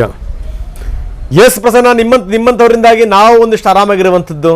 ನೀವು ರಕ್ಷಣೆ ಮಾಡ್ತಿರೋದ್ರಿಂದ ನಾವು ನಮ್ಮ ನಾಳೆಯ ದಿನಗಳನ್ನು ನೋಡ್ತಾ ಇದ್ದೀವಿ. ಇವತ್ತು ನಾಳೆಯ ದಿನಗಳು ನಮ್ಮ ದಿನಗಳಿಗೋಸ್ಕರ ನೀವು ನಿಮ್ಮ ಜೀವ ತೇದು, ನಿಮ್ಮ ಜೀವ ತೆತ್ತು ನಮ್ಮನ್ನು ಉಳಿಸ್ತಾ ಇದ್ದೀರಿ. ಹ್ಯಾಟ್ಸ್ ಆಫ್ ನಿಮಗೆಲ್ಲ. ಒಂದು ದೊಡ್ಡ ನಮಸ್ಕಾರ. Thank you very much Prasanna, thank you very much. ಇದು ಪ್ರಸನ್ನ ಅವರ ಮಾತು. ಬಹಳ ಅದ್ಭುತವಾಗಿ ಹೇಳಿದ್ರು. ನಮ್ಮವರೇ ನಮ್ಮ ಮುಳ್ಳಾಗ್ಬಿಟ್ರೆ ಏನು ಮಾಡಬೇಕು, ಏನು ಮಾಡಿದ್ರು ನಡೆಯುತ್ತೆ ಅನ್ನುವಂಥ ಒಂದು ಮನೋಭಾವನೆ ಇದೆಯಲ್ಲ, ಅದು ನಮ್ಮನ್ನು ಈ ಸ್ಥಿತಿ ತಂದಿಟ್ಟಿದೆ ಇವತ್ತು. ಏನು ಮಾಡಿದ್ರು ನಡೆಯುತ್ತೆ ಅನ್ನುವಂಥದ್ದು. ಆದರೆ ಸರಿಯಾಗಿ ಬಿಸಿ ಮುಟ್ಟಿಸ್ಬೇಕು, ಉಡಾಯಿಸಬೇಕು ಸರಿಯಾಗಿ ಅವ್ರನ್ನ. ಆವಾಗ ಮಾತ್ರ ಅವರಿಗೆ ಭಯ ಬರುತ್ತೆ. ಯಾವ ಹ್ಯೂಮನ್ ರೈಟ್ ಕಥೆಗಳನ್ನ ಹೇಳ್ತೀರಿ ನೀವು? ಯಾವ ನ್ಯಾಯ ಕಥೆಗಳನ್ನ ಹೇಳ್ತೀರಿ? ದೇಶ ಉಳಿಬೇಕ್ರಿ ಫಸ್ಟು, ದೇಶ ಉಳಿಬೇಕು ಫಸ್ಟು, ತಾಯಿನೆಲ್ಲ ಉಳಿಬೇಕು ಫಸ್ಟು, ಆಮೇಲೆ ನಿಮ್ಮ ಕಥೆಗಳು. ಜಾತಿ, ಧರ್ಮ, ಮತ, ಭೇದ, ಪಂಗಡ, ಓಟು, ಸುಡುಗಾಡು ಅವೆಲ್ಲ ಹಿಂಗತ್ತ, ಆಮೇಲೆ ಹಿಂಗೆ ಕಥೆಗಳು ಅವೆಲ್ಲ. ಫಸ್ಟ್ ನಾವು ಉಳಿಬೇಕು ಅಂದರೆ ದೇಶ ಉಳಿಬೇಕು. ಹಿಂಗೆ ಹೇಳ್ತಾರೆ ಏನು ಅಂತಂದರೆ, ದೇಶ ಉಳಿಸೋಕ್ಕೋಸ್ಕರ ಏನೇ ಬೇಕಾದರೂ ಮಾಡಬೇಕು ಅನ್ನುವಂಥದ್ದು. ಇನ್ನಾದರೂ ಏನು ಅಂದರೆ, ಒಂದಷ್ಟು ನಮ್ಮ ನಾಯಕರುಗಳು ಈ ಓಟಿನ ಚಾಳಿಗಳನ್ನೆಲ್ಲ ಬಿಟ್ಟು ತೆಗೆದು ಬಿಸಾಕಿ, ಆ ಸಿಪ್ಪೆಯನ್ನು ಸುಲಿದು ಬಿಸಾಕಿಬಿಟ್ಟು ಒಂದಷ್ಟು ಪೌರುಷ ತೋರಿಸ್ಬೇಕು. ನಿಜಕ್ಕೂ ಒಂದಷ್ಟು ಪುರುಷತ್ವದ ಪ್ರದರ್ಶನ ಆಗಬೇಕು. ಇದನ್ನು ಬೇರೆ ಅರ್ಥದಲ್ಲಿ ಕಲ್ಪಿಸ್ಕೋಬಾರ್ದು. ಖಂಡಿತವಾಗ್ಲೂ ನಾವೇನು ಅನ್ನುವಂಥದ್ದು ಈ ಪ್ರದರ್ಶನ ಆಗಬೇಕು. ನಾವೇನಾದರೂ ಮುಟ್ಟಿದ್ರೆ, ನಾವು ಹಳೆ ಕಾಲದಲ್ಲಿಲ್ಲ ಒಂದು ಕಪಾಳ ತೋರಿಸಿದ್ರೆ ಇನ್ನೊಂದು ಕೆನ್ನೆ ತೋರಿಸ್ಬಿಟ್ಟು ಹೊಡಿ ಅಂತೀವಿ ಅನ್ನುವಂಥದ್ದಿಲ್ಲ. ಒಂದಕ್ಕೇನಾದರೂ ಒಂದು ಕೆನ್ನೆಗೆ ನೀವು ಹೊಡೆದ್ರೆ ನಿಮ್ಮ ತಲೆ ತೆಗಿತೀವಿ ಅನ್ನುವಂಥ ಒಂದು ಸಂದೇಶ ರವಾನೆ ಆದರೆ ಮಾತ್ರ ಭಾಳ ಮುದುರ್ಕೊಳ್ತಾರೆ ಅನ್ನುವಂಥ ಮಾತು. ಬಹುಶಃ ಏನು ಅಂತಂದರೆ, ಇಡೀ ದೇಶದ ಜನ ಇವತ್ತು ನಿರೀಕ್ಷೆ ಮಾಡ್ತಿರುವಂಥದ್ದು ಸಾಕು, ಇನ್ನು ತಲೆ ತಗ್ಗಿಸಿ ಆಯಿತು, ನಾವು ಬೆಂಡ್ ಮಾಡಾಗಾಯ್ತು, ನಾವು ಕೈ ಮುಗಿದಿದ್ದಾಯ್ತು, ಖಾಲಿ ಬಿದ್ದಿದ್ದಾಯ್ತು, ಮಂಡಿ ಊರಿ ನೆಲಕ್ಕೆ ನಮಸ್ಕಾರ ಮಾಡಿದ್ದಾಯ್ತು. ಇನ್ನು ಎದ್ದಳ್ಳಿಲ್ಲ ಅಂತಂತಂದರೆ ನಾಳೆ ನಮ್ಮ ದೇಶಕ್ಕೆ ಭವಿಷ್ಯ ಇಲ್ಲ. ಇದನ್ನೇ ಬಹಳಷ್ಟು ಜನ ಹೇಳ್ತಿರುವಂಥದ್ದು. ಇದ್ರ ಬಗ್ಗೆ ನಾನು ಇನ್ನಷ್ಟು ಚರ್ಚೆ ಮಾಡ್ತೀನಿ. ಜೊತೆ ನಾನು ಹೇಳ್ತಾ ಇದ್ದೆ, ಏರ್ ಕಮಾಂಡರ್ ಹವಾಲ್ದಾರ್ ನಮ್ಮ ಜೊತೆಗಿದ್ದಾರೆ, ಚಂದ್ರಶೇಖರ್ ಸವದಿ ಭಾಳ ಅದ್ಭುತವಾಗಿ ಮಾತಾಡಿದ್ರು. ಇನ್ನು ಹವಾಲ್ದಾರ್ ಏನು ಹೇಳ್ತಾರೆ ಅವ್ರ ಬಗ್ಗೆ ಅವ್ರ ಜೊತೆಗೆ ನಾನು ಮಾತಾಡ್ತೀನಿ. ಜೊತೆಗೆ ಇನ್ನಷ್ಟು ಅಪ್ಡೇಟ್ಸ್ಗಳನ್ನು ಕೂಡ ಕೊಡ್ತೀನಿ. ಎಂಥ ಸ್ಥಿತಿ ನಮ್ಮದು ಅಂತ, ಎಂಥ ದೈನೇಸಿ ಸ್ಥಿತಿ ಬಂತು ನೋಡಿ ಸೈನಿಕರಿಗೆ. ಇದು ಬಹಳ ಬೇಜಾರಾಗುವಂಥ ಸಂಗತಿ. ಯೋಧ ತನ್ನ ಜೀವನೇ ಬಲಿ ಕೊಟ್ಟಿಯಾನೆ, ಆದರೆ ಅಂತ್ಯ ಸಂಸ್ಕಾರ ಮಾಡೋಕ್ಕೆ ಸ್ಥಳ ಇಲ್ಲ. ಇನ್ನೂ ಕೂಡ ಅಂತ್ಯ ಸಂಸ್ಕಾರದ ಸ್ಥಳ ಎಲ್ಲಿ ಅಂತ ಹುಡುಕಕ್ಕಾಗ್ತಾ ಇಲ್ಲ ನಮ್ಮ ಯೋಗ್ಯತೆ ಇಲ್ದಿರುವಂಥ ಅಧಿಕಾರಿಗಳಿಗೆ. ಹೊಟ್ಟೆ ಉರಿದೋಗೋದಿಂಥ ಸಂದರ್ಭದಲ್ಲಿ ನೋಡಿ, ಯಾವ ಕಾರಣಕ್ಕೋಸ್ಕರ ಅವರು ಮನೆ ಮಠ ಬಿಟ್ಟು ದೇಶ ಕಾಯಕ್ಕೆ ಹೋಗ್ಬೇಕು ಸ್ವಾಮಿ? ಯಾವ ಕಾರಣಕ್ಕೋಸ್ಕರ ದೇಶ ಕಾಯೋರಿಗೆ ಏನು ಸಂದೇಶ ಕೊಡ್ತಾ ಇದ್ದೀರಿ ನೀವುಗಳು? ಇನ್ನೂ ಕೂಡ ಸರಿಯಾದ ಸ್ಥಳ ಗುರುತಿಸಿ ಅಂತ ಸ್ನೇಹಿತರು ಗ್ರಾಮಸ್ಥರು ಒತ್ತಾಯ ಮಾಡ್ತಾನೆ ಇದ್ದಾರೆ ಅಂತ್ಯಕ್ರಿಯೆ ಮಾಡೋಕ್ಕೋಸ್ಕರ. ನಾಚಿಕೆ ಆಗಬೇಕು ಇಡೀ ವ್ಯವಸ್ಥೆಗೆ. ಎಲ್ಲಿ ಹೋದ್ರು ನಮ್ಮ ನಾಟಿ ಮಾಡಿದಂಥ ಮುಖ್ಯಮಂತ್ರಿಗಳು, ಎಲ್ಲೋದ್ರು ಮುಖ್ಯಮಂತ್ರಿಗಳು, ಎಲ್ಲಿ ಪುಟ್ಟರಾಜು ಎಲ್ಲೋದ್ರು ಅಲ್ಲಿನ ಸ್ಥಳೀಯ ನಾಯಕರು ಮತ್ತೆ ಮಂತ್ರಿಗಳು. ಸಾರಾ ಮಹೇಶ್ ಎಲ್ಲೋದ್ರಿ? ಸಾರಾ ಮಹೇಶ್ ಅವರೇ ಎಲ್ಲೋದ್ರಿ? ಒಬ್ಬ ಜೀವ ಕೊಟ್ಟಿರುವಂತ ಒಬ್ಬ ಸೈನಿಕನನ್ನ ಎಲ್ಲಿ ಹೂಳಬೇಕು ಅನ್ನೋದ್ರ ಬಗ್ಗೆ ಗೊಂದಲ ಇದೆ. ಏನ್ ಮಾಡ್ತಾ ಇದ್ದೀರಿ ನೀವು ಕುತ್ಕೊಂಡು ನಾಯಕರುಗಳು? ಹಿಂಡು ದಂಡು ಕಟ್ಕೊಂಡು ಹೋದಂತ ಬಿಜೆಪಿ ನಾಯಕರುಗಳು ಎಲ್ಲೋದ್ರಿ? ಸಮ್ಮಿಶ್ರ ಸರ್ಕಾರದ ಪಾಲುದಾರ ಪಕ್ಷ ಕಾಂಗ್ರೆಸ್ಸಿನ ಮಹಾನ್ ನಾಯಕರು ಎಲ್ಲೋದ್ರಿ? ಹುಡುಕ್ಬೇಕಾ? ಟಿವಿಲಿ ಹಾಕ್ಬೇಕಾ ನಿಮ್ಮನ್ನ ಹುಡುಕೊಡಿ ಅಂತ? ಮುಖ್ಯಮಂತ್ರಿಗಳೇ ದಯವಿಟ್ಟು ಕೇಳಿಸ್ಕೊಳ್ಳಿ, ಒಂದು ಕರೆ. ಇಂಥ ಸಂದರ್ಭದಲ್ಲಿ ಮೌನವಾಗಿ ಕುತ್ಕೋಬೇಡಿ ನೀವು. ಆಯ್ತು, ನಿಮಗೆ 108 ಜಂಜಾಟಗಳಿದೆ, ಇರಲಿ. ಒಂದು ಕರೆ ಮಾಡಿ. ಏನ್ರಿ ಅಷ್ಟೊಂದೆಲ್ಲ ನಿಭಾಯಿಸ್ತೀರಿ, ಅದಷ್ಟೊಂದೆಲ್ಲ ಒದ್ದಾಡ್ತಾ ಇದ್ದೀರಿ, ಇಂಥದ್ದೊಂದು ಸ್ಥಳದಲ್ಲಿ ಮಾಡಿ ಅಂತ ನೀವು ನಿರ್ದೇಶನ ಕೊಡಿ. ನೀವು ಪುಟ್ಟರಾಜು ಅವರು ಬಹಳಷ್ಟು ಸಂದರ್ಭಗಳಲ್ಲಿ ಏನಾದರೂ ಡೆವಲಪ್ಮೆಂಟ್ ಆದ ಸಂದರ್ಭದಲ್ಲಿ ಬಹಳ ಸ್ಪಂದಿಸ್ತಾರೆ. ಎಲ್ಲೋದ್ರಿ ಪುಟ್ಟರಾಜು ಅವರು? ನೀವು ಎಲ್ಲಿ ಕಾಣೆಯಾದ್ರಿ? ಸಾರಾ ಮಹೇಶ್ ಅವರೇ ಎಲ್ಲೋದ್ರಿ ತಾವು? ಮುದ್ದುದ್ದ ಭಾಷಣ ಬಿಗಿಯುವಂಥವ್ರು, ಈಗ ಹೋಗಿ ಮುಸಳೆ ಕಣ್ಣೀರು ಸುರಿಸುವಂಥ ನಾಯಕರುಗಳು, ಮಹಾನ್ ನಾಯಕರುಗಳು, ಬಿಜೆಪಿ ನಾಯಕರುಗಳು ಎಲ್ಲಿ ಕಾಣೆಯಾದ್ರಿ? ಎಲ್ಲಿ ಅಡಗಿ ಕುತ್ಕೊಂಡ್ರಿ? ಕಾಂಗ್ರೆಸ್ ನಾಯಕರುಗಳು ಯಾಕೆ ಬಾಯಿ ಮುಚ್ಕೊಂಡಿದ್ದೀರಿ? ನಿಮಗೆ ಏನಾದ್ರು ಸ್ವಲ್ಪ ಜವಾಬ್ದಾರಿ ಇಲ್ವಾ ನಿಮಗೆ?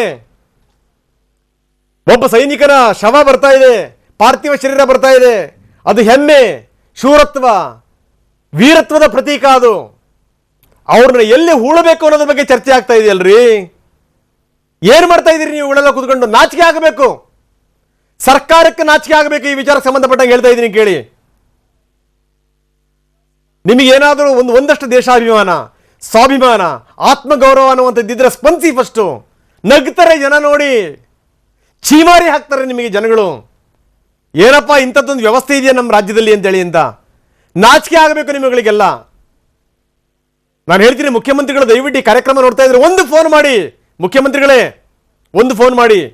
ದೊಡ್ಡವರು ಹೋದಂಥ ಸಂದರ್ಭದಲ್ಲಿ ನೀವೆಲ್ಲ ಉಸ್ತುವಾರಿ ವಹಿಸ್ತೀರಿ, ಮಾಡಿ. ಈಗ ಇವರು ಗ್ರೇಟ್ ಕಣ್ರಿ, ಇವರು ಗ್ರೇಟು. ದೇಶಕ್ಕೋಸ್ಕರ ತಮ್ಮ ಜೀವ ಸಾವಸಿದ್ದಾರೆ, ಜೀವ ಕೊಟ್ಟಿಯಾರಲ್ಲ, ಇಂಥ ಮಹಾನುಭಾವರು ಗ್ರೇಟು. ಮುಖ್ಯಮಂತ್ರಿಗಳೇ, ಮಂತ್ರಿಗಳು, ಇಬ್ಬಿಬ್ಬರು ಮಂತ್ರಿಗಳು ಮಹಾನುಭಾವರು, ಎಲ್ಲಿದ್ದೀರಪ್ಪ ನೀವುಗಳು? ಏನು ಮಾಡ್ತಾ ಇದ್ದೀರಿ? ಕಣ್ಣು ಬಿಡಿ ಸ್ವಲ್ಪ. ಕಾಂಗ್ರೆಸ್ಸಿನ ಮಹಾನ್ ನಾಯಕರುಗಳು ಎಲ್ಲಿದ್ದೀರಿ? ಕೇಳಿಸ್ಕೊಳ್ಳಿ ಸ್ವಲ್ಪ, ನಿಮ್ಮ ಕಿವಿ ನೆಟ್ಟಗಿದ್ರೆ. ಏನು ಹಿಂಡು ದಂಡು ಕಟ್ಕೊಂಡು ಹೋಗಿ ನಾವು ಸಾಂತ್ವನ ಹೇಳ್ತೀವಿ ಅಂತ ಹೊರಟ್ರಲ್ಲ ಬಿಜೆಪಿ ನಾಯಕರುಗಳು, ಮಹಾನುಭಾವರು ಎಲ್ಲಿದ್ದೀರಿ? ನಿಮಗೇನಾದರೂ ಒಂದಷ್ಟು ಮೈ ಮನಸ್ಸುಗಳಲ್ಲಿ ಜಾಗೃತಿತನ ಇತ್ತು ಅಂತಂದ್ರೆ ಕೇಳಿಸ್ಕೊಳ್ಳಿ ಈ ಮಾತುಗಳನ್ನ. ನಾಚಿಕೆ ಆಗಬೇಕು.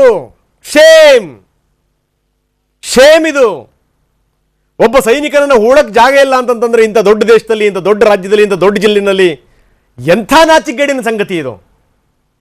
ಏನು ಮಾಡ್ತಾ ಇದ್ದೀರಿ ನಾಯಕರುಗಳು ನೀವೆಲ್ಲ? Very shame. ಇದು ನಾಚಿಕೆಗೇಡಿನ ಸಂಗತಿ. ಇದು ಅಂತ್ಯಕ್ರಿಯೆಗೆ ಜಾಗ ಪರಿಶೀಲನೆ ಅಂತೆ. ಇನ್ನು ನಿಮಗೆಲ್ಲ ನಾಚಿಕೆ ಆಗೋದು ಬೇಡವಾ? ಏನು ಸಂದೇಶ ಕೊಡ್ತೀರಿ ನೀವು ನಾಳೆ ದೇಶ ಕಾಯೋರಿಗೆ? ನಮ್ಮ ಮಕ್ಕಳು ಮನೆ ಕಳಿಸ್ತಾ ಇದೀವಿ ನಾವು ದೇಶ ಕಾಯಕ್ಕೆ ಹೋಗಿ ಅಂತ? ಅಷ್ಟು ಯೋಗ್ಯತೆ ನಮ್ಮಗಳಿಗಿದೆಯಾ ಕಳಿಸೋಷ್ಟು? ನಮ್ಮ ಮಕ್ಕಳುಗಳು ಭಾಳ ಬೆಚ್ಚಗಿರಬೇಕು, ಭಾಳ ಚೆನ್ನಾಗಿ ಓದಬೇಕು, ದೊಡ್ಡ VIP ಈ ಥರದ ಹುಮ್ಮತಂದಲ್ಲಿ ನಾವು ಬದುಕ್ತಾ ಇದ್ದೀವಿ, ಹುಚ್ಚತನದಲ್ಲಿ ಬದುಕ್ತಾ ಇದ್ದೀವಿ. ಇವತ್ತು ನಾವು ಹಿಂಗಿದ್ದೀವಿ, ಆರಾಮಾಗಿದ್ದೀವಿ ಅಂತಂದ್ರೆ ಕಾರಣ ಸೈನಿಕರು. ಇನ್ನೂ ಜಾಗ ಹುಡುಕ್ತಾರಂತೆ. ಯಾರು ನಿಮ್ಮ ಹತ್ತಿರದ ಬಂಧುಗಳು ಯಾರಾದರೂ ನೆಗೆದು ಬಿದ್ದೋಗಿದ್ರೆ ಹಿಂಗೆ ಜಾಗ ಹುಡುಕ್ತಾ ಇದ್ರಿ ನೀವುಗಳು? ಇಲ್ಲ, ಎಲ್ಲ ಜಮಾಯಿಸಿ ಬಿಡ್ತಿದ್ದೀರಿ ಹೆಂಗನೇನೆ. ನಾಚಿಗೇಡಿನ ಸಂಗತಿ ಇದು. ಇದಕ್ಕಿಂತ ದೊಡ್ಡ ನಾಚಿಗೇಡಿನ ಸಂಗತಿ ಇನ್ನೊಂದು ಇರ್ಲಿಕ್ಕೆ ಸಾಧ್ಯ ಇಲ್ಲ. ತಡ ಮಾಡಿದಷ್ಟು ಕೂಡ ಕೆಟ್ಟ ಹೆಸರು ತಗೋತೀರಿ ಮುಖ್ಯಮಂತ್ರಿಗಳೇ, ತಡ ಮಾಡಿದಷ್ಟು ಕೂಡ ಕೆಟ್ಟ ಹೆಸರು ಬರುತ್ತೆ. ಯಾರ್ಯಾರು ಸರ್ಕಾರದ ಪಾಲುದಾರ ಪಕ್ಷಗಳು ನಾಯಕರುಗಳು ಯಾರ್ಯಾರಿದ್ದೀರಿ ಅವ್ರಿಗೆ ಹೇಳ್ತಾ ಇದ್ದೀನಿ, ವಿರೋಧ ಪಕ್ಷದ ನಾಯಕರು ಹಿಂಡು ದಂಡು ಕಟ್ಕೊಂಡು ಹೋಗಿ ನೀವು ಮೊಸಳೆ ಕಣ್ಣೀರು ಸುರಿಸಬೇಡಿ ಮಾಡಿ. ನೀವು ಹೇಳ್ಬೇಕಾಗಿತ್ತಪ್ಪ ಯಾರಾದ್ರೂ ನಾಯಕರುಗಳು ಮಹಾನುಭಾವರು, ನಮ್ಮ ಹೊಲ ಇದೀರಿ, ನಮ್ಮ ನೆಲದಲ್ಲಿ ಬಂದು ಮಲ್ಕೋತಾನೆ ಸೈನಿಕ ಅಂತಂದ್ರೆ ನನ್ನ ಹೆಮ್ಮೆಯ ಸಂಗತಿ ಅದು, ನಾನು ಜಾಗ ಕೊಡ್ತೀನಿ ಅಂತೇಳಿ ಅಂತ. ದೇವಸ್ಥಾನಕ್ಕೆ ಕೊಡ್ತೀರಿ ಜಾಗನ, ದರ್ಗಾಗಳಿಗೆ ಕೊಡ್ತೀರಿ, ಚರ್ಚ್ಗಳಿಗೆ ಕೊಡ್ತೀರಿ ಜಾಗನ, ಯಾವುದೋ ಸ್ವಾಮಿಗಳಿಗೆ ದಾನ ಮಾಡ್ತೀರಿ ಜಾಗಗಳನ್ನ. ಒಬ್ಬ ಸೈನಿಕನ ಚಿರನಿದ್ರೆಗೆ ನೀವು ಅವಕಾಶ ಮಾಡಿಕೊಳ್ಳಿಲ್ಲ ಅಂತಂದ್ರೆ ಇದಕ್ಕಿಂತ ನಾಚಿಗೇಡಿನ ಸಂಗತಿ ಏನಿದೆ? ನಾಚಿಕೆ ಆಗಬೇಕು. ಎಲ್ಲ ಕನ್ನಡದಲ್ಲಿ ನಿಮ್ಮ ಮುಖಗಳು ನೋಡ್ಕೊಳ್ಳಿ. ನಿಮ್ಗೆ ಏನಾದರೂ ನಿಮ್ಮ ಮನಸ್ಸಿಗೆ ಏನಾದರೂ ಚುಚ್ಚುತ್ತಾ ಕೇಳ್ಕೊಳ್ಳಿ, ನಿಮ್ಮ ಆತ್ಮಸಾಕ್ಷಿ ಪ್ರಶ್ನೆ ಮಾಡ್ಕೊಳ್ಳಿ. ನೀವು ಅಟ್ಟರ್ ನಾನ್ಸೆನ್ಸ್ ಇದು. ಅಂತ್ಯಕ್ರಿಯೆಗೆ ಜಾಗ ಪರಿಶೀಲನೆ ಮಾಡೋದಂತೆ, ಇನ್ನು ಹುಡುಕ್ತಾನೆ ಇದ್ದಾರೆ ಹಗಲೊತ್ತಲ್ಲಿ ಲಾಠಿ ಹಿಡ್ಕೊಂಡು. ಸಿಗುತ್ತೆ ನಿಮ್ಮ ಕಣ್ಣಿಗೆ, ನಿಮ್ಮ ಮನಸ್ಸಲ್ಲೇ ಬೆಳಕಿಲ್ಲ, ಇನ್ನೇನು ಸಿಗಕ್ಕೆ ಸಾಧ್ಯ ಈ ಅವ್ರನ್ನ ಹೂಳೋಕೆ ನೆಲ? ಶೇಮ್.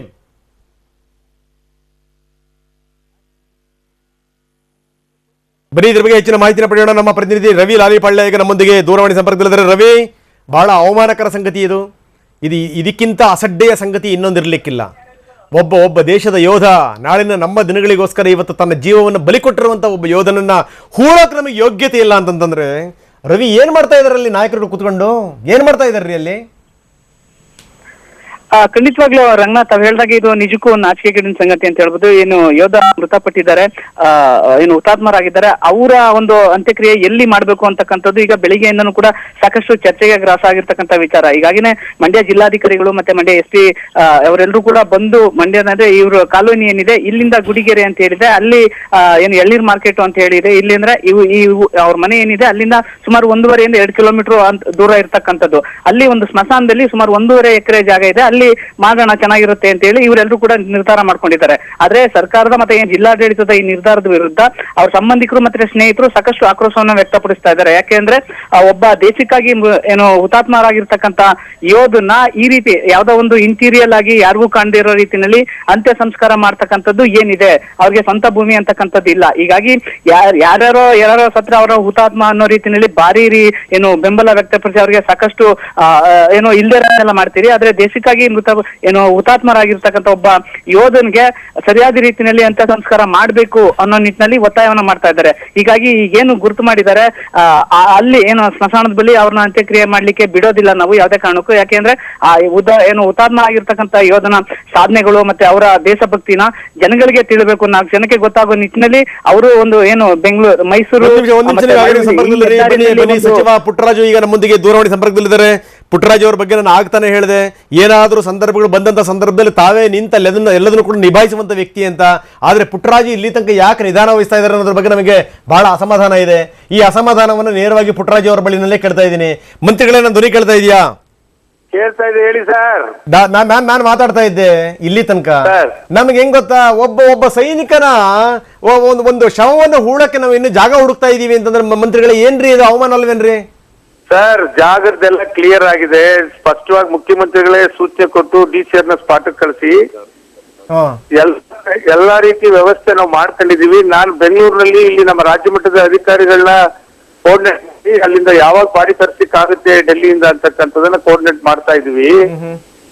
ಮುಖ್ಯಮಂತ್ರಿಗಳೇ ಸ್ಪಷ್ಟವಾಗಿ ಸೂಚನೆ ಕೊಟ್ಟು ಸರ್ಕಾರಿ ಜಾಗದಲ್ಲೇ ಆಗ್ಬೇಕು, ಅವರ ಶ್ರೀಮತಿಯವರಿಗೆ ಸರ್ಕಾರಿ ಕೆಲಸ ಕೊಡಿಸ್ಬೇಕು, ಆಮೇಲೆ ಆರ್ಥಿಕವಾಗಿ ಏನೆಲ್ಲ ಈಗ ಬರೀ ಲಾಸ್ಟ್ ಟೈಮ್ ಅಲ್ಲಿ 5 ಲಕ್ಷ ಕೊಟ್ಟಿದೀವಿ, ಉತ್ತರ ಪ್ರದೇಶದಲ್ಲಿ ಹೆಚ್ಚಿಗೆ ಕೊಟ್ಟಿದ್ದಾರೆ ಅಂತಕ್ಕಂತ ಒಂದು ಮಾಹಿತಿ ತೆಗೆದುಕೊಂಡು ನಾವು ಹೆಚ್ಚುವರಿ ಕೊಡ್ಲಿಕ್ಕೆ ಏನ್ ಕಾರ್ಯಕ್ರಮ ತಗೋಬೇಕು ಅನ್ನೋದ್ರ ಬಗ್ಗೆ ನನಗೆ ಮುಖ್ಯಮಂತ್ರಿಗಳು ಜವಾಬ್ದಾರಿ ಕೊಟ್ಟು ಇಲ್ಲಿ ನಮ್ಮ ಸೆಲ್ವಕುಮಾರ್ ಸರ್ ನಾನು ಇಬ್ರು ಕೂತು ಎಲ್ಲ ವ್ಯವಸ್ಥೆ ಮಾಡ್ತಾ ಇದೀವಿ.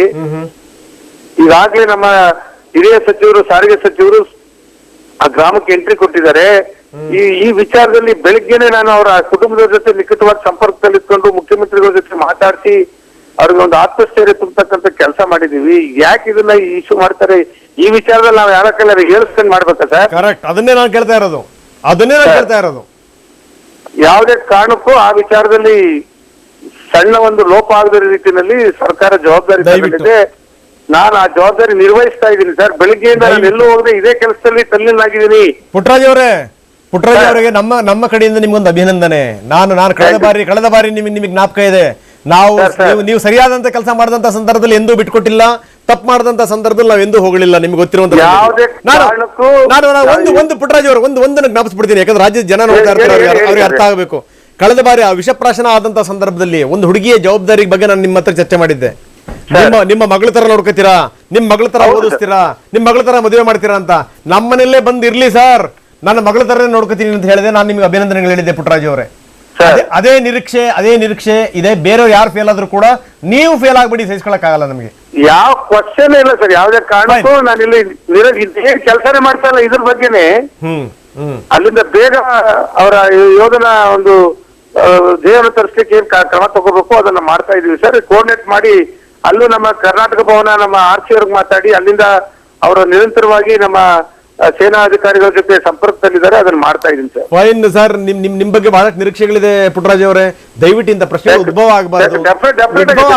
ಹೆಂಗ ಪತ್ರಕರ್ತರನ್ನು ಲೂಪಲ್ಲಿ ಎಲ್ಲ ಸರ್, ಪತ್ರಕರ್ತರನ್ನು ಲೂಪಲ್ಲಿ ಇಟ್ಕೊಳ್ಳಿ, ಅವ್ರಿಗೆ ಮಾಹಿತಿ ಕೊಡ್ತಾ ಇರಿ. ಈ ರೀತಿ ಮಾಹಿತಿ ನಾನೇ ಎಲ್ರಿಗೂ ಎಲ್ಲ ಪ್ರಶ್ನೆಗಳು ನಾವು ಬೆಳಿಗ್ಗೆ ಟಿವಿ ಇರ್ತೇವ, ನಾನೇ ಬೈಟ್ ಕೊಟ್ಟು ಮಾತಾಡಿ. ದಯವಿಟ್ಟು ಸರ್, ದಯವಿಟ್ಟು ಇನ್ನೊಂದು ರಿಕ್ವೆಸ್ಟ್ ಇದೆ. ಇನ್ನೊಂದು ಏನು ಅಂದ್ರೆ, ಯಾವ ರಾಜ್ಯದವರು ಎಷ್ಟು ಕೊಡ್ತಾರಲ್ಲ ಪರಿಹಾರನ, ಅದಕ್ಕಿಂತ ಹೆಚ್ಚಿನ ಪರಿಹಾರ ಘೋಷಣೆ ಮಾಡಿ ಸರ್. ನಮ್ಮ ಮನವಿಯನ್ನು ಮುಖ್ಯಮಂತ್ರಿಗಳಿಗೆ ತಿಳಿಸಿ. ನಮ್ಮ ಮನವಿಯನ್ನು ಟಿವಿ ಕಡೆಯಿಂದ ನಾವು ನಿಮಗೆ ಮನವಿ ಮಾಡ್ಕೊಂಡಿವಿ ಅಂತ ಹೇಳಿ ಮುಖ್ಯಮಂತ್ರಿಗಳಿಗೆ ತಿಳಿಸಿ. ಅತ್ಯಂತ ಹೆಚ್ಚಿನ ಪರಿಹಾರ ಕೊಡಿ please sir. Thank you very much Puttaraj ಅವರೇ. ಇದು ಪುಟ್ಟರಾಜು ಅವರ ಮಾತು. ಪುಟ್ಟರಾಜು ಒಂದ್ಸರಿ ಸಾಮಾನ್ಯವಾಗಿ ಏನಾದರೂ ಒಂದು ಪ್ರಾಮಿಸ್ ಮಾಡಿದ್ರು ಅಂತಂದ್ರೆ ಅದನ್ನು ನಿಭಾಯಿಸ್ತಾರೆ ಅವರು, ಅದರಲ್ಲೇನು ಡೌಟ್ ಇಲ್ಲವೇ ಇಲ್ಲ. ನಾವು ಖಂಡಿತವಾಗ್ಲೂ ನಾವು ಫಾಲೋ ಮಾಡ್ತಾ ಇದೀವಿ. ಸಾರಿಗೆ ಸಚಿವರನ್ನು ಕಳಿಸಿದ್ವಿ, ತಿಪ್ಪಣ್ಣವ್ರನ್ನು ಕೂಡ ನಾವು ಸಂಪರ್ಕ ಮಾಡ್ತೀವಿ, ತಿಪ್ಪಣ್ಣವ್ರನ್ನ ನಾವು ಕಾಂಟ್ಯಾಕ್ಟ್ ಮಾಡ್ತೀವಿ. ಇನ್ನು ಸ್ವಲ್ಪ ಹೊತ್ತಿಗೆ ತಿಪ್ಪಣ್ಣ ಏನು ಮಾಡ್ತಾ ಇದ್ದಾರೆ ಅಲ್ಲಿ ಕೂತ್ಕೊಂಡು, ಏನೇನು ನಡೀತಾ ಇದೆ ಅದೆಲ್ಲದ್ರ ಬಗ್ಗೆ ನಾವು ಚರ್ಚೆ ಮಾಡ್ತೀವಿ. ಜೊತೆಗೆ ಅಂತಂದ್ರೆ ಜಾಗದ ಬಗ್ಗೆ ಯಾವುದೇ ಕೊರತೆ ಇಲ್ಲ, ಯಾವುದೇ ಗೊಂದಲ ಇಲ್ಲ. ಸರ್ಕಾರಿ ಭೂಮಿನಲ್ಲೇ ಅವರ ಅಂತ್ಯ ಸಂಸ್ಕಾರ ಆಗಬೇಕು ಅನ್ನುವಂಥ ಮಾತನ್ನು ಹೇಳಿದ್ರು. ಆದರೆ ಅದಕ್ಕಿಂತ ಮೊದಲು ನಾನು ಮಾತು ಹೇಳಿದೆ, ಯಾವ್ಯಾವುದೋ ದೇವಸ್ಥಾನ ಕಟ್ಟಕ್ಕೆ ಅದಕ್ಕೆಲ್ಲ ಮಂದಿರ ಮಸೀದಿ ಚರ್ಚಿಗೆಲ್ಲ ಜಾಗ ಕೊಡ್ತಾರೆ ಜನಗಳು. ನಿಜಕ್ಕೂ ಏನು ಅಂದರೆ, ಯಾರಾದರೂ ಪುಣ್ಯಾತ್ಮರು ಎಲ್ಲೋ ಒಂದು ಕಡೆಗೆ ಒಂದು ಜಾಗವನ್ನು ನಮ್ಮ ಹೊಲದಲ್ಲಿ ಮಲಗಲಿ ಸೈನಿಕ, ಚಿರನಿದ್ರೆ ನಮ್ಮ ಹೊಲದಲ್ಲಿ ಆಗಲಿ ಅನ್ನುವಂಥ ಒಂದು ಮನೋಭಾವನೆ ಬರಬೇಕಲ್ಲ. ದಯವಿಟ್ಟು ಅದನ್ನು ತೋರಿಸಿ ಅನ್ನುವಂಥದ್ದು. ಆದರೆ ಸರ್ಕಾರ ಅದಕ್ಕೆ ಅವಕಾಶ ಕೊಟ್ಟಿಲ್ಲ. ಸರ್ಕಾರ ಖಂಡಿತವಾಗಲೂ ಹೇಳ್ತಾ ಇದೆ, ನಾವು ಮುಂದೆ ನಿಂತು ಈ ಕೆಲಸ ಮಾಡ್ತಾ ಇದ್ದೀವಿ ಅನ್ನುವಂಥದ್ದು ಒಳ್ಳೆ ಕೆಲಸ. ನಮ್ಮಿಂದ ಅಭಿನಂದನೆ ಸರ್ಕಾರಕ್ಕೆ, ಮತ್ತೆ ವಿಶೇಷವಾಗಿ ಪುಟ್ಟರಾಜು ಅವರಿಗೆ. ದಯವಿಟ್ಟು ಅವ್ರು ಹೇಳಿದ ಪ್ರಕಾರ ನಡೆಸಲಿ. ಜೊತೆಗೇನೆಂದರೆ, ಈ ಪರಿಹಾರ ಅನ್ನುವಂಥದ್ದು ಇದೆಯಲ್ಲ, ನೀವೆಷ್ಟು ಪರಿಹಾರ ಕೊಟ್ಟರೂ ಕೂಡ ದೇಶದ ಸೈನಿಕರಿಗೆ ಕೊರತೆನೇನೆ, ಕಡಿಮೆನೇನೆ, ಅದರಲ್ಲೇನು ಡೌಟೇ ಇಲ್ಲ. ಅದರಲ್ಲಿ ನಮ್ಮ ಜೀವಕ್ಕೂ ಬೇರೆಯವ್ರ ಜೀವಕ್ಕೂ, ನಮ್ಮ ಜೀವಕ್ಕೂ ಸೈನಿಕರ ಜೀವಕ್ಕೂ ಇರುವಂಥ ವ್ಯತ್ಯಾಸ ಏನು ಅನ್ನೋದನ್ನು ನಾನು ನಿನ್ನೆ ರಾತ್ರಿ 9 ಗಂಟೆಗೆ ಎಳೆಯಾಗಿ ವಿವರಿಸಿದೆ. ನಾವೇನೂ ಅಲ್ಲ, ನಾವು ಎಷ್ಟು ಜನ ಎತ್ತಿದ್ರು ಕೂಡ ಸೈನಿಕರ ಒಂದು ಆ ಪಾದದ ಧೂಳಿಗೂ ಕೂಡ ಸಮ ಅಲ್ಲ. ಹೀಗಾಗಿ ನಾವು ಕೊಡ್ತಿರುವಂಥದ್ದು ಹಣ ಇದೆಯಲ್ಲ, ಹಣದ ಮುಖ ನೋಡಬೇಡಿ. ಬೇರೆ ರಾಜ್ಯದವ್ರು ಏನು ಘೋಷಣೆ ಮಾಡ್ತಾರಲ್ಲ ಅದಕ್ಕಿಂತ ಹೆಚ್ಚಿನ ಪರಿಹಾರ ಧನವನ್ನು ಘೋಷಣೆ ಮಾಡಿ ಅನ್ನುವಂಥದ್ದು ಮಾತ್ರ ನಮ್ಮ ಮನವಿ. ಇಲ್ಲಿ ತನಕ ಸಾಕಷ್ಟು ವಿವರಗಳನ್ನು ಕೊಟ್ಟಾಯಿತು. ಅದರಲ್ಲೂ ಈ ಮಂಡ್ಯ ಯೋಧನ ಅಂತ್ಯ ಸಂಸ್ಕಾರ ಎಲ್ಲಿ ಎನ್ನುವಂಥ ಪ್ರಶ್ನೆಗೆ ಈಗ ಉತ್ತರ ಸಿಕ್ಕಿದೆ. ಇದೀಗ ಬಂದಿರುವಂಥ ಸುದ್ದಿ ನೋಡ್ತಾ ಇದ್ದೀವಿ. 3 ತಿಂಗಳ ಪುಟ್ಟ ಮಗುವಿನ ಮುಖ ನೋಡಿಲ್ಲ ಈ ಯೋಧ. ನೋಡಿ, ಇದನ್ನೆಲ್ಲ ಹುಡುಕ್ತಾ ಹೋದ್ರೆ ಒಂದೊಂದು ಎರಡೆರಡು ಕಥೆಗಳು ಸಿಗಲ್ಲ. ಈ ಯೋಧನಿಗೆ ಇನ್ನೂ ಕಂದಮ್ಮನ ಮುಖ ನೋಡೋ ಭಾಗ್ಯ ಕೂಡ ಸಿಕ್ಕಿಲ್ಲ ಅನ್ನುವಂಥದ್ದು. ಈ ಯಾವ ಯೋಧನ ಕಥೆ ಇದು? ರೋಹಿತ ಶ್ಲಂಬ ಅನ್ನುವಂಥ ಯೋಧನ ಕಥೆ. ರಾಜಸ್ಥಾನದ ಹುತಾತ್ಮ ಯೋಧ, ಈ ಉಗ್ರರ ದಾಳಿಯಲ್ಲಿ ಹುತಾತ್ಮರಾಗಿರುವಂಥ ಯೋಧ. 3 ತಿಂಗಳ ಪುಟ್ಟ ಮಗು ಇದೆ, ಆ ಪುಟ್ಟ ಮಗುವಿನ ಮುಖ ಕೂಡ ನೋಡಿಲ್ಲ ಅನ್ನುವಂಥದ್ದು. ನೋಡಿ ಎಂಥ ದುಃಖದ ಸಂಗತಿ. ಒಂದು ಸರಿ ನಮ್ಮ ಮನೆಗಳ ಸ್ಥಿತಿಗತಿಗಳು ನಮ್ಮ ಕಣ್ಮುಂದೆ ಬರಬೇಕು ಅಂತ, ಆವಾಗ ಮಾತ್ರ ಅದರ ಸೀರಿಯಸ್ನೆಸ್ ಅರ್ಥವಾಗುತ್ತೆ ಅಂತೀನಿ ನಾನು. ಯಾಕಂದರೆ ನಮ್ಮ ಮನೆಯಲ್ಲೇ ಏನಾದರೂ ಒಂದು ಪುಟ್ಟ ಮಗು ಹುಟ್ಟಿದಂಥ ಸಂದರ್ಭದಲ್ಲಿ ಅದರ ಮುಖ ನೋಡ್ದೇ ಏನಾದರೂ ಅಪ್ಪ ಹೋಗ್ಬಿಟ್ಟ ಅಂತಂದರೆ ಆ ಸ್ಥಿತಿ ಹೆಂಗಿರುತ್ತೆ ಆ ಸ್ಥಿತಿ. ದೇಶದ ರಕ್ಷಣೆಗೋಸ್ಕರ ತನ್ನ ಮಗುವಿನ ಮುಖವನ್ನೂ ನೋಡ್ದೇ ಅಪ್ಪ ಹೋಗ್ಬಿಟ್ಟಿಯಾನೆ. ಈಗ ನೋಡಿ, ಆ ಮನೆಯಲ್ಲಿ ಕಣ್ಣೀರ ಕೋಡಿ ಹರಿತಾ ಇದೆ. 2 ಜನಕ್ಕೆ ಅರ್ಥವಾಗುತ್ತೆ ಇಂಥ ಸ್ಥಿತಿ. ನಾಳಿನ ನಮ್ಮ ದಿನಗಳಿಗೋಸ್ಕರ ಇವತ್ತು ತಮ್ಮ ಜೀವವನ್ನು ಬಲಿ ಕೊಡುವಂಥ ಯೋಧರ ಮನೆಯವರಿಗೆ ಇದೆಂಥ ಶಿಕ್ಷೆ ಇದು. ಇದೇ ರಕ್ತ ಕುದಿಯಂಗೆ ಮಾಡೋದು, ಇದೇ ಒಂದಷ್ಟು ಸ್ವಾಭಿಮಾನಕ್ಕೆ ಕಲ್ಲು ಬೀಳುವಂಥ ಪ್ರಯತ್ನಗಳಾಗುವಂಥದ್ದು ಇಂಥ ವಿಚಾರಗಳಿಗೆ ಸಂಬಂಧಪಟ್ಟಂಗೆ. ಆವಾಗಲೇ ಏನು ಅಂತಂದರೆ ರಕ್ತ ಕುದ್ದು ನಾವು ಎದ್ದು ನಿಲ್ತೀವಿ, ಏನಾದರೂ ಒಂದು ಆಗಬೇಕು ಅನ್ನುವಂಥದ್ದು. ಇವತ್ತು ಭಾರತದ ಯುವಕರು ಎದ್ದು ನಿಂತಿರುವಂಥ ರೀತಿ ಇದೆಯಲ್ಲ, ಇದನ್ನು ನೋಡಿದಂಥ ಸಂದರ್ಭದಲ್ಲಿ ನನಗೆ ಇದೇ ಮಾತುಗಳು ಜ್ಞಾಪಕ ಆಯಿತು. ಇನ್ನು ಈ ಹುಚ್ಚಾಟಗಳನ್ನು, ಇಂಥ ಆಟಾಟೋಪಗಳನ್ನು ನಾವು ಸಹಿಸಲಿಕ್ಕೆ ಸಾಧ್ಯ ಇಲ್ಲ ಅಂತ ಯುವಕರು ಎದ್ದು ನಿಂತಿದ್ದಾರೆ ದೇಶಾದ್ಯಂತ.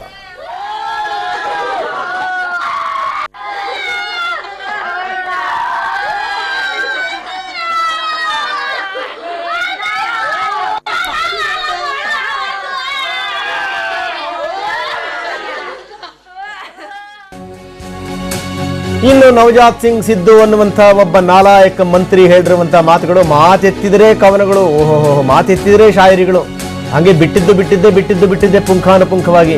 ಈಗ ವೀರ ಯೋಧರ ನರಮೇಧ ಮಾಡಿದಂಥ ಉಗ್ರ ಪೋಷಕರ ಜೊತೆಗೆ ಮಾತುಕತೆ ಆಡಬೇಕು ಅನ್ನುವಂಥ ಒಂದು ಪುಗ್ಸಟ್ಟೆ ಉಪದೇಶವನ್ನು ಕೊಡ್ತಾ ಇದ್ದಾನೆ ಈ ಮನುಷ್ಯ. ಯಾವನು ಕೇಳ್ತಾನೆ ಇವರ ಉಪದೇಶವನ್ನ? ಇವರು ಒಂದು ರಾಜ್ಯದ ಮಂತ್ರಿ ಕೂಡ ಹೌದು. ಇವರು ಮುಖ್ಯಮಂತ್ರಿ ಆಗಬೇಕು ಅಂತ ಕನ್ಸ್ಕೊಂಡಿರುವಂಥವ್ರು, ಆಗ್ಲಿಲ್ಲ ಅಂದ್ರೆ ಉಪಮುಖ್ಯಮಂತ್ರಿ ಆಗಬೇಕು ಅಂತ ಕನ್ಸ್ಕೊಂಡಿರುವಂಥವ್ರು. ಇದೆಲ್ಲದರ ಜೊತೆಗೆ ಪಾಕಿಸ್ತಾನಕ್ಕೆ ಹೋಗಿ ಜೈಕಾರ ಹಾಕ್ಸ್ಕೊಂಡ್ಬಂದಂಥ ಮಹಾನುಭಾವ. ಇವರ ಈ ಆಟಗಳಿದೆಯಲ್ಲ, ಅದು ಕ್ರಿಕೆಟ್ ಮೈದಾನದಲ್ಲೇ ಮುಗಿದು ಹೋಯಿತು. ಈಗೆಲ್ಲ ಆಡ್ತಿರೋದು ನಾಟಕ. ಅಲ್ಲಿ ಆಡಿದ್ದು ಆಟ ಫೀಲ್ಡಲ್ಲಿ, ಇಲ್ಲಿ ಆಡ್ತಿರುವಂಥದ್ದು ಪಕ್ಕಾ ನಾಟಕ. ಇನ್ನು ಪಾಕಿಸ್ತಾನದ ಪ್ರಧಾನಮಂತ್ರಿಯಿಂದ ಒಂದಷ್ಟು ಜೈಕಾರದ ಘೋಷಣೆಗಳು ಇವರಿಗೆ, ದೇಶದ ಪ್ರಧಾನಮಂತ್ರಿ ಆಗಬೇಕು ಇವರು ಅಂತೇಳಿ ಅಂತ. ಇಂಥವ್ರನ್ನ ದೇಶದ ಪ್ರಧಾನಮಂತ್ರಿ ಮಾಡಿಬಿಟ್ರೆ ಮುಗಿದೋಯ್ತು ಕತೆ. ಇನ್ನು ಮಾತುಕತೆ ಮುಖಾಂತರ ಸಮಸ್ಯೆ ಬಗೆಹರಿಬೇಕಂತ ಈ ಮನುಷ್ಯನಿಗೆ. 3 ಕಾಸಿನ ಮಾನ ಮರ್ಯಾದೆ ಇದೆಯಾ ಅವರಿಗೆ? ನಾಚಿಕೆ ಅನ್ನುವಂಥದ್ದು ಇದೆಯಾ? ಸ್ವಾಭಿಮಾನ ಅನ್ನುವಂಥದ್ದು ಇದೆಯಾ? ಆತ್ಮಸಾಕ್ಷಿ ಅನ್ನುವಂಥದ್ದು ಎಂದೋ ನೆಗೆದು ಬಿದ್ದೋಗಿದೆ. ಆತ್ಮಸಾಕ್ಷಿ ಅನ್ನುವಂಥದ್ದು ಇವರಿಗೆ ಬರೀ ಏನು ಅಂತಂದ್ರೆ ಈ ಚೆಂಡುಗಳನ್ನು ಮಾತ್ರ ಬೌಂಡ್ರಿಯಿಂದ ಆಚೆ ಅಟ್ಟುವಂಥದ್ದಲ್ಲ. ಈ ಸ್ವಾಭಿಮಾನ, ಆತ್ಮಸಾಕ್ಷಿ ಅನ್ನುವಂಥದ್ದು ಕೂಡ ಬೌಂಡ್ರಿಯಿಂದ ಆಚೆ ಅಟ್ಟಿ ಬಿಸಾಕಾಗಿದೆ ಇವರು. ಹಿಂಗಾಗಿ ಇಂಥ ಮಾತುಗಳನ್ನ ಆಡ್ತಾ ಇದ್ದಾರೆ. ಇದು ಸಿದ್ದು ಹೇಳಿದಂಥ ಮಾತು. ಸಿದ್ದು ಒಂಥರ ಈ ಅಂತ್ಯ ಸಂಸ್ಕಾರಕ್ಕೆ ಹೋಗಿ ಬಂದಿರೋ ತರ ಮುಖ ಮಾಡ್ಕೊಂಡು ಯಾವ್ಯಾವ ಮಾತುಗಳನ್ನ ಆಡಿದ್ರು ನೋಡಿ. कभी कोई मजहब नहीं होता, कोई धर्म नहीं होता, कोई देश नहीं होता, कोई जात नहीं। लोहा लोहे को काटता है, आग आग को काटती है, और सांप जब डंक मारता है तो उसका एंटीडोट सांप का विष होता है, कोई शक नहीं की। लेकिन जहां जहां जंगें चलती रहती हैं, जहां जहां ऐसा सब कुछ होता रहता है, वहां डायलॉग भी साथ साथ चलता है और एक परमानेंट सोल्यूशन इसका ढूंढा जाना चाहिए। दुल्ला कीड़ियां का 100 मण आटा मावांगे ने पुत्र पहला मावा ने दोनों पासे काटा, हारे या कोई नहीं।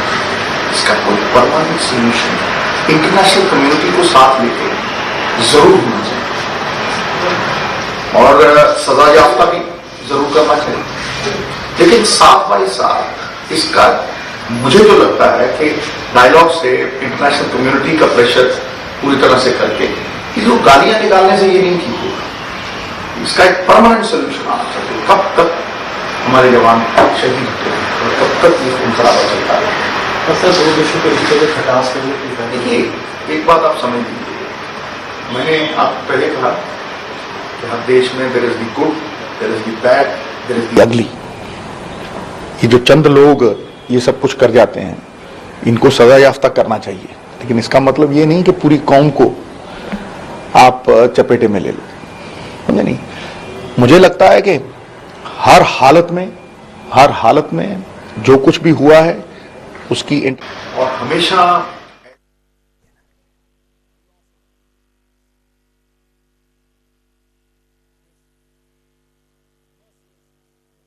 ಈ ಮನುಷ್ಯ ಸಿದ್ದು ಅವರ ಮಾತನ್ನ ಕೇಳಿದ್ರಿ. ಯಾವುದೋ ಒಂದು ಈ ಕಾಮಿಡಿ ಕಾರ್ಯಕ್ರಮದಲ್ಲಿ ಪಾಲ್ಗೊಳ್ತಿದ್ದನ್ನು ನಾನು ಕೂಡ ನೋಡಿದ್ದೀನಿ ಅವರ ಕಾರ್ಯಕ್ರಮಗಳನ್ನ. ಏನು ಫೀಲ್ಡಲ್ಲಿ ಏನು ಇವರು ಆರ್ಭಟಗಳನ್ನ ಈ ಆಟಗಳನ್ನ ಆಡಿದ್ರಲ್ಲ, ಅಲ್ಲಿ ಮುಗಿದೋಯ್ತು ಇವರ ಎರ ಅನ್ನುವಂಥದ್ದು. ಇನ್ನೇನಂದ್ರೆ ಇವತ್ತು ದೇಶದ ಕಾಮಿಡಿ ಪೀಸ್ ಅಂತಂತಂದ್ರೆ ಅದು ನವಜೋತ್ ಸಿಂಗ್ ಸಿದ್ದು. ಮಾತಾಡಿದ್ರೆ ಕವಿವಾಣಿ, ಪುಂಖಾನುಪುಂಖವಾಗಿ ಹಂಗೆ ಬಿಡ್ತಾ ಹೋಗೋದಂಗೆ ಶಬ್ದಗಳನ್ನ. ಎಲ್ಲಿ ಹೋಗಿದೆ ಉಸಿರೇ ಇಲ್ಲಪ್ಪ ದನಿನಲ್ಲಿ. ಜಸ್ಟ್ ಅಂತ್ಯ ಸಂಸ್ಕಾರಕ್ಕೆ ಹೋಗಿ ಬಂದಿರೋ ಥರ ಮುಖ ಮಾಡ್ಕೊಂಡು ನಿಂತ್ಕೊಂಡು ಆ ಮನುಷ್ಯ ಬೈಟ್ ಕೊಡ್ತಿರೋದು ರೀತಿ ನೋಡಿದ್ರೆ ನೀವು, ಒಪಿನಿಯನ್ ಕೊಡ್ತಿರುವಂಥದ್ದು ನಾಚಿಕೆ ಆಗಬೇಕು ಇವರಿಗೆಲ್ಲ ಏನು ಅಂತಂದ್ರೆ ಇವರಿಗೆ ಎಲ್ಲ ಜನಗಳ ಸಾಯ್ಲಿ, ಸೈನಿಕರ ಸಾಯ್ಲಿ. ಇವ್ರಿಗೆ ಪಾಕಿಸ್ತಾನಕ್ಕೆ ಹೋದ ತಕ್ಷಣ ಒಂದಷ್ಟು ಹಾರ ತುರಾಯಿ ಸಿಕ್ತಲ್ಲ, ಸಾರ್ಥಕ ಇವರ ಜನ್ಮ. ಇಂಥ ನಾಯಕರಿಂದಲೇ ನೋಡಿ ಭಾರತ ಇವತ್ತು ಈ ಮಟ್ಟಕ್ಕೆ ಬಂದು ನಿಂತಿರುವಂಥದ್ದು. ನಮ್ಮ ಸ್ವಾಭಿಮಾನ ಕಾಣೆಯಾಗಿರುವಂಥದ್ದು ಯಾಕಪ್ಪ ಅಂದ್ರೆ ಇಂಥ ನಾಲಾಯಕ ನಾಯಕರನ್ನು ನೋಡಿಕೊಂಡು. ಸಿದ್ದು ಏನು ಸ್ಟೇಟ್ಮೆಂಟ್ ಕೊಟ್ಟರು, ಸಿದ್ದು ಸ್ಟೇಟ್ಮೆಂಟ್ ಕೊಟ್ಟ ತಕ್ಷಣ ಈಗ ಒಂದಷ್ಟು ಜನ ಬೀದಿಗಿಳಿದು ಹೋರಾಟ ಮಾಡ್ತಾ ಇದ್ದಾರೆ, ಪ್ರತಿಭಟನೆಯನ್ನು ಮಾಡ್ತಾ ಇದ್ದಾರೆ. ಸಿದ್ದು ಇವರು ತಮ್ಮ ಮಾತನ್ನು ವಾಪಸ್ ತಗೋಬೇಕು ಅನ್ನುವಂಥದ್ದು, ರಾಕ್ಷಸರ ಜೊತೆಗೆ ಮಾತುಕತೆ ಬೇಕಾ ಅನ್ನುವಂಥದ್ದು, ಜೊತೆಗೆ ಏನಂದ್ರೆ ಪಾಕಿಸ್ತಾನದ ವಿರುದ್ಧ ಘೋಷಣೆಗಳನ್ನು ಕೂಡ ಹಾಕ್ತಾ ಇದ್ದಾರೆ ಕಾರ್ಯಕರ್ತರು.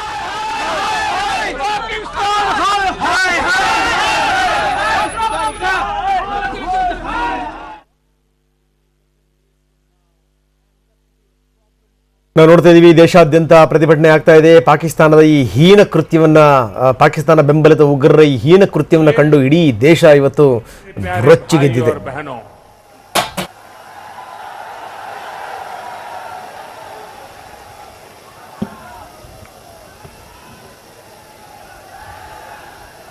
आज देश बहुत ही उद्वेलित और दुखी है। यहां आए आप सभी की भावनाओं को भी मैं भली भांति समझ पा रहा हूं। पुलवामा में आतंकियों ने जो हमला किया है, उससे हर भारतीय आक्रोश में है। हमारे वीर जवानों ने देश की रक्षा में अपने प्राणों की आहुति दी है। उनका बलिदान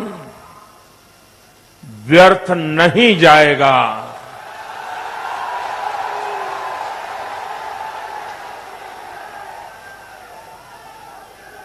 ये भरोसा झांसी की धरती से, वीरों और वीरांगनाओं की धरती से मैं 130 करोड़ हिंदुस्तान वासियों को देना चाहता हूं।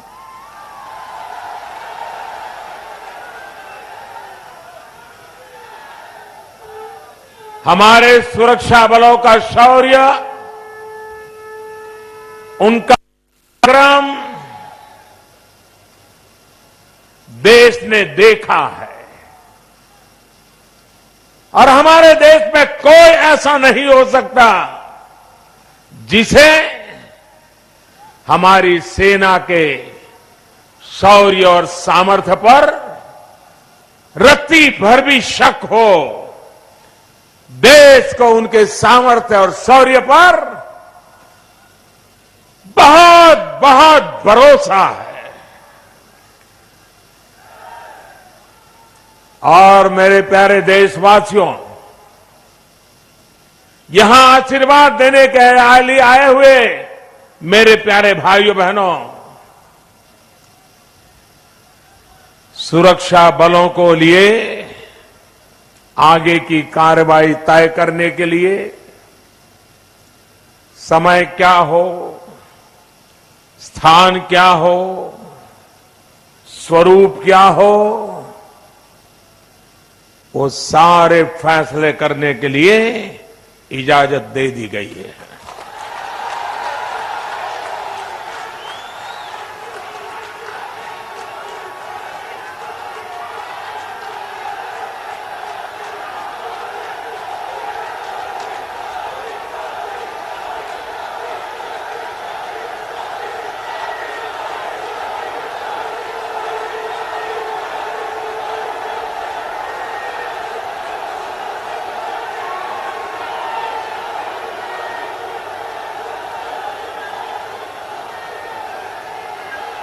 पुलवामा हमले के गुनाहगार,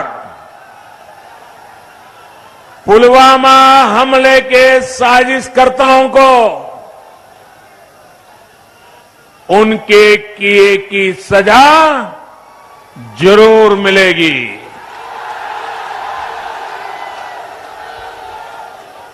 हमारा पड़ोसी देश ये भूल रहा है, ये नई नीति और नई रीति वाला भारत है। आतंकी संगठनों और उनके आकाओं ने जो हैवानियत दिखाई है, उसका पूरा हिसाब किया जाएगा। साथियों, हमारा पड़ोसी देश इस समय आर्थिक बदहाली से बहुत बुरे दौर से गुजर रहा है। वो अब विश्व में इतना अलग थलग कर, उसकी हालत इतनी खराब कर दी गई है कि बड़े बड़े देश उससे दूरी बनाने लगे हैं। उसके लिए अपना रोजमर्रा का खर्चा तक चलाना मुश्किल हो गया है। वो कटोरा लेकर के घूम रहा है, लेकिन आज दुनिया से वो आसानी से मदद भी नहीं मिल पा रही है। बदहाली के इस दौर में वो भारत पर इस तरह के हमले करके पुलवामा जैसी तबाही मचाकर वो सोचता है कि भारत भी बदहाल हो जाएगा तो हमारे उन दुश्मन, हमारे पाकिस्तान के बैठे हुए लोग ये भली भांति समझ लें, आपने जो रास्ता अपनाया है, आपने अपनी बर्बादी देखी है। हमने जो रास्ता अपनाया है, हमारी दिन दोगुना रात चार गुना उन्नति भी दुनिया देख रही है। भाइयों बहनों, हमारे पड़ोसी उसके इस मंसूबे का देश के 130 करोड़ लोग मिलकर के जवाब देंगे, मुंह तोड़ जवाब देंगे। साथियों, आज विश्व के बड़े बड़े देश भारत के साथ खड़े हैं, भारत की भावनाओं का समर्थन कर रहे हैं। मेरे पास जो संदेश आ रहे हैं उनसे पता चल रहा है दुखी है उतने ही गुस्से में है। पूरी विश्व नागरिक आतंक के हिंसक प्रश्नों को खत्म करने के पक्ष में है। साथियों, वीर बेटियों और वीर बेटों की ये धरती जानती है कि दुश्मन चाहे जितनी भी साजिश करे उसका मुकाबला कैसे करना है। ये धरती गवाह है कि मां भारती की रक्षा, उसकी संतानों की रक्षा हमारे लिए सर्वोपरि है। साथियों, ये धरती मणिकर्णिका के शौर्य की भूमि है, जिन्होंने झांसी की रानी के रूप में देश की आजादी के आंदोलन को नया जोर, नई प्रेरणा दी। मणिकर्णिका काशी की बेटी थी और मेरा सौभाग्य है कि वहां के लोगों ने, काशी ने मुझे अपना सांसद बनाया और इसलिए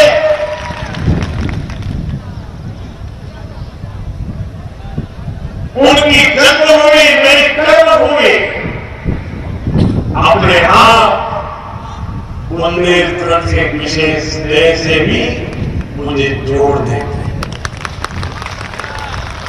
बुंदेलखंड में राष्ट्रभक्ति से लेकर देश की आस्था तक हर पल एक नई ऊंचाई देने वाली धरती है। मुझे याद है कि जब मैं पहले आपके बीच आया था और यहां भाजपा सरकार बनने के बाद विकास की गति योगी जी के नेतृत्व में राज्य की उनकी पूरी टीम ने विकास की गति को और तेज कर दिया है। साथियों, विकास की पंचधारा यानी बच्चों की पढ़ाई, युवा को कमाई, बुजुर्गों को दवाई, किसानों को सिंचाई, और जन जन की सुनवाई के लिए भाजपा की सरकारें काम कर रही है। इसी लक्ष्य पर आगे बढ़ते हुए अभी अभी हमने बुंदेलखंड और यूपी के विकास से जुड़े लगभग 20,000 करोड़ रुपए के विकास कार्यों का शिलान्यास और लोकार्पण किया है।